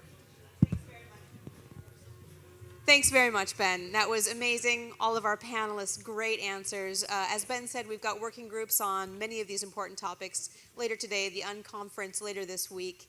And then in addition, we'll also have a table set up out towards registration with a simple camera. I hope that everybody is able to get out there, get in front of that camera, share your thoughts, your reflections, what's new for you today, what's coming alive, and what you see, the risks and benefits of AGI and ASI, architectures for AGI and beneficial AGI, and any of these other topics that we're covering today. Get in front of the camera, share what you see, what's new, what's alive, and let that be captured and recorded and part of the conversation that we take out into the world from this event. So now I have the great honor and privilege to invite up to the stage David Wood and Max Moore for a discussion. So David Wood is the foresight advisor of SingularityNET. We've got the best job titles: Chief Actioneer, Chief Alchemist, and Chair of the London Futurists as well, among many other positions. And he was the co-founder of Symbian in 1998, focuses on radical transformations in society and humanity. Max Moore is the director of one of our partners here today, Humanity Plus. He's a strategic philosopher recognized for his thinking on the philosophical and cultural implications of emerging technologies like BGI. So thank you both. Talking about how the concepts and principles of transhumanism help us chart a path towards BGI. Thank you. Thanks very much, Haley. Thanks very much, Haley. It was fascinating. The last panel was meant to be about technical architectures, but it talked a lot about human transcendence and human matters. Now we've got a panel on human transcendence. And it's also architectural, but it's not so much the architecture of software joining together, it's the architecture of ideas, big ideas, grand narratives about humanity. What is humanity and where is humanity going? Where might humanity need to go? And the biggest, to my mind, idea on that, the most important idea on that theme, is that of transhumanism. And at this stage, I'm going to hand over to Max Moore, who is described often, rightly in my view, as the father of modern transhumanism, having written about it from 1990 onwards. So, Max, what is transhumanism and why should we have a panel about transhumanism in the midst of this discussion about AI? Well, first of all, I think father is getting, as I get older, it should probably be grandfather or great-grandfather, but yeah. Let me define transhumanism, because the term has been used, but nobody's defined it, and I'm sure there's a very diverse audience here. So some of you may be going, what the heck is this transhumanism thing? So the way I like to explain it, it's obviously quite a complex idea. I break it down into transhumanism and transhumanism. So let me explain that. First of all, transhumanism emphasizes the philosophical roots in Enlightenment humanism. The idea that whether or not there is a God, we are here to do our best, use our own reason, our goodwill to improve our condition. Now, the humanists, of course, believe in the human condition. They believe that that's all we have. We have to make the best of the human condition. Transhumanists say we can do a little bit better than that. We can extend our science and technology and our planning to actually transform human nature itself. So that gets really into the transhumanism part. Really, the transhumanism is not really talking about a separate species or something radically different than us that's going to replace us. It's the idea that we will, step by step, become something more than human. So transhumanism has some very modest goals, like eliminating aging and death, giving us much greater wisdom, more refined emotions, the ability to get off this planet and populate the whole cosmos. So really no real stretch goals there, pretty easy stuff. But as a worldview, it has a number of principles. For instance, morphological freedom is another principle that I defined that emphasizes the idea that these technologies are very powerful, and it's very important that we have individual control how we apply those technologies. Some people, when they write about transhumanism, one writer recently visited us in Arizona who's Steve Bannon's kind of right-hand man, and he's portraying us as global powers, technocrats who want to control everybody and chip people's brains and that kind of thing. That's not what transhumanists that I know want to do. We want to increase people's freedom and choice. So along with morphological freedom, the idea that we should be able to choose our biological function, maybe stay biological if you choose, maybe upload if you want, or some kind of combination, modify our brain and emotions. So it's kind of a way of thinking about the future that attempts to give a philosophical worldview that makes sense in today's rapidly changing technological society. That's about as short as I can describe it.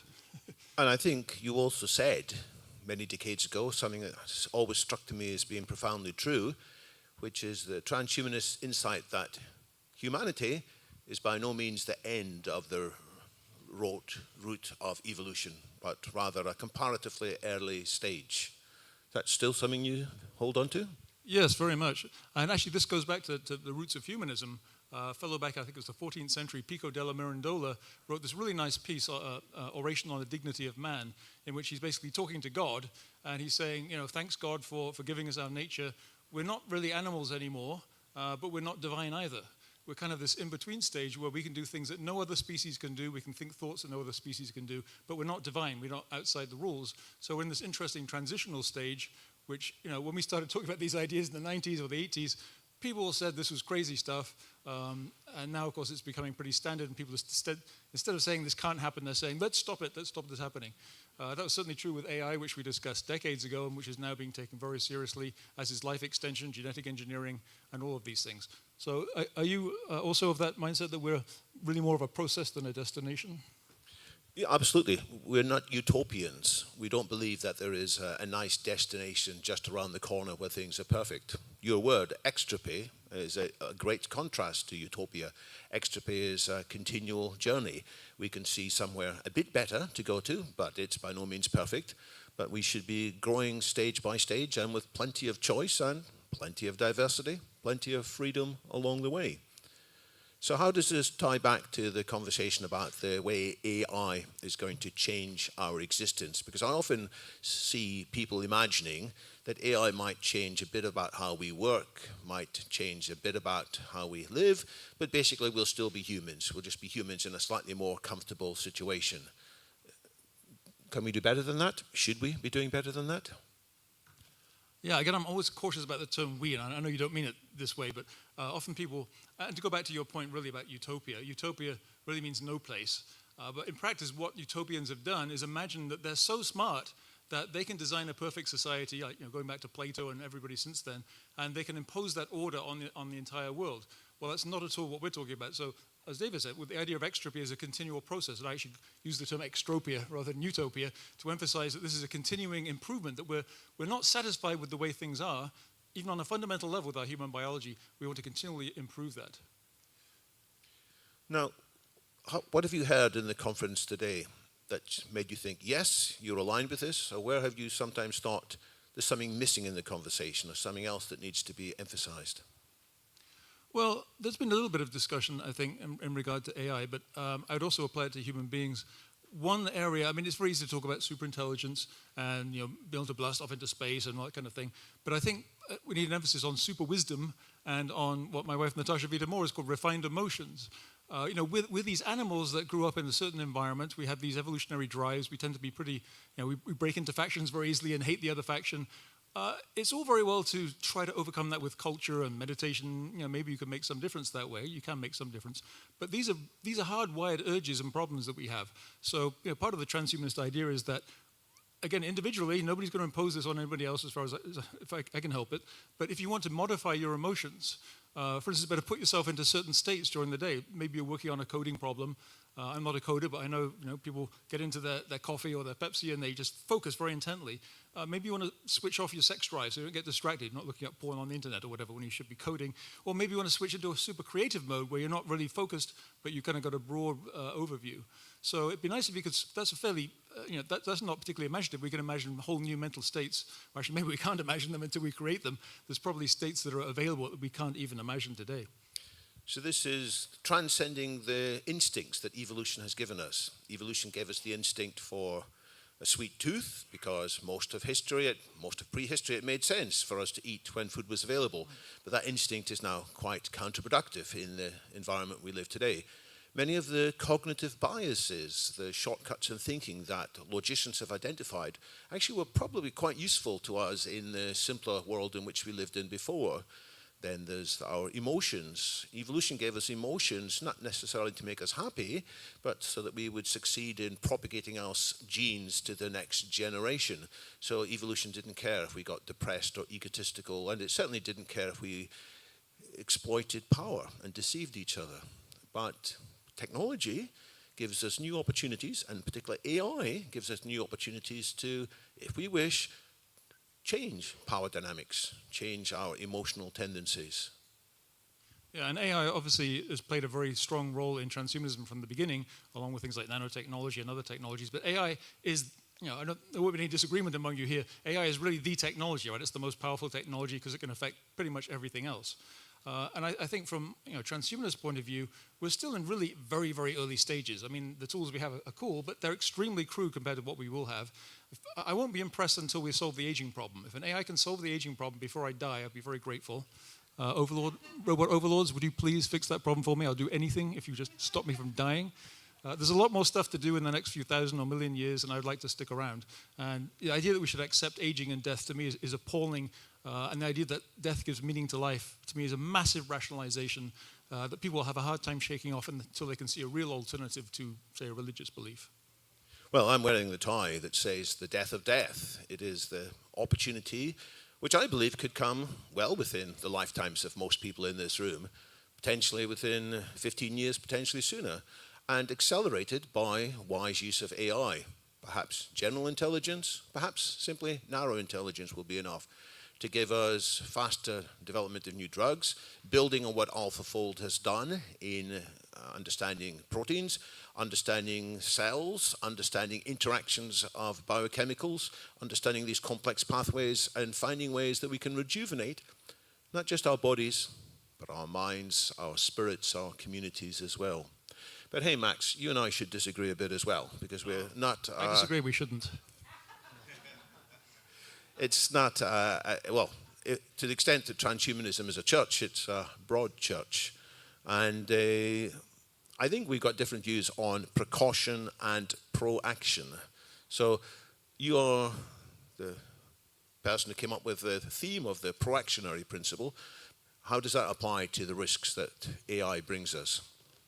Yeah, so the precautionary principle, probably many of you heard of, it's kind of embodied in the EU legislation. It basically says don't do anything for the first time. If you had applied this back in the cave times, we wouldn't have fire, we wouldn't have any technologies at all. It really says you have to better prove that this technology is safe. It doesn't have any, depends on the version of the principle. It can be as drastic as basically any bad thing, you cannot have a new technology. Slightly more moderate versions say only if it has very pervasive and drastic bad effects. But basically it's saying you have to better prove safety before you do anything. Now this is not the way technology works. It's not the way learning works. So the proactionary principle instead says first of all, we shouldn't just focus on the downsides. I've just pointed out one very massive upside, which is not dying. That's a pretty big upside to me, so I have to weigh that in the balance. But also the proactionary principle is really a meta principle. It can be broken down into several other principles, one of which is, first of all, have a bias towards innovation, but also use the best available decision-making methods, which might be decision markets, it might be Delphi, it might be all kinds of different things, but look at the problem and use the best available methods. Don't just sort of see what feels right or what the majority believe temporarily. So it's a structured method of reasoning that balances both upsides and downsides. So the proactionary principle recognizes that doing nothing is often the riskiest thing. If we're trying to avoid risks, then actually we can't just get away from it by staying the same as we are today. So I'm a fan of the proactionary principle, but I'm also a fan of the precautionary principle. Not the version of the precautionary principle that says you should never do anything for the first time. Originally, the precautionary principle said, there are some things that might be so drastic in their outcomes. There would not just be a few sigmas of variation. They might have a catastrophic outcome. And if there's a possibility of a catastrophic outcome, people talk about distributions with fat tails, then we should think ahead and we should prepare some countermeasures for such a possibility. And it is my view that certain technologies are not the kind of ones where a mistake can easily be remedied.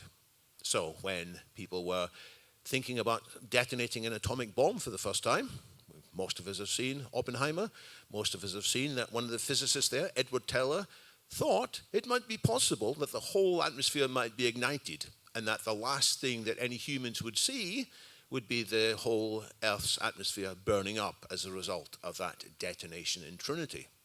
Now, the precautionary principle didn't say, let's not set an atomic bomb off for the first time. It said, let's be sure, before we make that trial, that there's almost no chance that outcome will happen. So they spent a long time researching it. They got multiple physicists independently checking, and then they were able to say, as in the film, Oppenheimer says to Leslie Groves, it's almost zero chance. So that, I think, is some of the risks that AI is posing us, that it might have such a wide impact on so many aspects of our lives that we do need to think ahead and understand these risks. My main issue with what I've heard in the conference so far, much of which I have greatly admired, is I don't think there's been a serious analysis of the actual risks that new AI poses. I've had some hypothetical discussions, but my understanding of the risks is there are reasonably straightforward modifications of the risks that all AI already poses. AI has killed people already. AI has killed hundreds of people in some circumstances.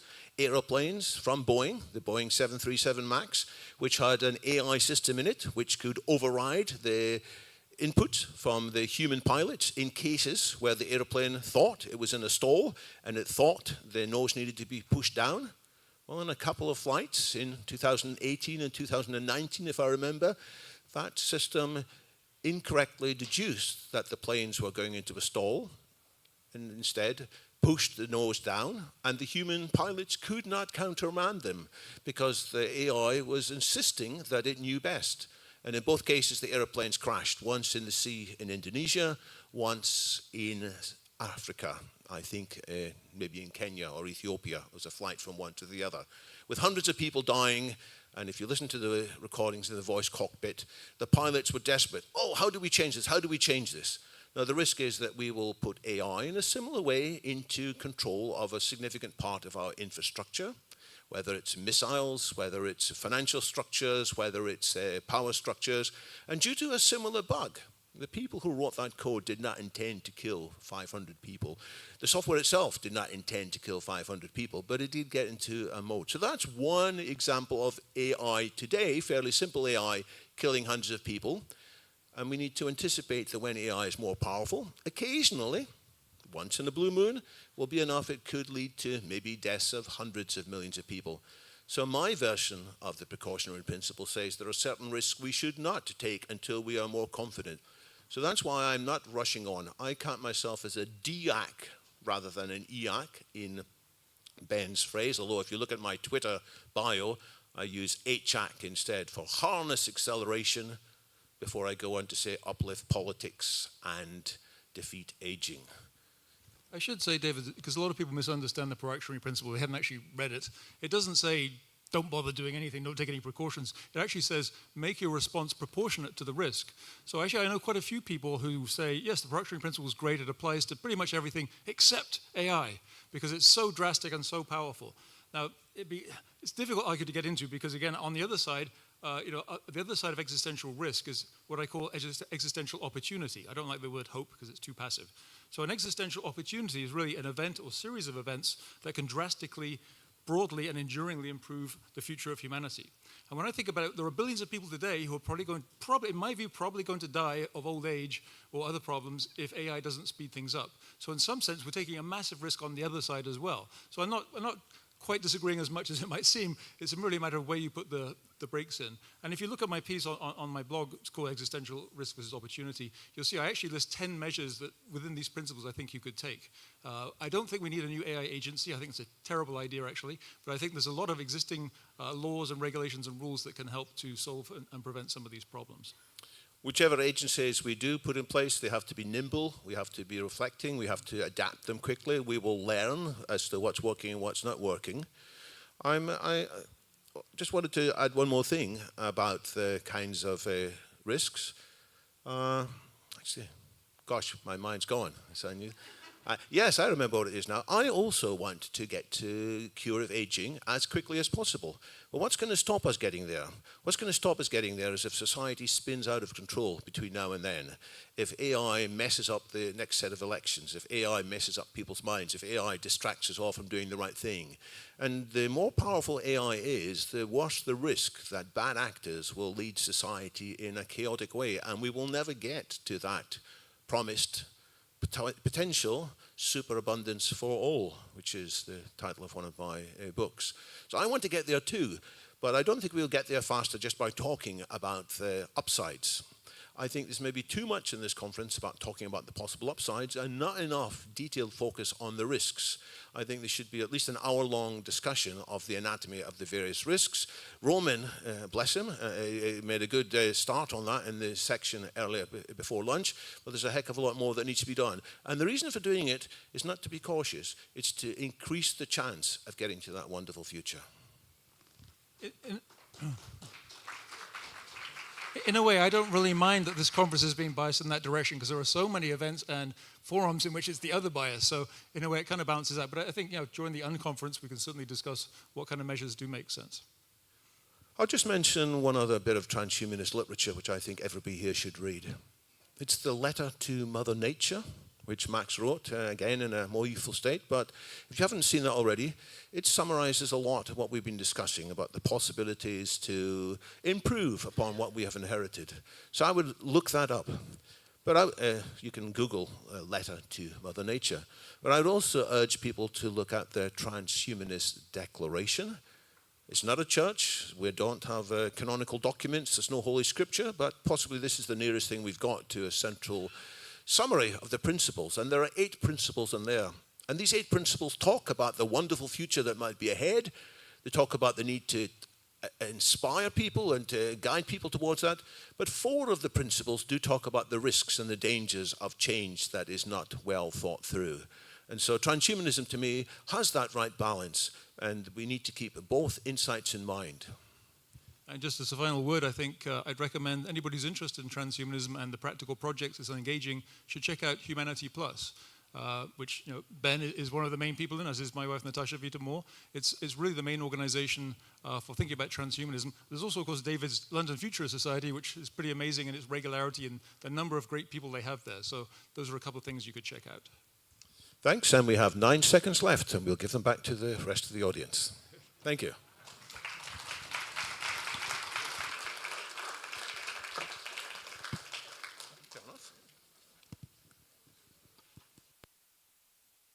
Perfectly timed. Brilliant. Thank you very much. You never guess I used to run conferences, What a did you? great fireside chat between David Wood and Max Moore. We're going to be moving to a panel discussion now on decentralized technology for BGI. It's going to be led by David Orban. And we have Albina Pomogalova, Anton Kolonin, Kabir Vitas, Logan Galima and Toufi Saliba on this panel, so it's sure to be a great one. Stay tuned. It's going to still be an action-packed day. We have multiple sessions coming. Thanks for watching. Expert panelists, I'll let him and themselves introduce. Thank you very much. So I invite my fellow panelists to come on stage, and while they are doing that, I would like to break the ice by asking all of you to raise your hand. And this is not going to be like gymnastics as before, just one hand is enough, one hand. This represents your belief, if you share it, that AGI is possible. Let's say, for example, by 2100, right? So now lower your hand if you feel that it is not possible before 2050. Okay, everyone thinks, those who had raised their hand, that it may be before that, before 2040. Okay, a few hands went down, before 2030. And still an amazing number of hands are up. Okay, thank you, that's it. Now, these kinds of surveys, hopefully a little more scientific than the one we just did, have been conducted for now decades among the participants in our various communities, and there have been now enough to see the dynamic of how the results of these surveys is evolving. And as it has been mentioned before, we are seeing a better aggregation of data around years that are closer to us, representing this horizon. And it is really our duty to make as much effort as possible to pierce the veil of what we used to call the technological singularity, but a little bit like black holes after being hypothesized theoretically, very quickly became objects that we could study in their nature, in their varieties, and their implications. Similarly, it is very important that we understand that the technological singularity is not something we cannot analyze, understand, and act in a proactive manner. And I think that together with one of the previous panels, of course, that was focused or was supposed to be focused on hardware architectures for beneficial AGI, our panel as well that talks about these centralized technologies is crucial in this sense because the philosophical approaches set a given theoretical framework, but it is the electronics and it is the code running every day that will implement the path on which our philosophies can actually run. So as we diligently prepared for the panel, and I am extremely grateful for my panelists because they were eager to make sure that all of you have a good time listening to us. We looked at what did the title of our panel actually mean? Decentralized Technologies for Beneficial General Intelligence. And we kind of agreed that it was important to realize that we already have an example of a general intelligence to some degree, represented by 8 billion humans on the planet. And it is a good starting point to understand that the coordination problem that we have and the lack of coordination and the misallocation of resources is a source of a lot of our problems already. So what I would like to ask as our first question to our panelists, and feel free to briefly introduce yourself as you answer the question, is the particular kind of decentralization or decentralized technology that you are working on, as it supports, hopefully, superior coordination, how do you see it interacting between human and machine ecosystems? So please, Albina, why don't you start? So, thanks so much, David. My name is Albina Pomagalova. I'm the leader of blockchain development at SingularityNET. And basically, that's quite a good question, to be honest, because in SingularityNET, we are working on a pretty big amount of projects that are connected with the decentralization and blockchain technology, not only, and AI for sure. And when I'm thinking about such a way of how this ecosystem may look like, as I understand, the biggest problem we have, and we see right now currently on the development layer even, the amount of the technologies that are presented, the amount of the languages, the standards that are used in different projects that are trying to solve the same problem in other way.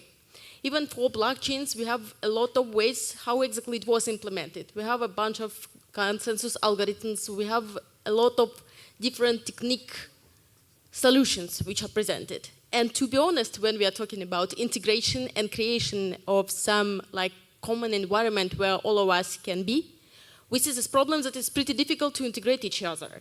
And for me, it's the biggest problem that we face right now, and we have to solve somehow, maybe with some abstraction layer or some AI services that can be used for solving this problem. And as a result, the first thing I'm thinking about when talking about this ecosystem where human and machines are interacting, that is some common network where all of the things are inside. But it cannot be so. We have a lot of solutions which cannot be like a common standard inside one network. And basically, from my point of view, it would look like we will have a lot of centers with different technologies. And the main thing for us to solve is to create somehow bridges between these centers to make a real decentralized upon the decentralized network. So from my point of view, that's the main point how exactly it would look like. So we'll have different technologies, different decentralized layers, and somehow we need to be able to interconnect between all of them. Thank you. Thank you very much. Please. Hello. I work on SingularityNET for reputation system, and also I run my own open source project called AIagents. And the nature of the latter projects is somehow related to what Albina was just saying, because what we are doing, we are creating open source agents which are operated by human users, and every agent can get multiple layers of systems or electronic ecosystems on internet, like it can aggregate users' data from Twitter, from Reddit, from blockchains like Ethereum, Steam, Golas. It can get users' data from the groups on Telegram. It can get all layers of this data and integrate it in somehow into some knowledge models corresponding to particular users, and build the social graphs where the reputation of the community users within the ecosystems taken out of these layers can be built for every group and for every user who is connected to the system. And regarding the question that we were asked, I would point at two problems. Problem number one is that when we are talking about decentralization, we need to understand that the decentralization is expensive. If you want particular activity to be decentralized across multiple nodes on the network, you efficiently multiply the consumption of resources, and you multiply many times the amount of communication needed to find the consensus. So it is expensive. And when talking about decentralization, I'm more concerned talking about the dynamics where you can have proper level of distribution or some medium point between total centralization, which is kind of resource effective but not secure for multiple reasons, and total decentralization, which is kind of secure but consumes lots of resources. Another point that I would like to mention is that when we are talking about the hybrid environments where we have both humans and computer agents interacting with each other, we can find that along with development of the technology, humans will be kind of less and less important within the ecosystem, because humans are limited in many ways. They are limited in the ways they can communicate the information, so they can just use the words. They have to type slowly, and they are limited by cognitive abilities like Dunbar number, where the person can only perceive a limited number of peers in the social environment. And the agents that will be populating such ecosystems will have no such restrictions. They could be able to communicate with humans using the same words, using text communication interfaces, but they could just share thoughts between agents, just sending models and contexts in binary form, just with the speed of light. And they will also be more capable processing data and social graphs about multiple users, and in such environments, humans might be getting subjects of manipulation from the communities of coordinated agents. And that poses a problem of control, of a governance that would guarantee the safety of the people in communicating with these hybrid environments. Thank you, Anton. All right, onwards to Kabir. My name is Kabir Vetas. Hello. So my name is Kabir Vetas. I'm a co-founder and CEO of NoNet, which is building a decentralized computing infrastructure within the SingularityNET ecosystem. I will try to repeat the question. Oh, no problem. Hopefully not paraphrasing too much. Oh, okay, so you the will question, do it. yeah, Okay, so please, the go question is how do machine and human ecosystem interact? And understood that the context is a decentralized coordination. So, yeah, it seems that we are talking about decentralization in kind of at least few aspects. One of them is that we can understand decentralization of the AI architectures itself, which in my understanding, we basically need to have decentralization in AI architecture in order to have this AI architecture making like to be it open-ended, to be able for it to make sense of the world. This is something that was talked in the architecture panel.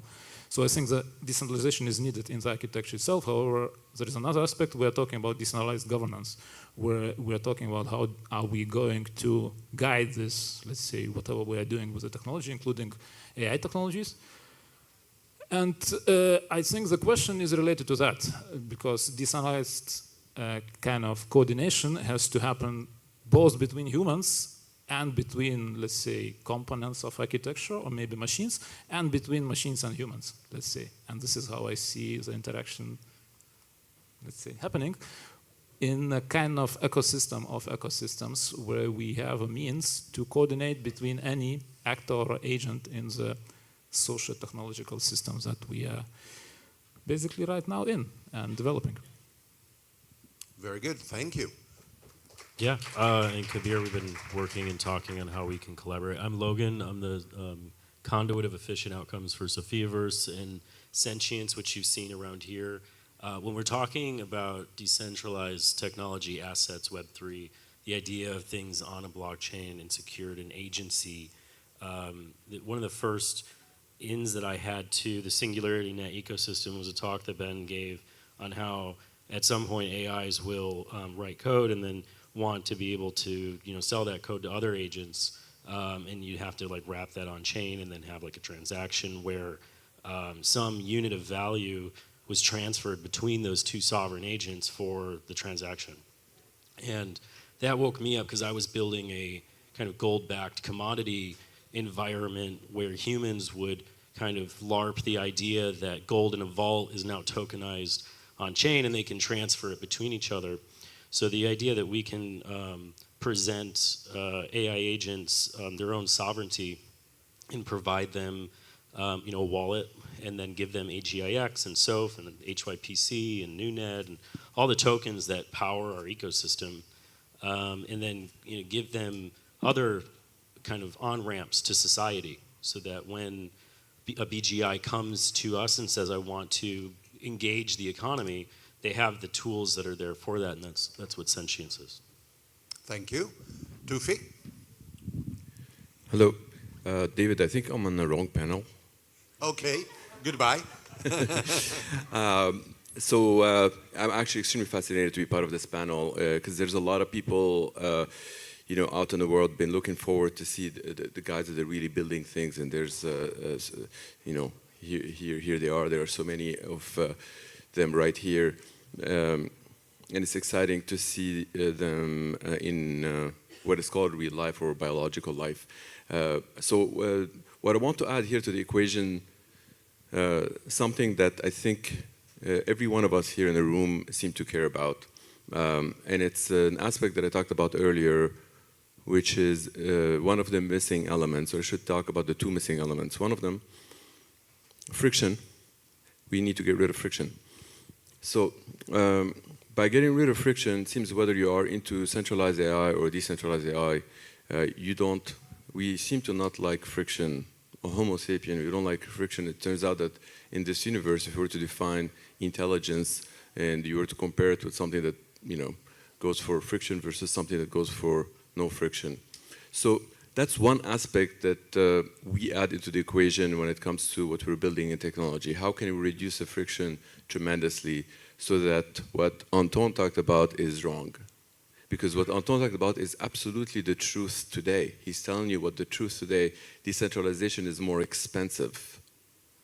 However, if we were to truly win this battle globally and to actually get the Microsoft of the world to join us as opposed to them winning the battle because they are centralized, we need to have no friction or reduce the friction tremendously. So that's effectively why we build what we do. We go down to the network layer so that we can enable agent to agent to collaborate, that if they were to use a centralized entity such as, let's say, Visa or bank or whatnot, or a decentralized entity such as Ethereum, they are going to be a lot more cost-effective using the network base that we provide. So from that perspective, I think it touches the entire common denominator. That's what I really think that that's for those agents. Now, the other aspect of it, which I talked about earlier too, we needed to hack into the humans in each and every one that is here in the room,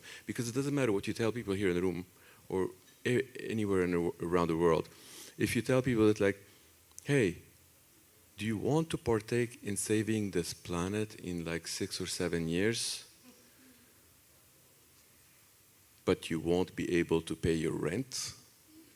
Or do you want to be able to buy a couple houses tomorrow and a few more cars next week?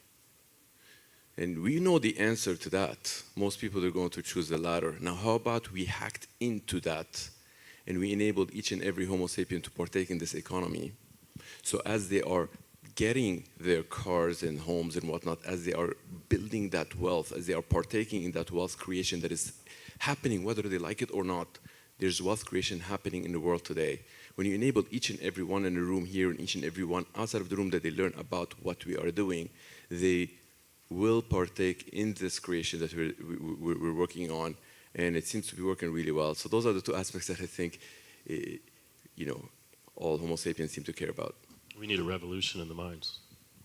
Yeah, well, certainly there is a shared sense of urgency in this room for the effort that needs to extend outside of the group of experts, whether on stage or in the audience, and must be extended to regulators, policymakers, elected or appointed officials, politicians, industry leaders that are not necessarily in the technology industry, but in all kinds of other industries. And what I think we share as an understanding is that we don't yet have all the answers.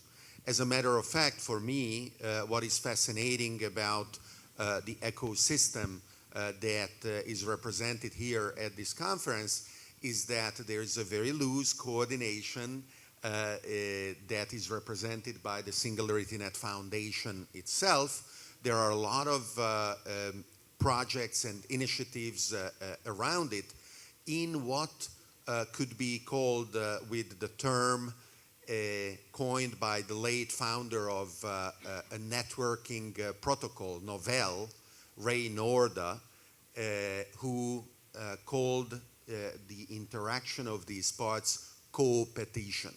Competition and cooperation, which exerts a positive kind of evolutionary pressure.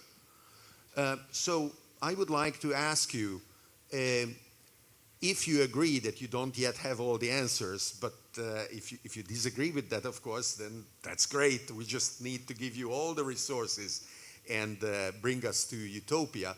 If instead you believe that the answers come from further exploration on your side, but as well it comes from other people working together with you, how are the technologies that you are developing enabling that? On one side, you discovering what needs to still be mapped out, which is a fundamentally hard problem, known unknowns and unknown unknowns potentially, and then getting help, complementing your efforts from other technologies that may become available around you. Let's start the same sequence if you are fine with it. Oh, yeah, sure. To be honest, if you're going back to the answers that we have, for sure we have not all of them, but basically, as I can see, we have already a lot of data, a lot of technologies, a lot of tools which help us to get these answers. And usually they're pretty right, but the main question here, how can we expect that we have right answers if we are not even sure that we are asking right questions? And based on it, I think, coming back to the question that was asked, I think that in context of SingularityNET platform, we have a pretty novel and interesting solution, like Internet of Knowledge. It's a pretty novel way of how exactly it can be shown the interaction between AI models, between knowledge nodes, between decentralization inside, how exactly all of this can be mixed together like a pretty large amount of novel tools that can help us to go in this direction. Basically, the concept of Internet of Knowledge can cover a pretty big amount of the things that needed to be done right now. Basically, I'm talking about knowledge nodes which can store knowledge, which can share this knowledge or take this knowledge. And the second entity, which is node which contains some AI models on it. Basically, these AIs can take this data from knowledge nodes, can share it, and this machine learning process will be going on. And basically, such a solution can help even to put to a very low level this barrier of coming to the AI development. Because currently it's one of the biggest problems that we can face, that it's pretty difficult to come to the sphere, to develop in the sphere, to provide some profit in the sphere. And basically this current concept, from our opinion, can help people to come here even from each direction, not only technique one, and come to the sphere of AI development and sharing the knowledge and getting the right answers and the right questions. Thank you. Well, I will start with some general statement and then give really practical examples. So general statement is that in science, it always comes like you solve one problem, you give one answer, and you get multiple questions. You answer all these questions, and on each answered question, you get more questions. So it's like chain reactions. That's the way it works.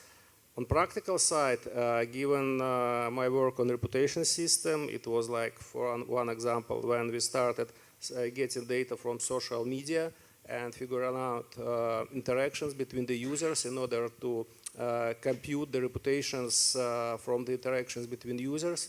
At some point, we realized that if someone comments on someone's post, or if someone mentions in their own post some other person, then the information about the mention or a comment is not enough. because the dimension might be positive or negative, and then we came up to the idea that we also need to investigate the sentiment of the mention or the sentiment of the comment.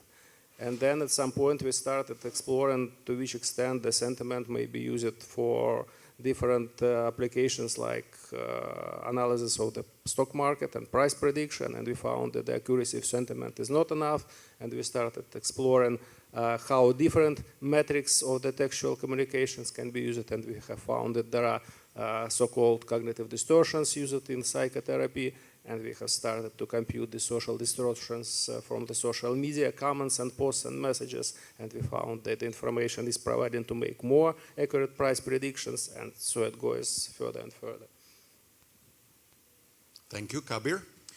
So I think I will build on top of Anton's answer to the question, is that, so it seems that sometimes there is a thinking that we have to answer all the questions that we have about all the risks and opportunities and so forth. And when we have a certainty what's going on, then we will do a first step, which is pretty much impossible. Which means we need to have some sort of sense-making capability as we go, and to do those decisions as we go. As we go, which means that we will have, let's say, increasing technology influence on what we're doing. We already do have this with let's say, I hope many of us saw this movie Social Dilemma, which kind of shows how social media affects us as humans and as a society in a pretty drastic ways. So we don't really need to wait for much more in order to see this effect. But what it shows is that we do not really know the effects of technology when it comes into the world and when it sort of interacts with the world and with us, which means we have to have this sense-making capability in the system itself, which enables the system, in this sense, to correct itself in the process. So now, and that comes back to this decentralized coordination and technologies for decentralized coordination.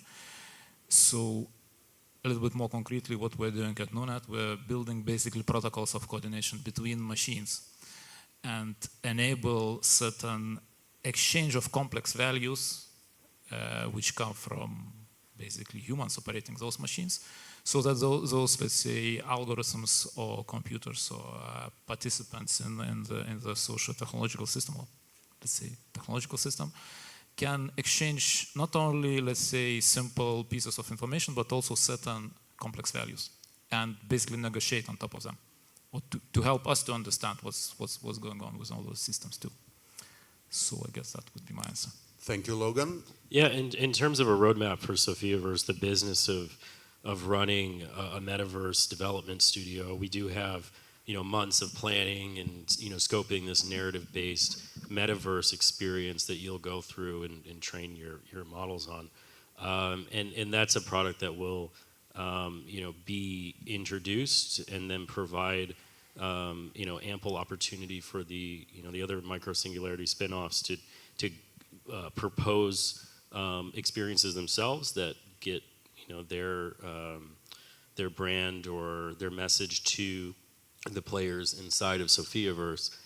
With sentience as a decentralized technology that kind of ties the rug that ties the room together in terms of allowing people to come into one environment, experience all of the the spin-off tokens that are Web3 assets today, and then in the future being able to just hyper-accelerate people's knowledge into, decentralize, accelerate people's knowledge into, well, if you knew about NUNET, maybe now you know about HyperCycle or SOF or AGIX.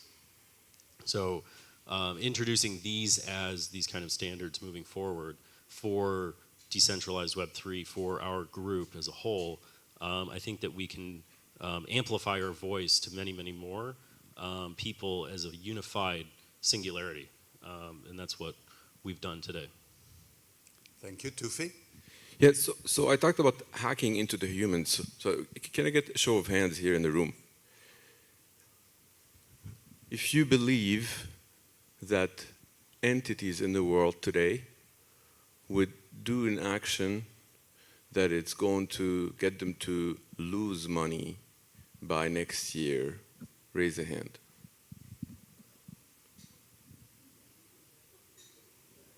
So you're raising a hand, you believe that actions that can get companies to lose money, they would actually do it. So if you're CEO of that company... Negative tax schemes? Okay, now let's reverse that question. Who of you believe that companies, if they were to make more money, and you provide them with, let's say, an action to do it, let's say, plan A, would actually go ahead and do plan A? Okay, cool. So, what we've built here is basically if Microsoft CEO were to come in and join this decentralized alliance, chances are he will lose his job today. Instead, we've built something that by the time he learns about it, if he doesn't join it, he will lose his job.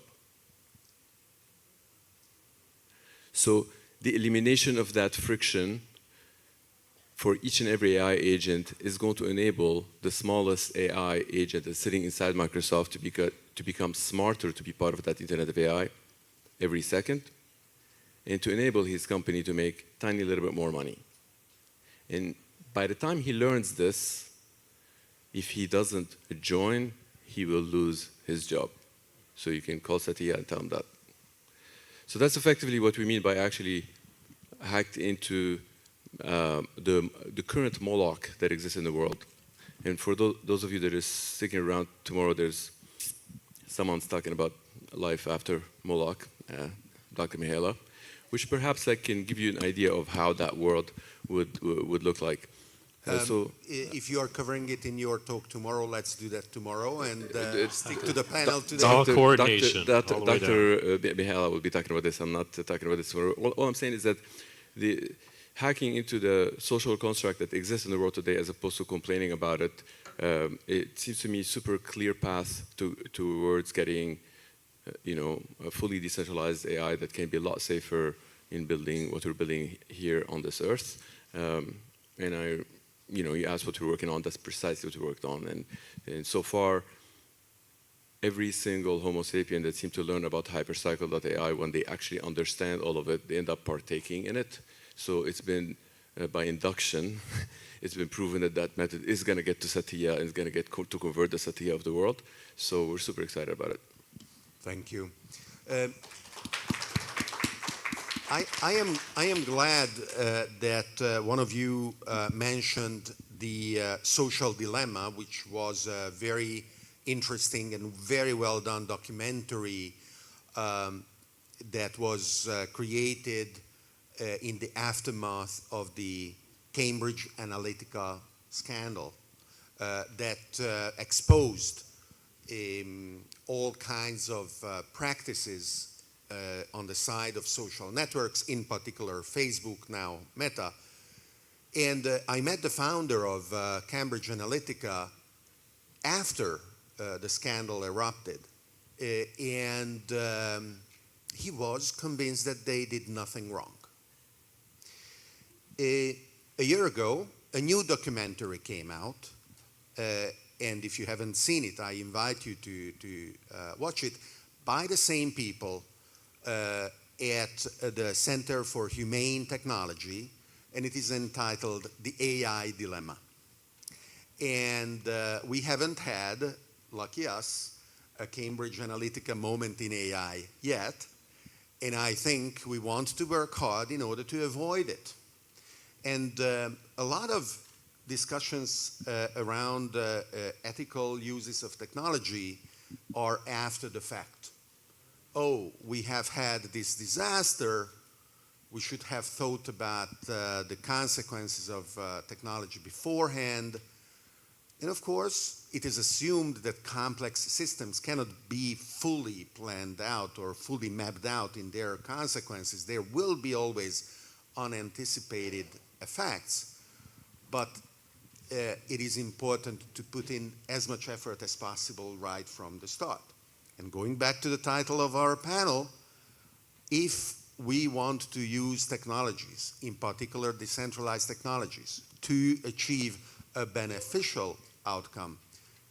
I ask you, how do you feel, whether you individually, in your teams, or in general, your particular approach is taking into account that indeed the outcome should be beneficial, where you think that it is incorporated in your engineering, or it is something that you can afford to claim that no, your technology is neutral and the applications can be positive or negative, but you shouldn't worry about steering it in a supposedly beneficial direction? To be honest, it's a pretty complex moment, I think. But if you're talking about the technologies we are currently working with the team and the solutions we are working on and developing, basically, I think that the platform we are working on is generally help us to make a lot of steps forward the PGI. I'm not sure that the background and, for example, backend of the platform itself can help us to reach the PGI.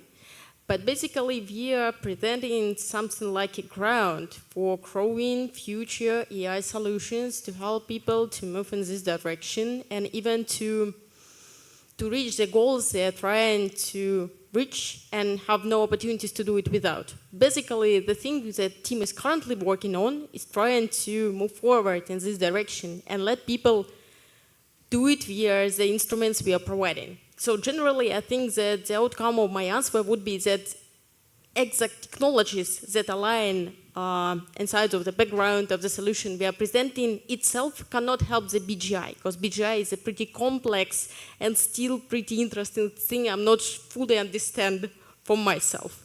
But basically, the instruments we are trying to provide, their context we are trying to provide to people will help them to go forward and help us to move forward of creating true BGI.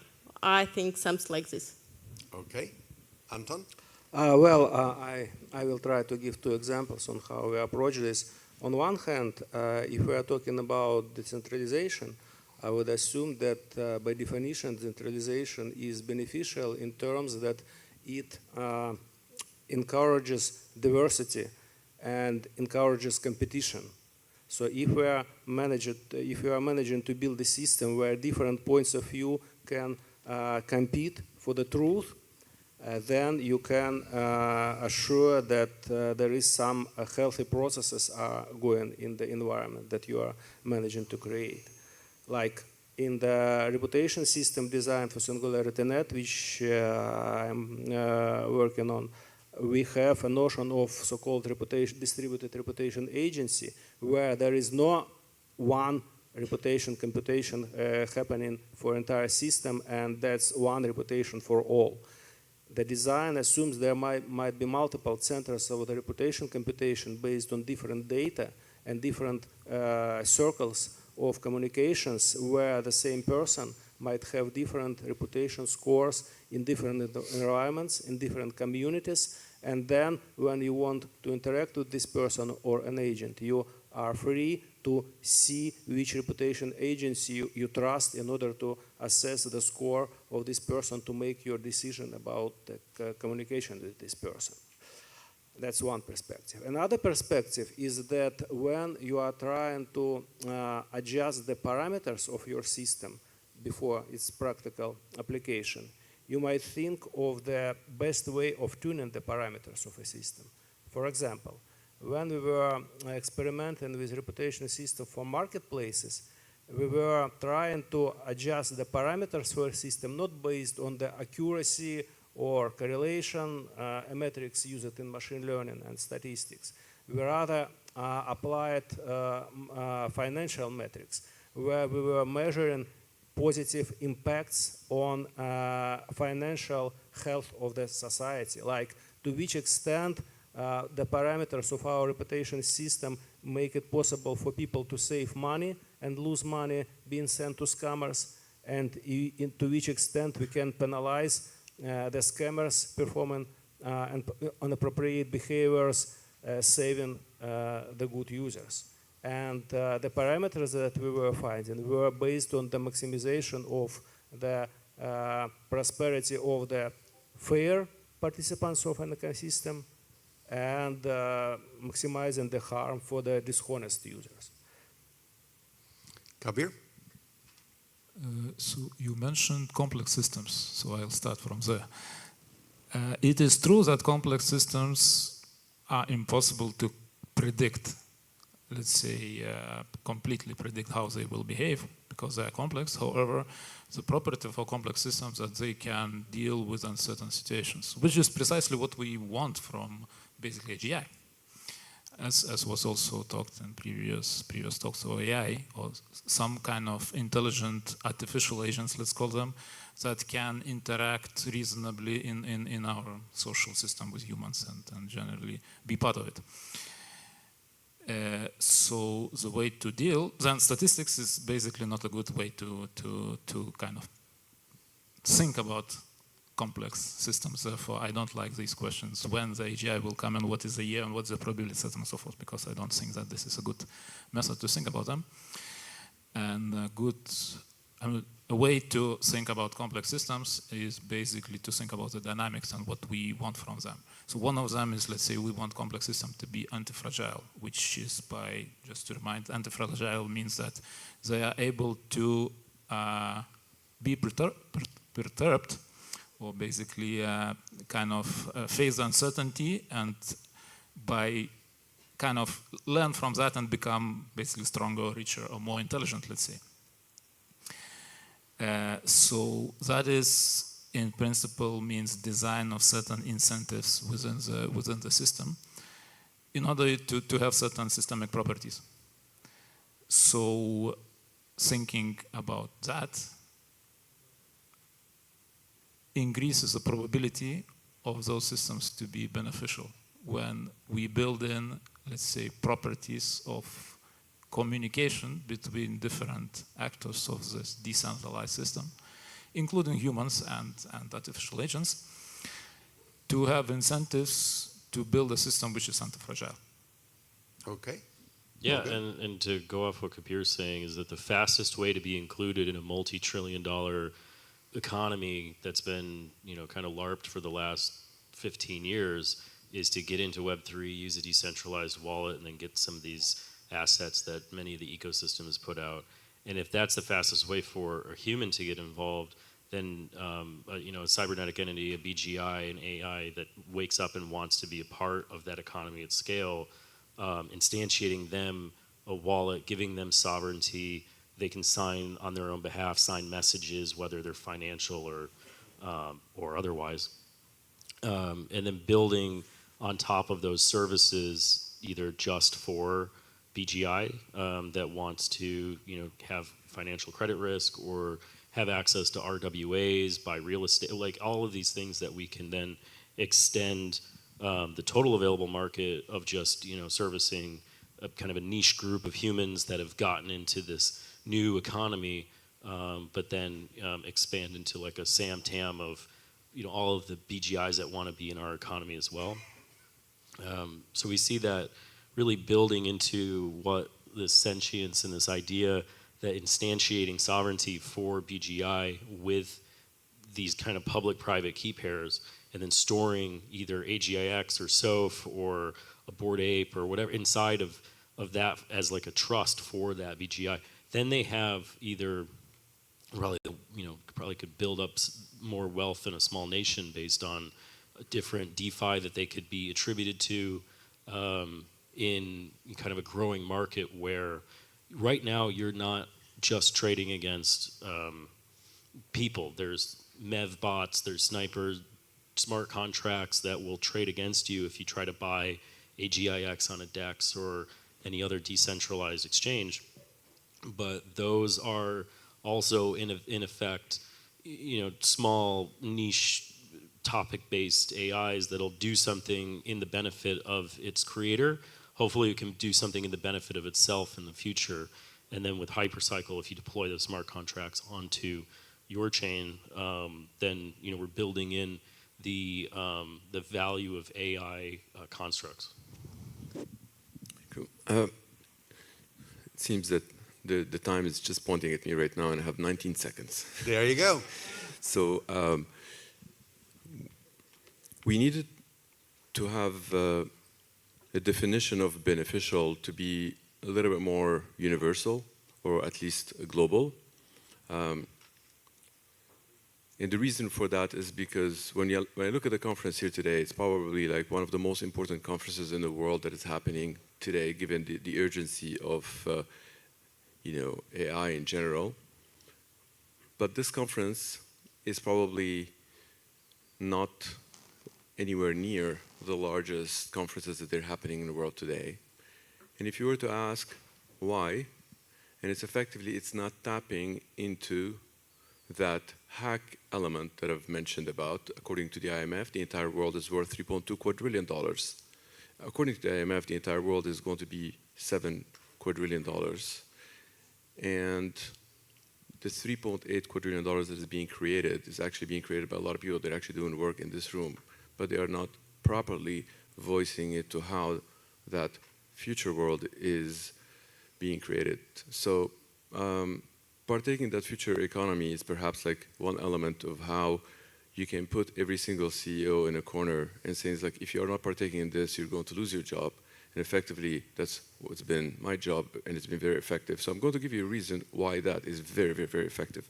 So anyone who's running AI today, let's say you're running OCR, optical character recognition, and you have this phenomenal distributed compute in the back end that it's called Microsoft, but you're trying to read Korean documents, and that Korean module that you have is not as effective as something that has been built by, let's say, by a unit that has got some sort of distributed compute. Today, in the world today, you cannot have your agent to reach out to the other agent and ask for help. It's not possible. Why? Because it's going to depend on a third party, and that third party is going to consume a lot more time than that agent has. In general, it has 150 milliseconds. It either gets a response or not. Whether that third party is called Ledger, blockchain, database, Visa, it doesn't have that option. It's not an option. So when we eliminated that and provided the immediate access, then it's able to reach out and ask for help. By reaching out and asking for help, it's going to get this higher accuracy. Now, show me a single CEO in the world that is running their company who doesn't want a higher accuracy, and that's what we mean by beneficial. That definition of beneficial is pretty much global. We're pushing towards that higher accuracy. And of course, if you have that AI that provides that accuracy, you become on the other side, you become that tiny little penny that goes to you every single second. So it's also beneficial to your company to make more money. So I really think that that's what we are doing with HyperCycle.ai to kind of address that missing gap and get towards the true beneficial AGI. Thank you. Thank you to all our panelists. Please, a hand, and thank you very much for your valuable contributions. AI's peers.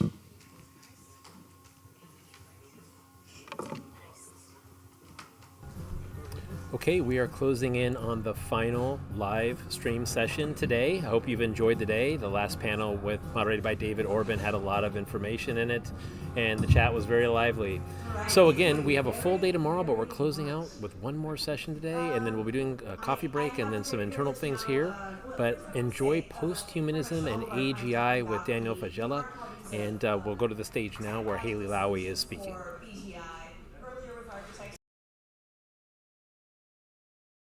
Got a pamphlet out at the registration desk that shares SingularityNET's progress towards BGI in 2023, and it dives into some of the technical details that we're exploring right now and shows just some of the complexity and some of the depth that has to be addressed to truly have decentralized BGI. And I hope it's inspiring and interesting for everyone here. So pick yours up right out at the registration table. Now I have the privilege to welcome our last speaker of the day. We'll break up into working tables after this. Daniel Faggella. I believe. He is the founder and head of research at Emerj Artificial Intelligence Research. He's a globally recognized thought leader around the applications and implications of artificial intelligence for industry and society. Critical topics for us to discuss today. Today he'll be sharing a way to understand how we can look beyond the near term to the long-term goals of AGI, looking at posthumanism in AGI. Welcome to the stage. Hey, thank you so much. Oh, is this working?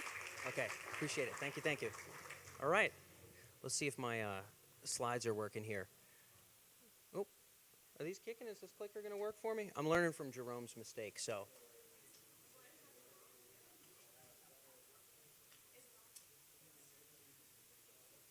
The slides working? Are they though? Needs a second. All right. I'll juggle stuff or something like that. I'll give us a little bit of time. Oh, is it? Oh, you can hear me. All right, fantastic. And now the slide should be working. Great. All right, well, I'm happy to be here, guys. This talk is going to be remarkably short. We've got a timer up, and I'm going to absolutely end on time.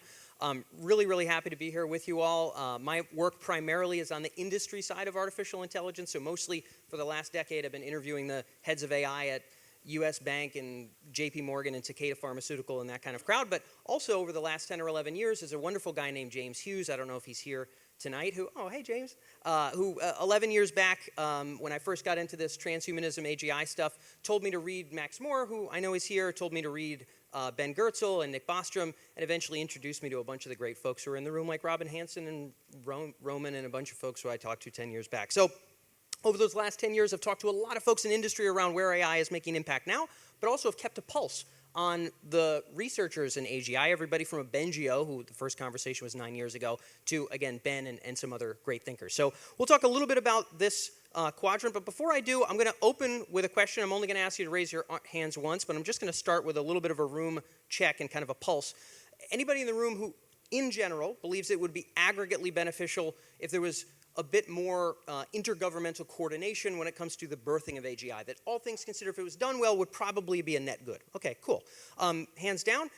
Anybody who, big picture, is of the belief that the less, the better when it comes to regulation or international coordination around artificial intelligence? Anybody in the room who's in that category? Okay, cool, good to know. Anybody who thinks AGI in general is just terrible?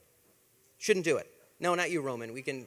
okay, great. I was going to say you're in the wrong event. This is Ben's event. You should have read the title. You shouldn't be here in the first place. But it's been my experience thus far being involved in the United Nations and the OECD and Interpol over the last 6-7 years as this stuff has started to make its way into the policy world, that most of the discourse in policy is sort of like what we just did there. We look at an individual issue, like maybe how hardware could be regulated, and sort of decide should it be regulated this way, that way, or the other way, assuming that everybody has the same end goals. So the supposition currently in the policy sphere, again, UN, OECD, et cetera, is that really we're moving towards the same friendly future. And the question is, how do we want to regulate AI to get there? When my experience is actually quite the opposite. So this dawned on me most starkly recently at the OECD in Paris. There's a group called the AI Futures Group, of which Yoshua Bengio is part, Stuart Russell, some other great thinkers, Yosha Bach is part of it. And they had this great talk around whether we should go laissez-faire with AI as it becomes stronger, whether maybe a pause is warranted, or whether we should have something in between. And there was a lot of great ideas passed around the table, as well as this kind of implicit idea that all of us are moving towards the same happy future where in 50 years the cars drive themselves, the diseases are cured, and all is well. When in fact, sort of just looking around that room, I could see Stuart Russell, who, reading his books and interviewing him personally, could say that, AI as a tool of man moving into the future may very well be sort of his vision, but someone like a Yosha Bach, might believe that we should blast as far beyond humanity as humanity has blasted beyond earthworms, and that maybe that would be a worthy future vision. But that wasn't addressed. We're just sort of talking about where we land.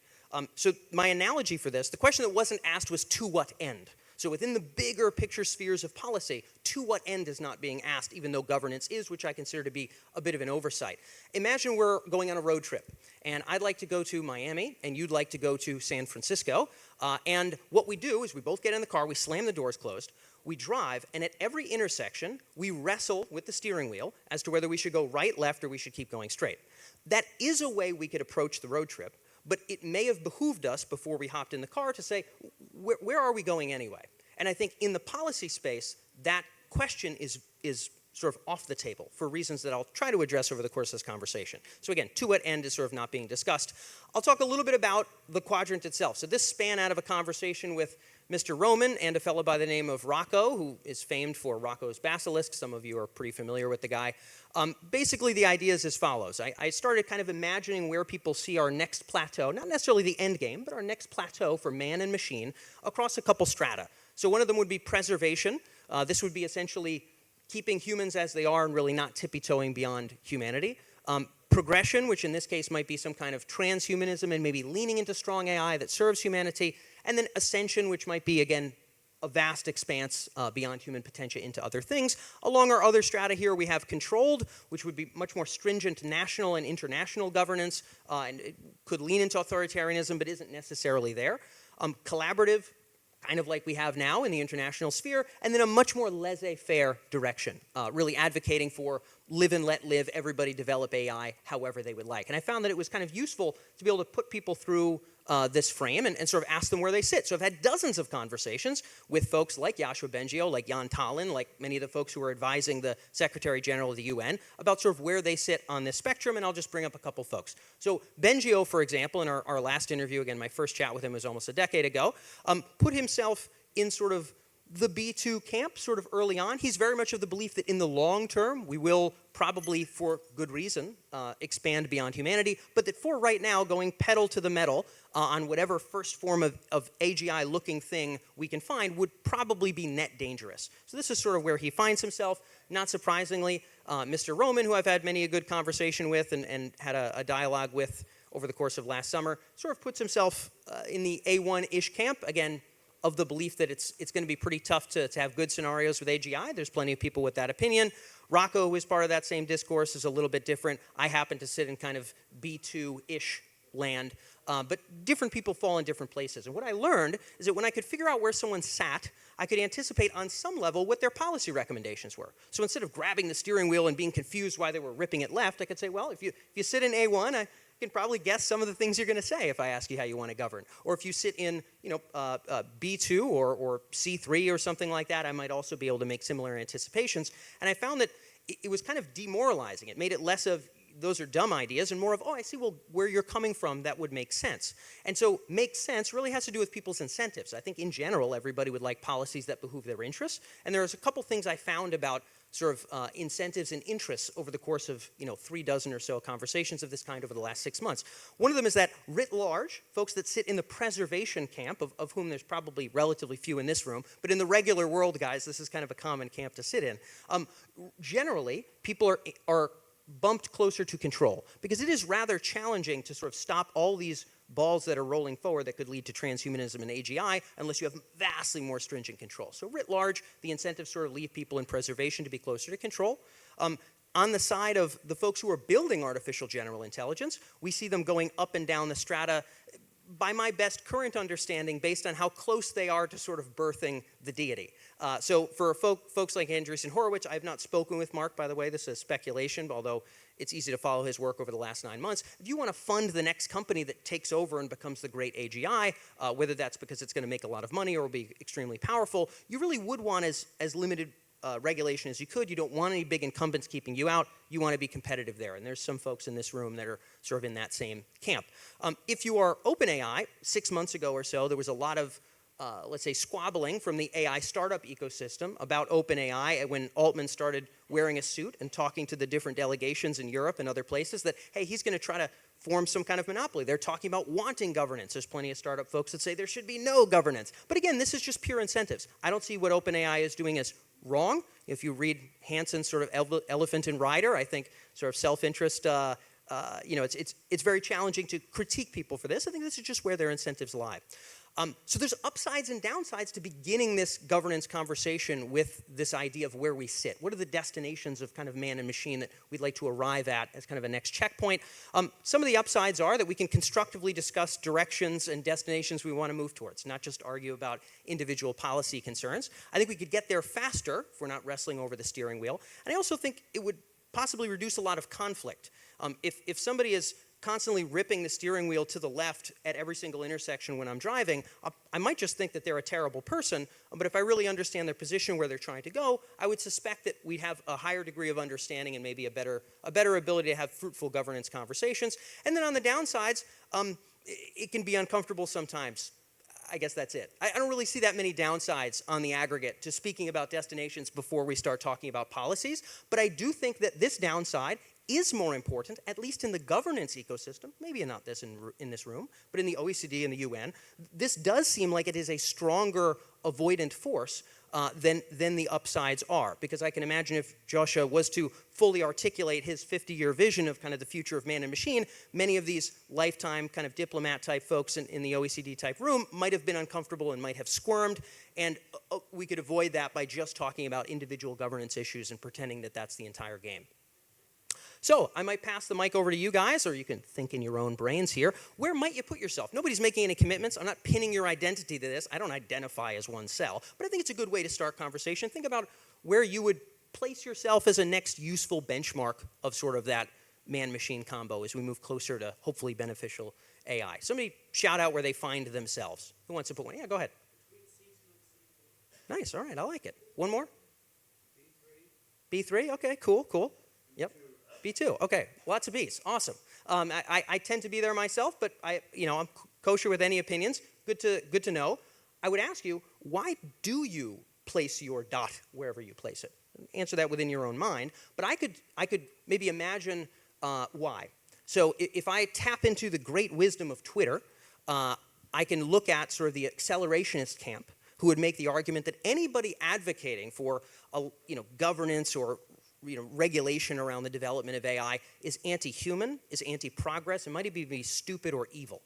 This is sort of a very firm argument for an accelerationist camp. Similarly, there are some folks, certainly not all, in the pause AI or anti-AI camp who would believe that if you're building AI, or certainly if you're doing so in an open source kind of willy-nilly way, you're selfish, dangerous, maybe stupid, maybe evil.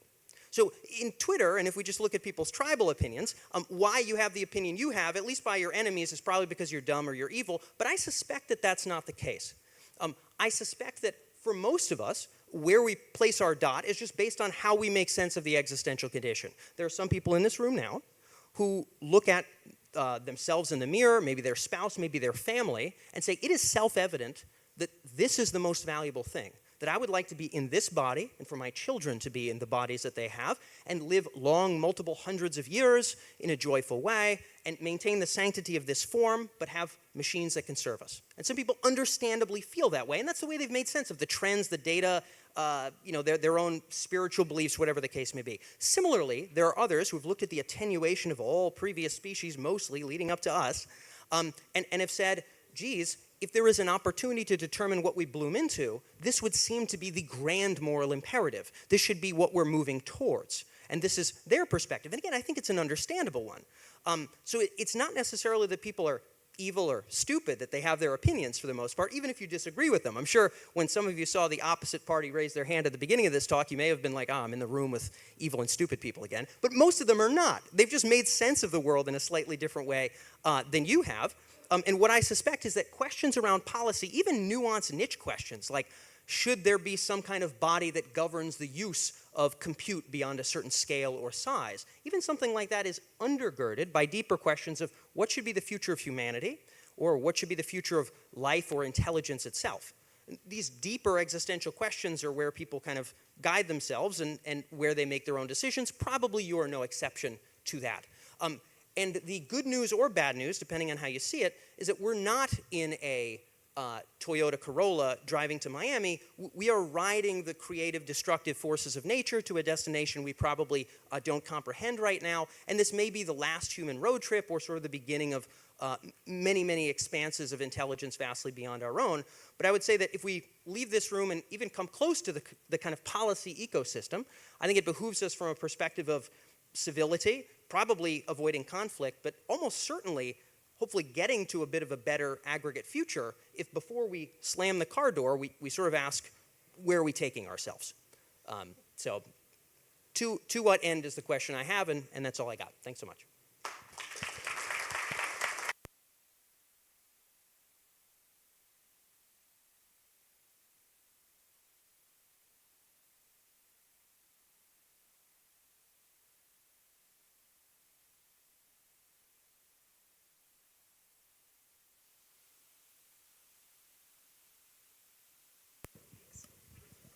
Thank you very much, Dan. It was spectacular and fascinating.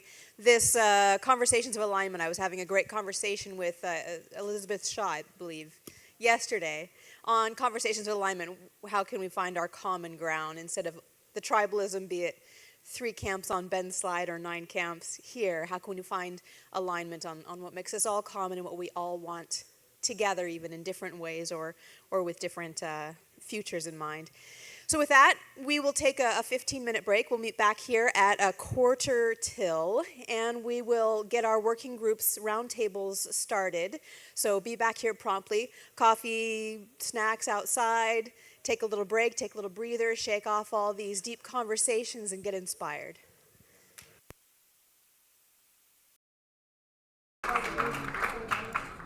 Hey everybody, Bill Inman here again. Thanks so much for being a part of day 1 of the Beneficial AGI Summit here in Panama. We're closing out the live session here today, but tomorrow, Wednesday, we'll be back at 9 a.m. Eastern.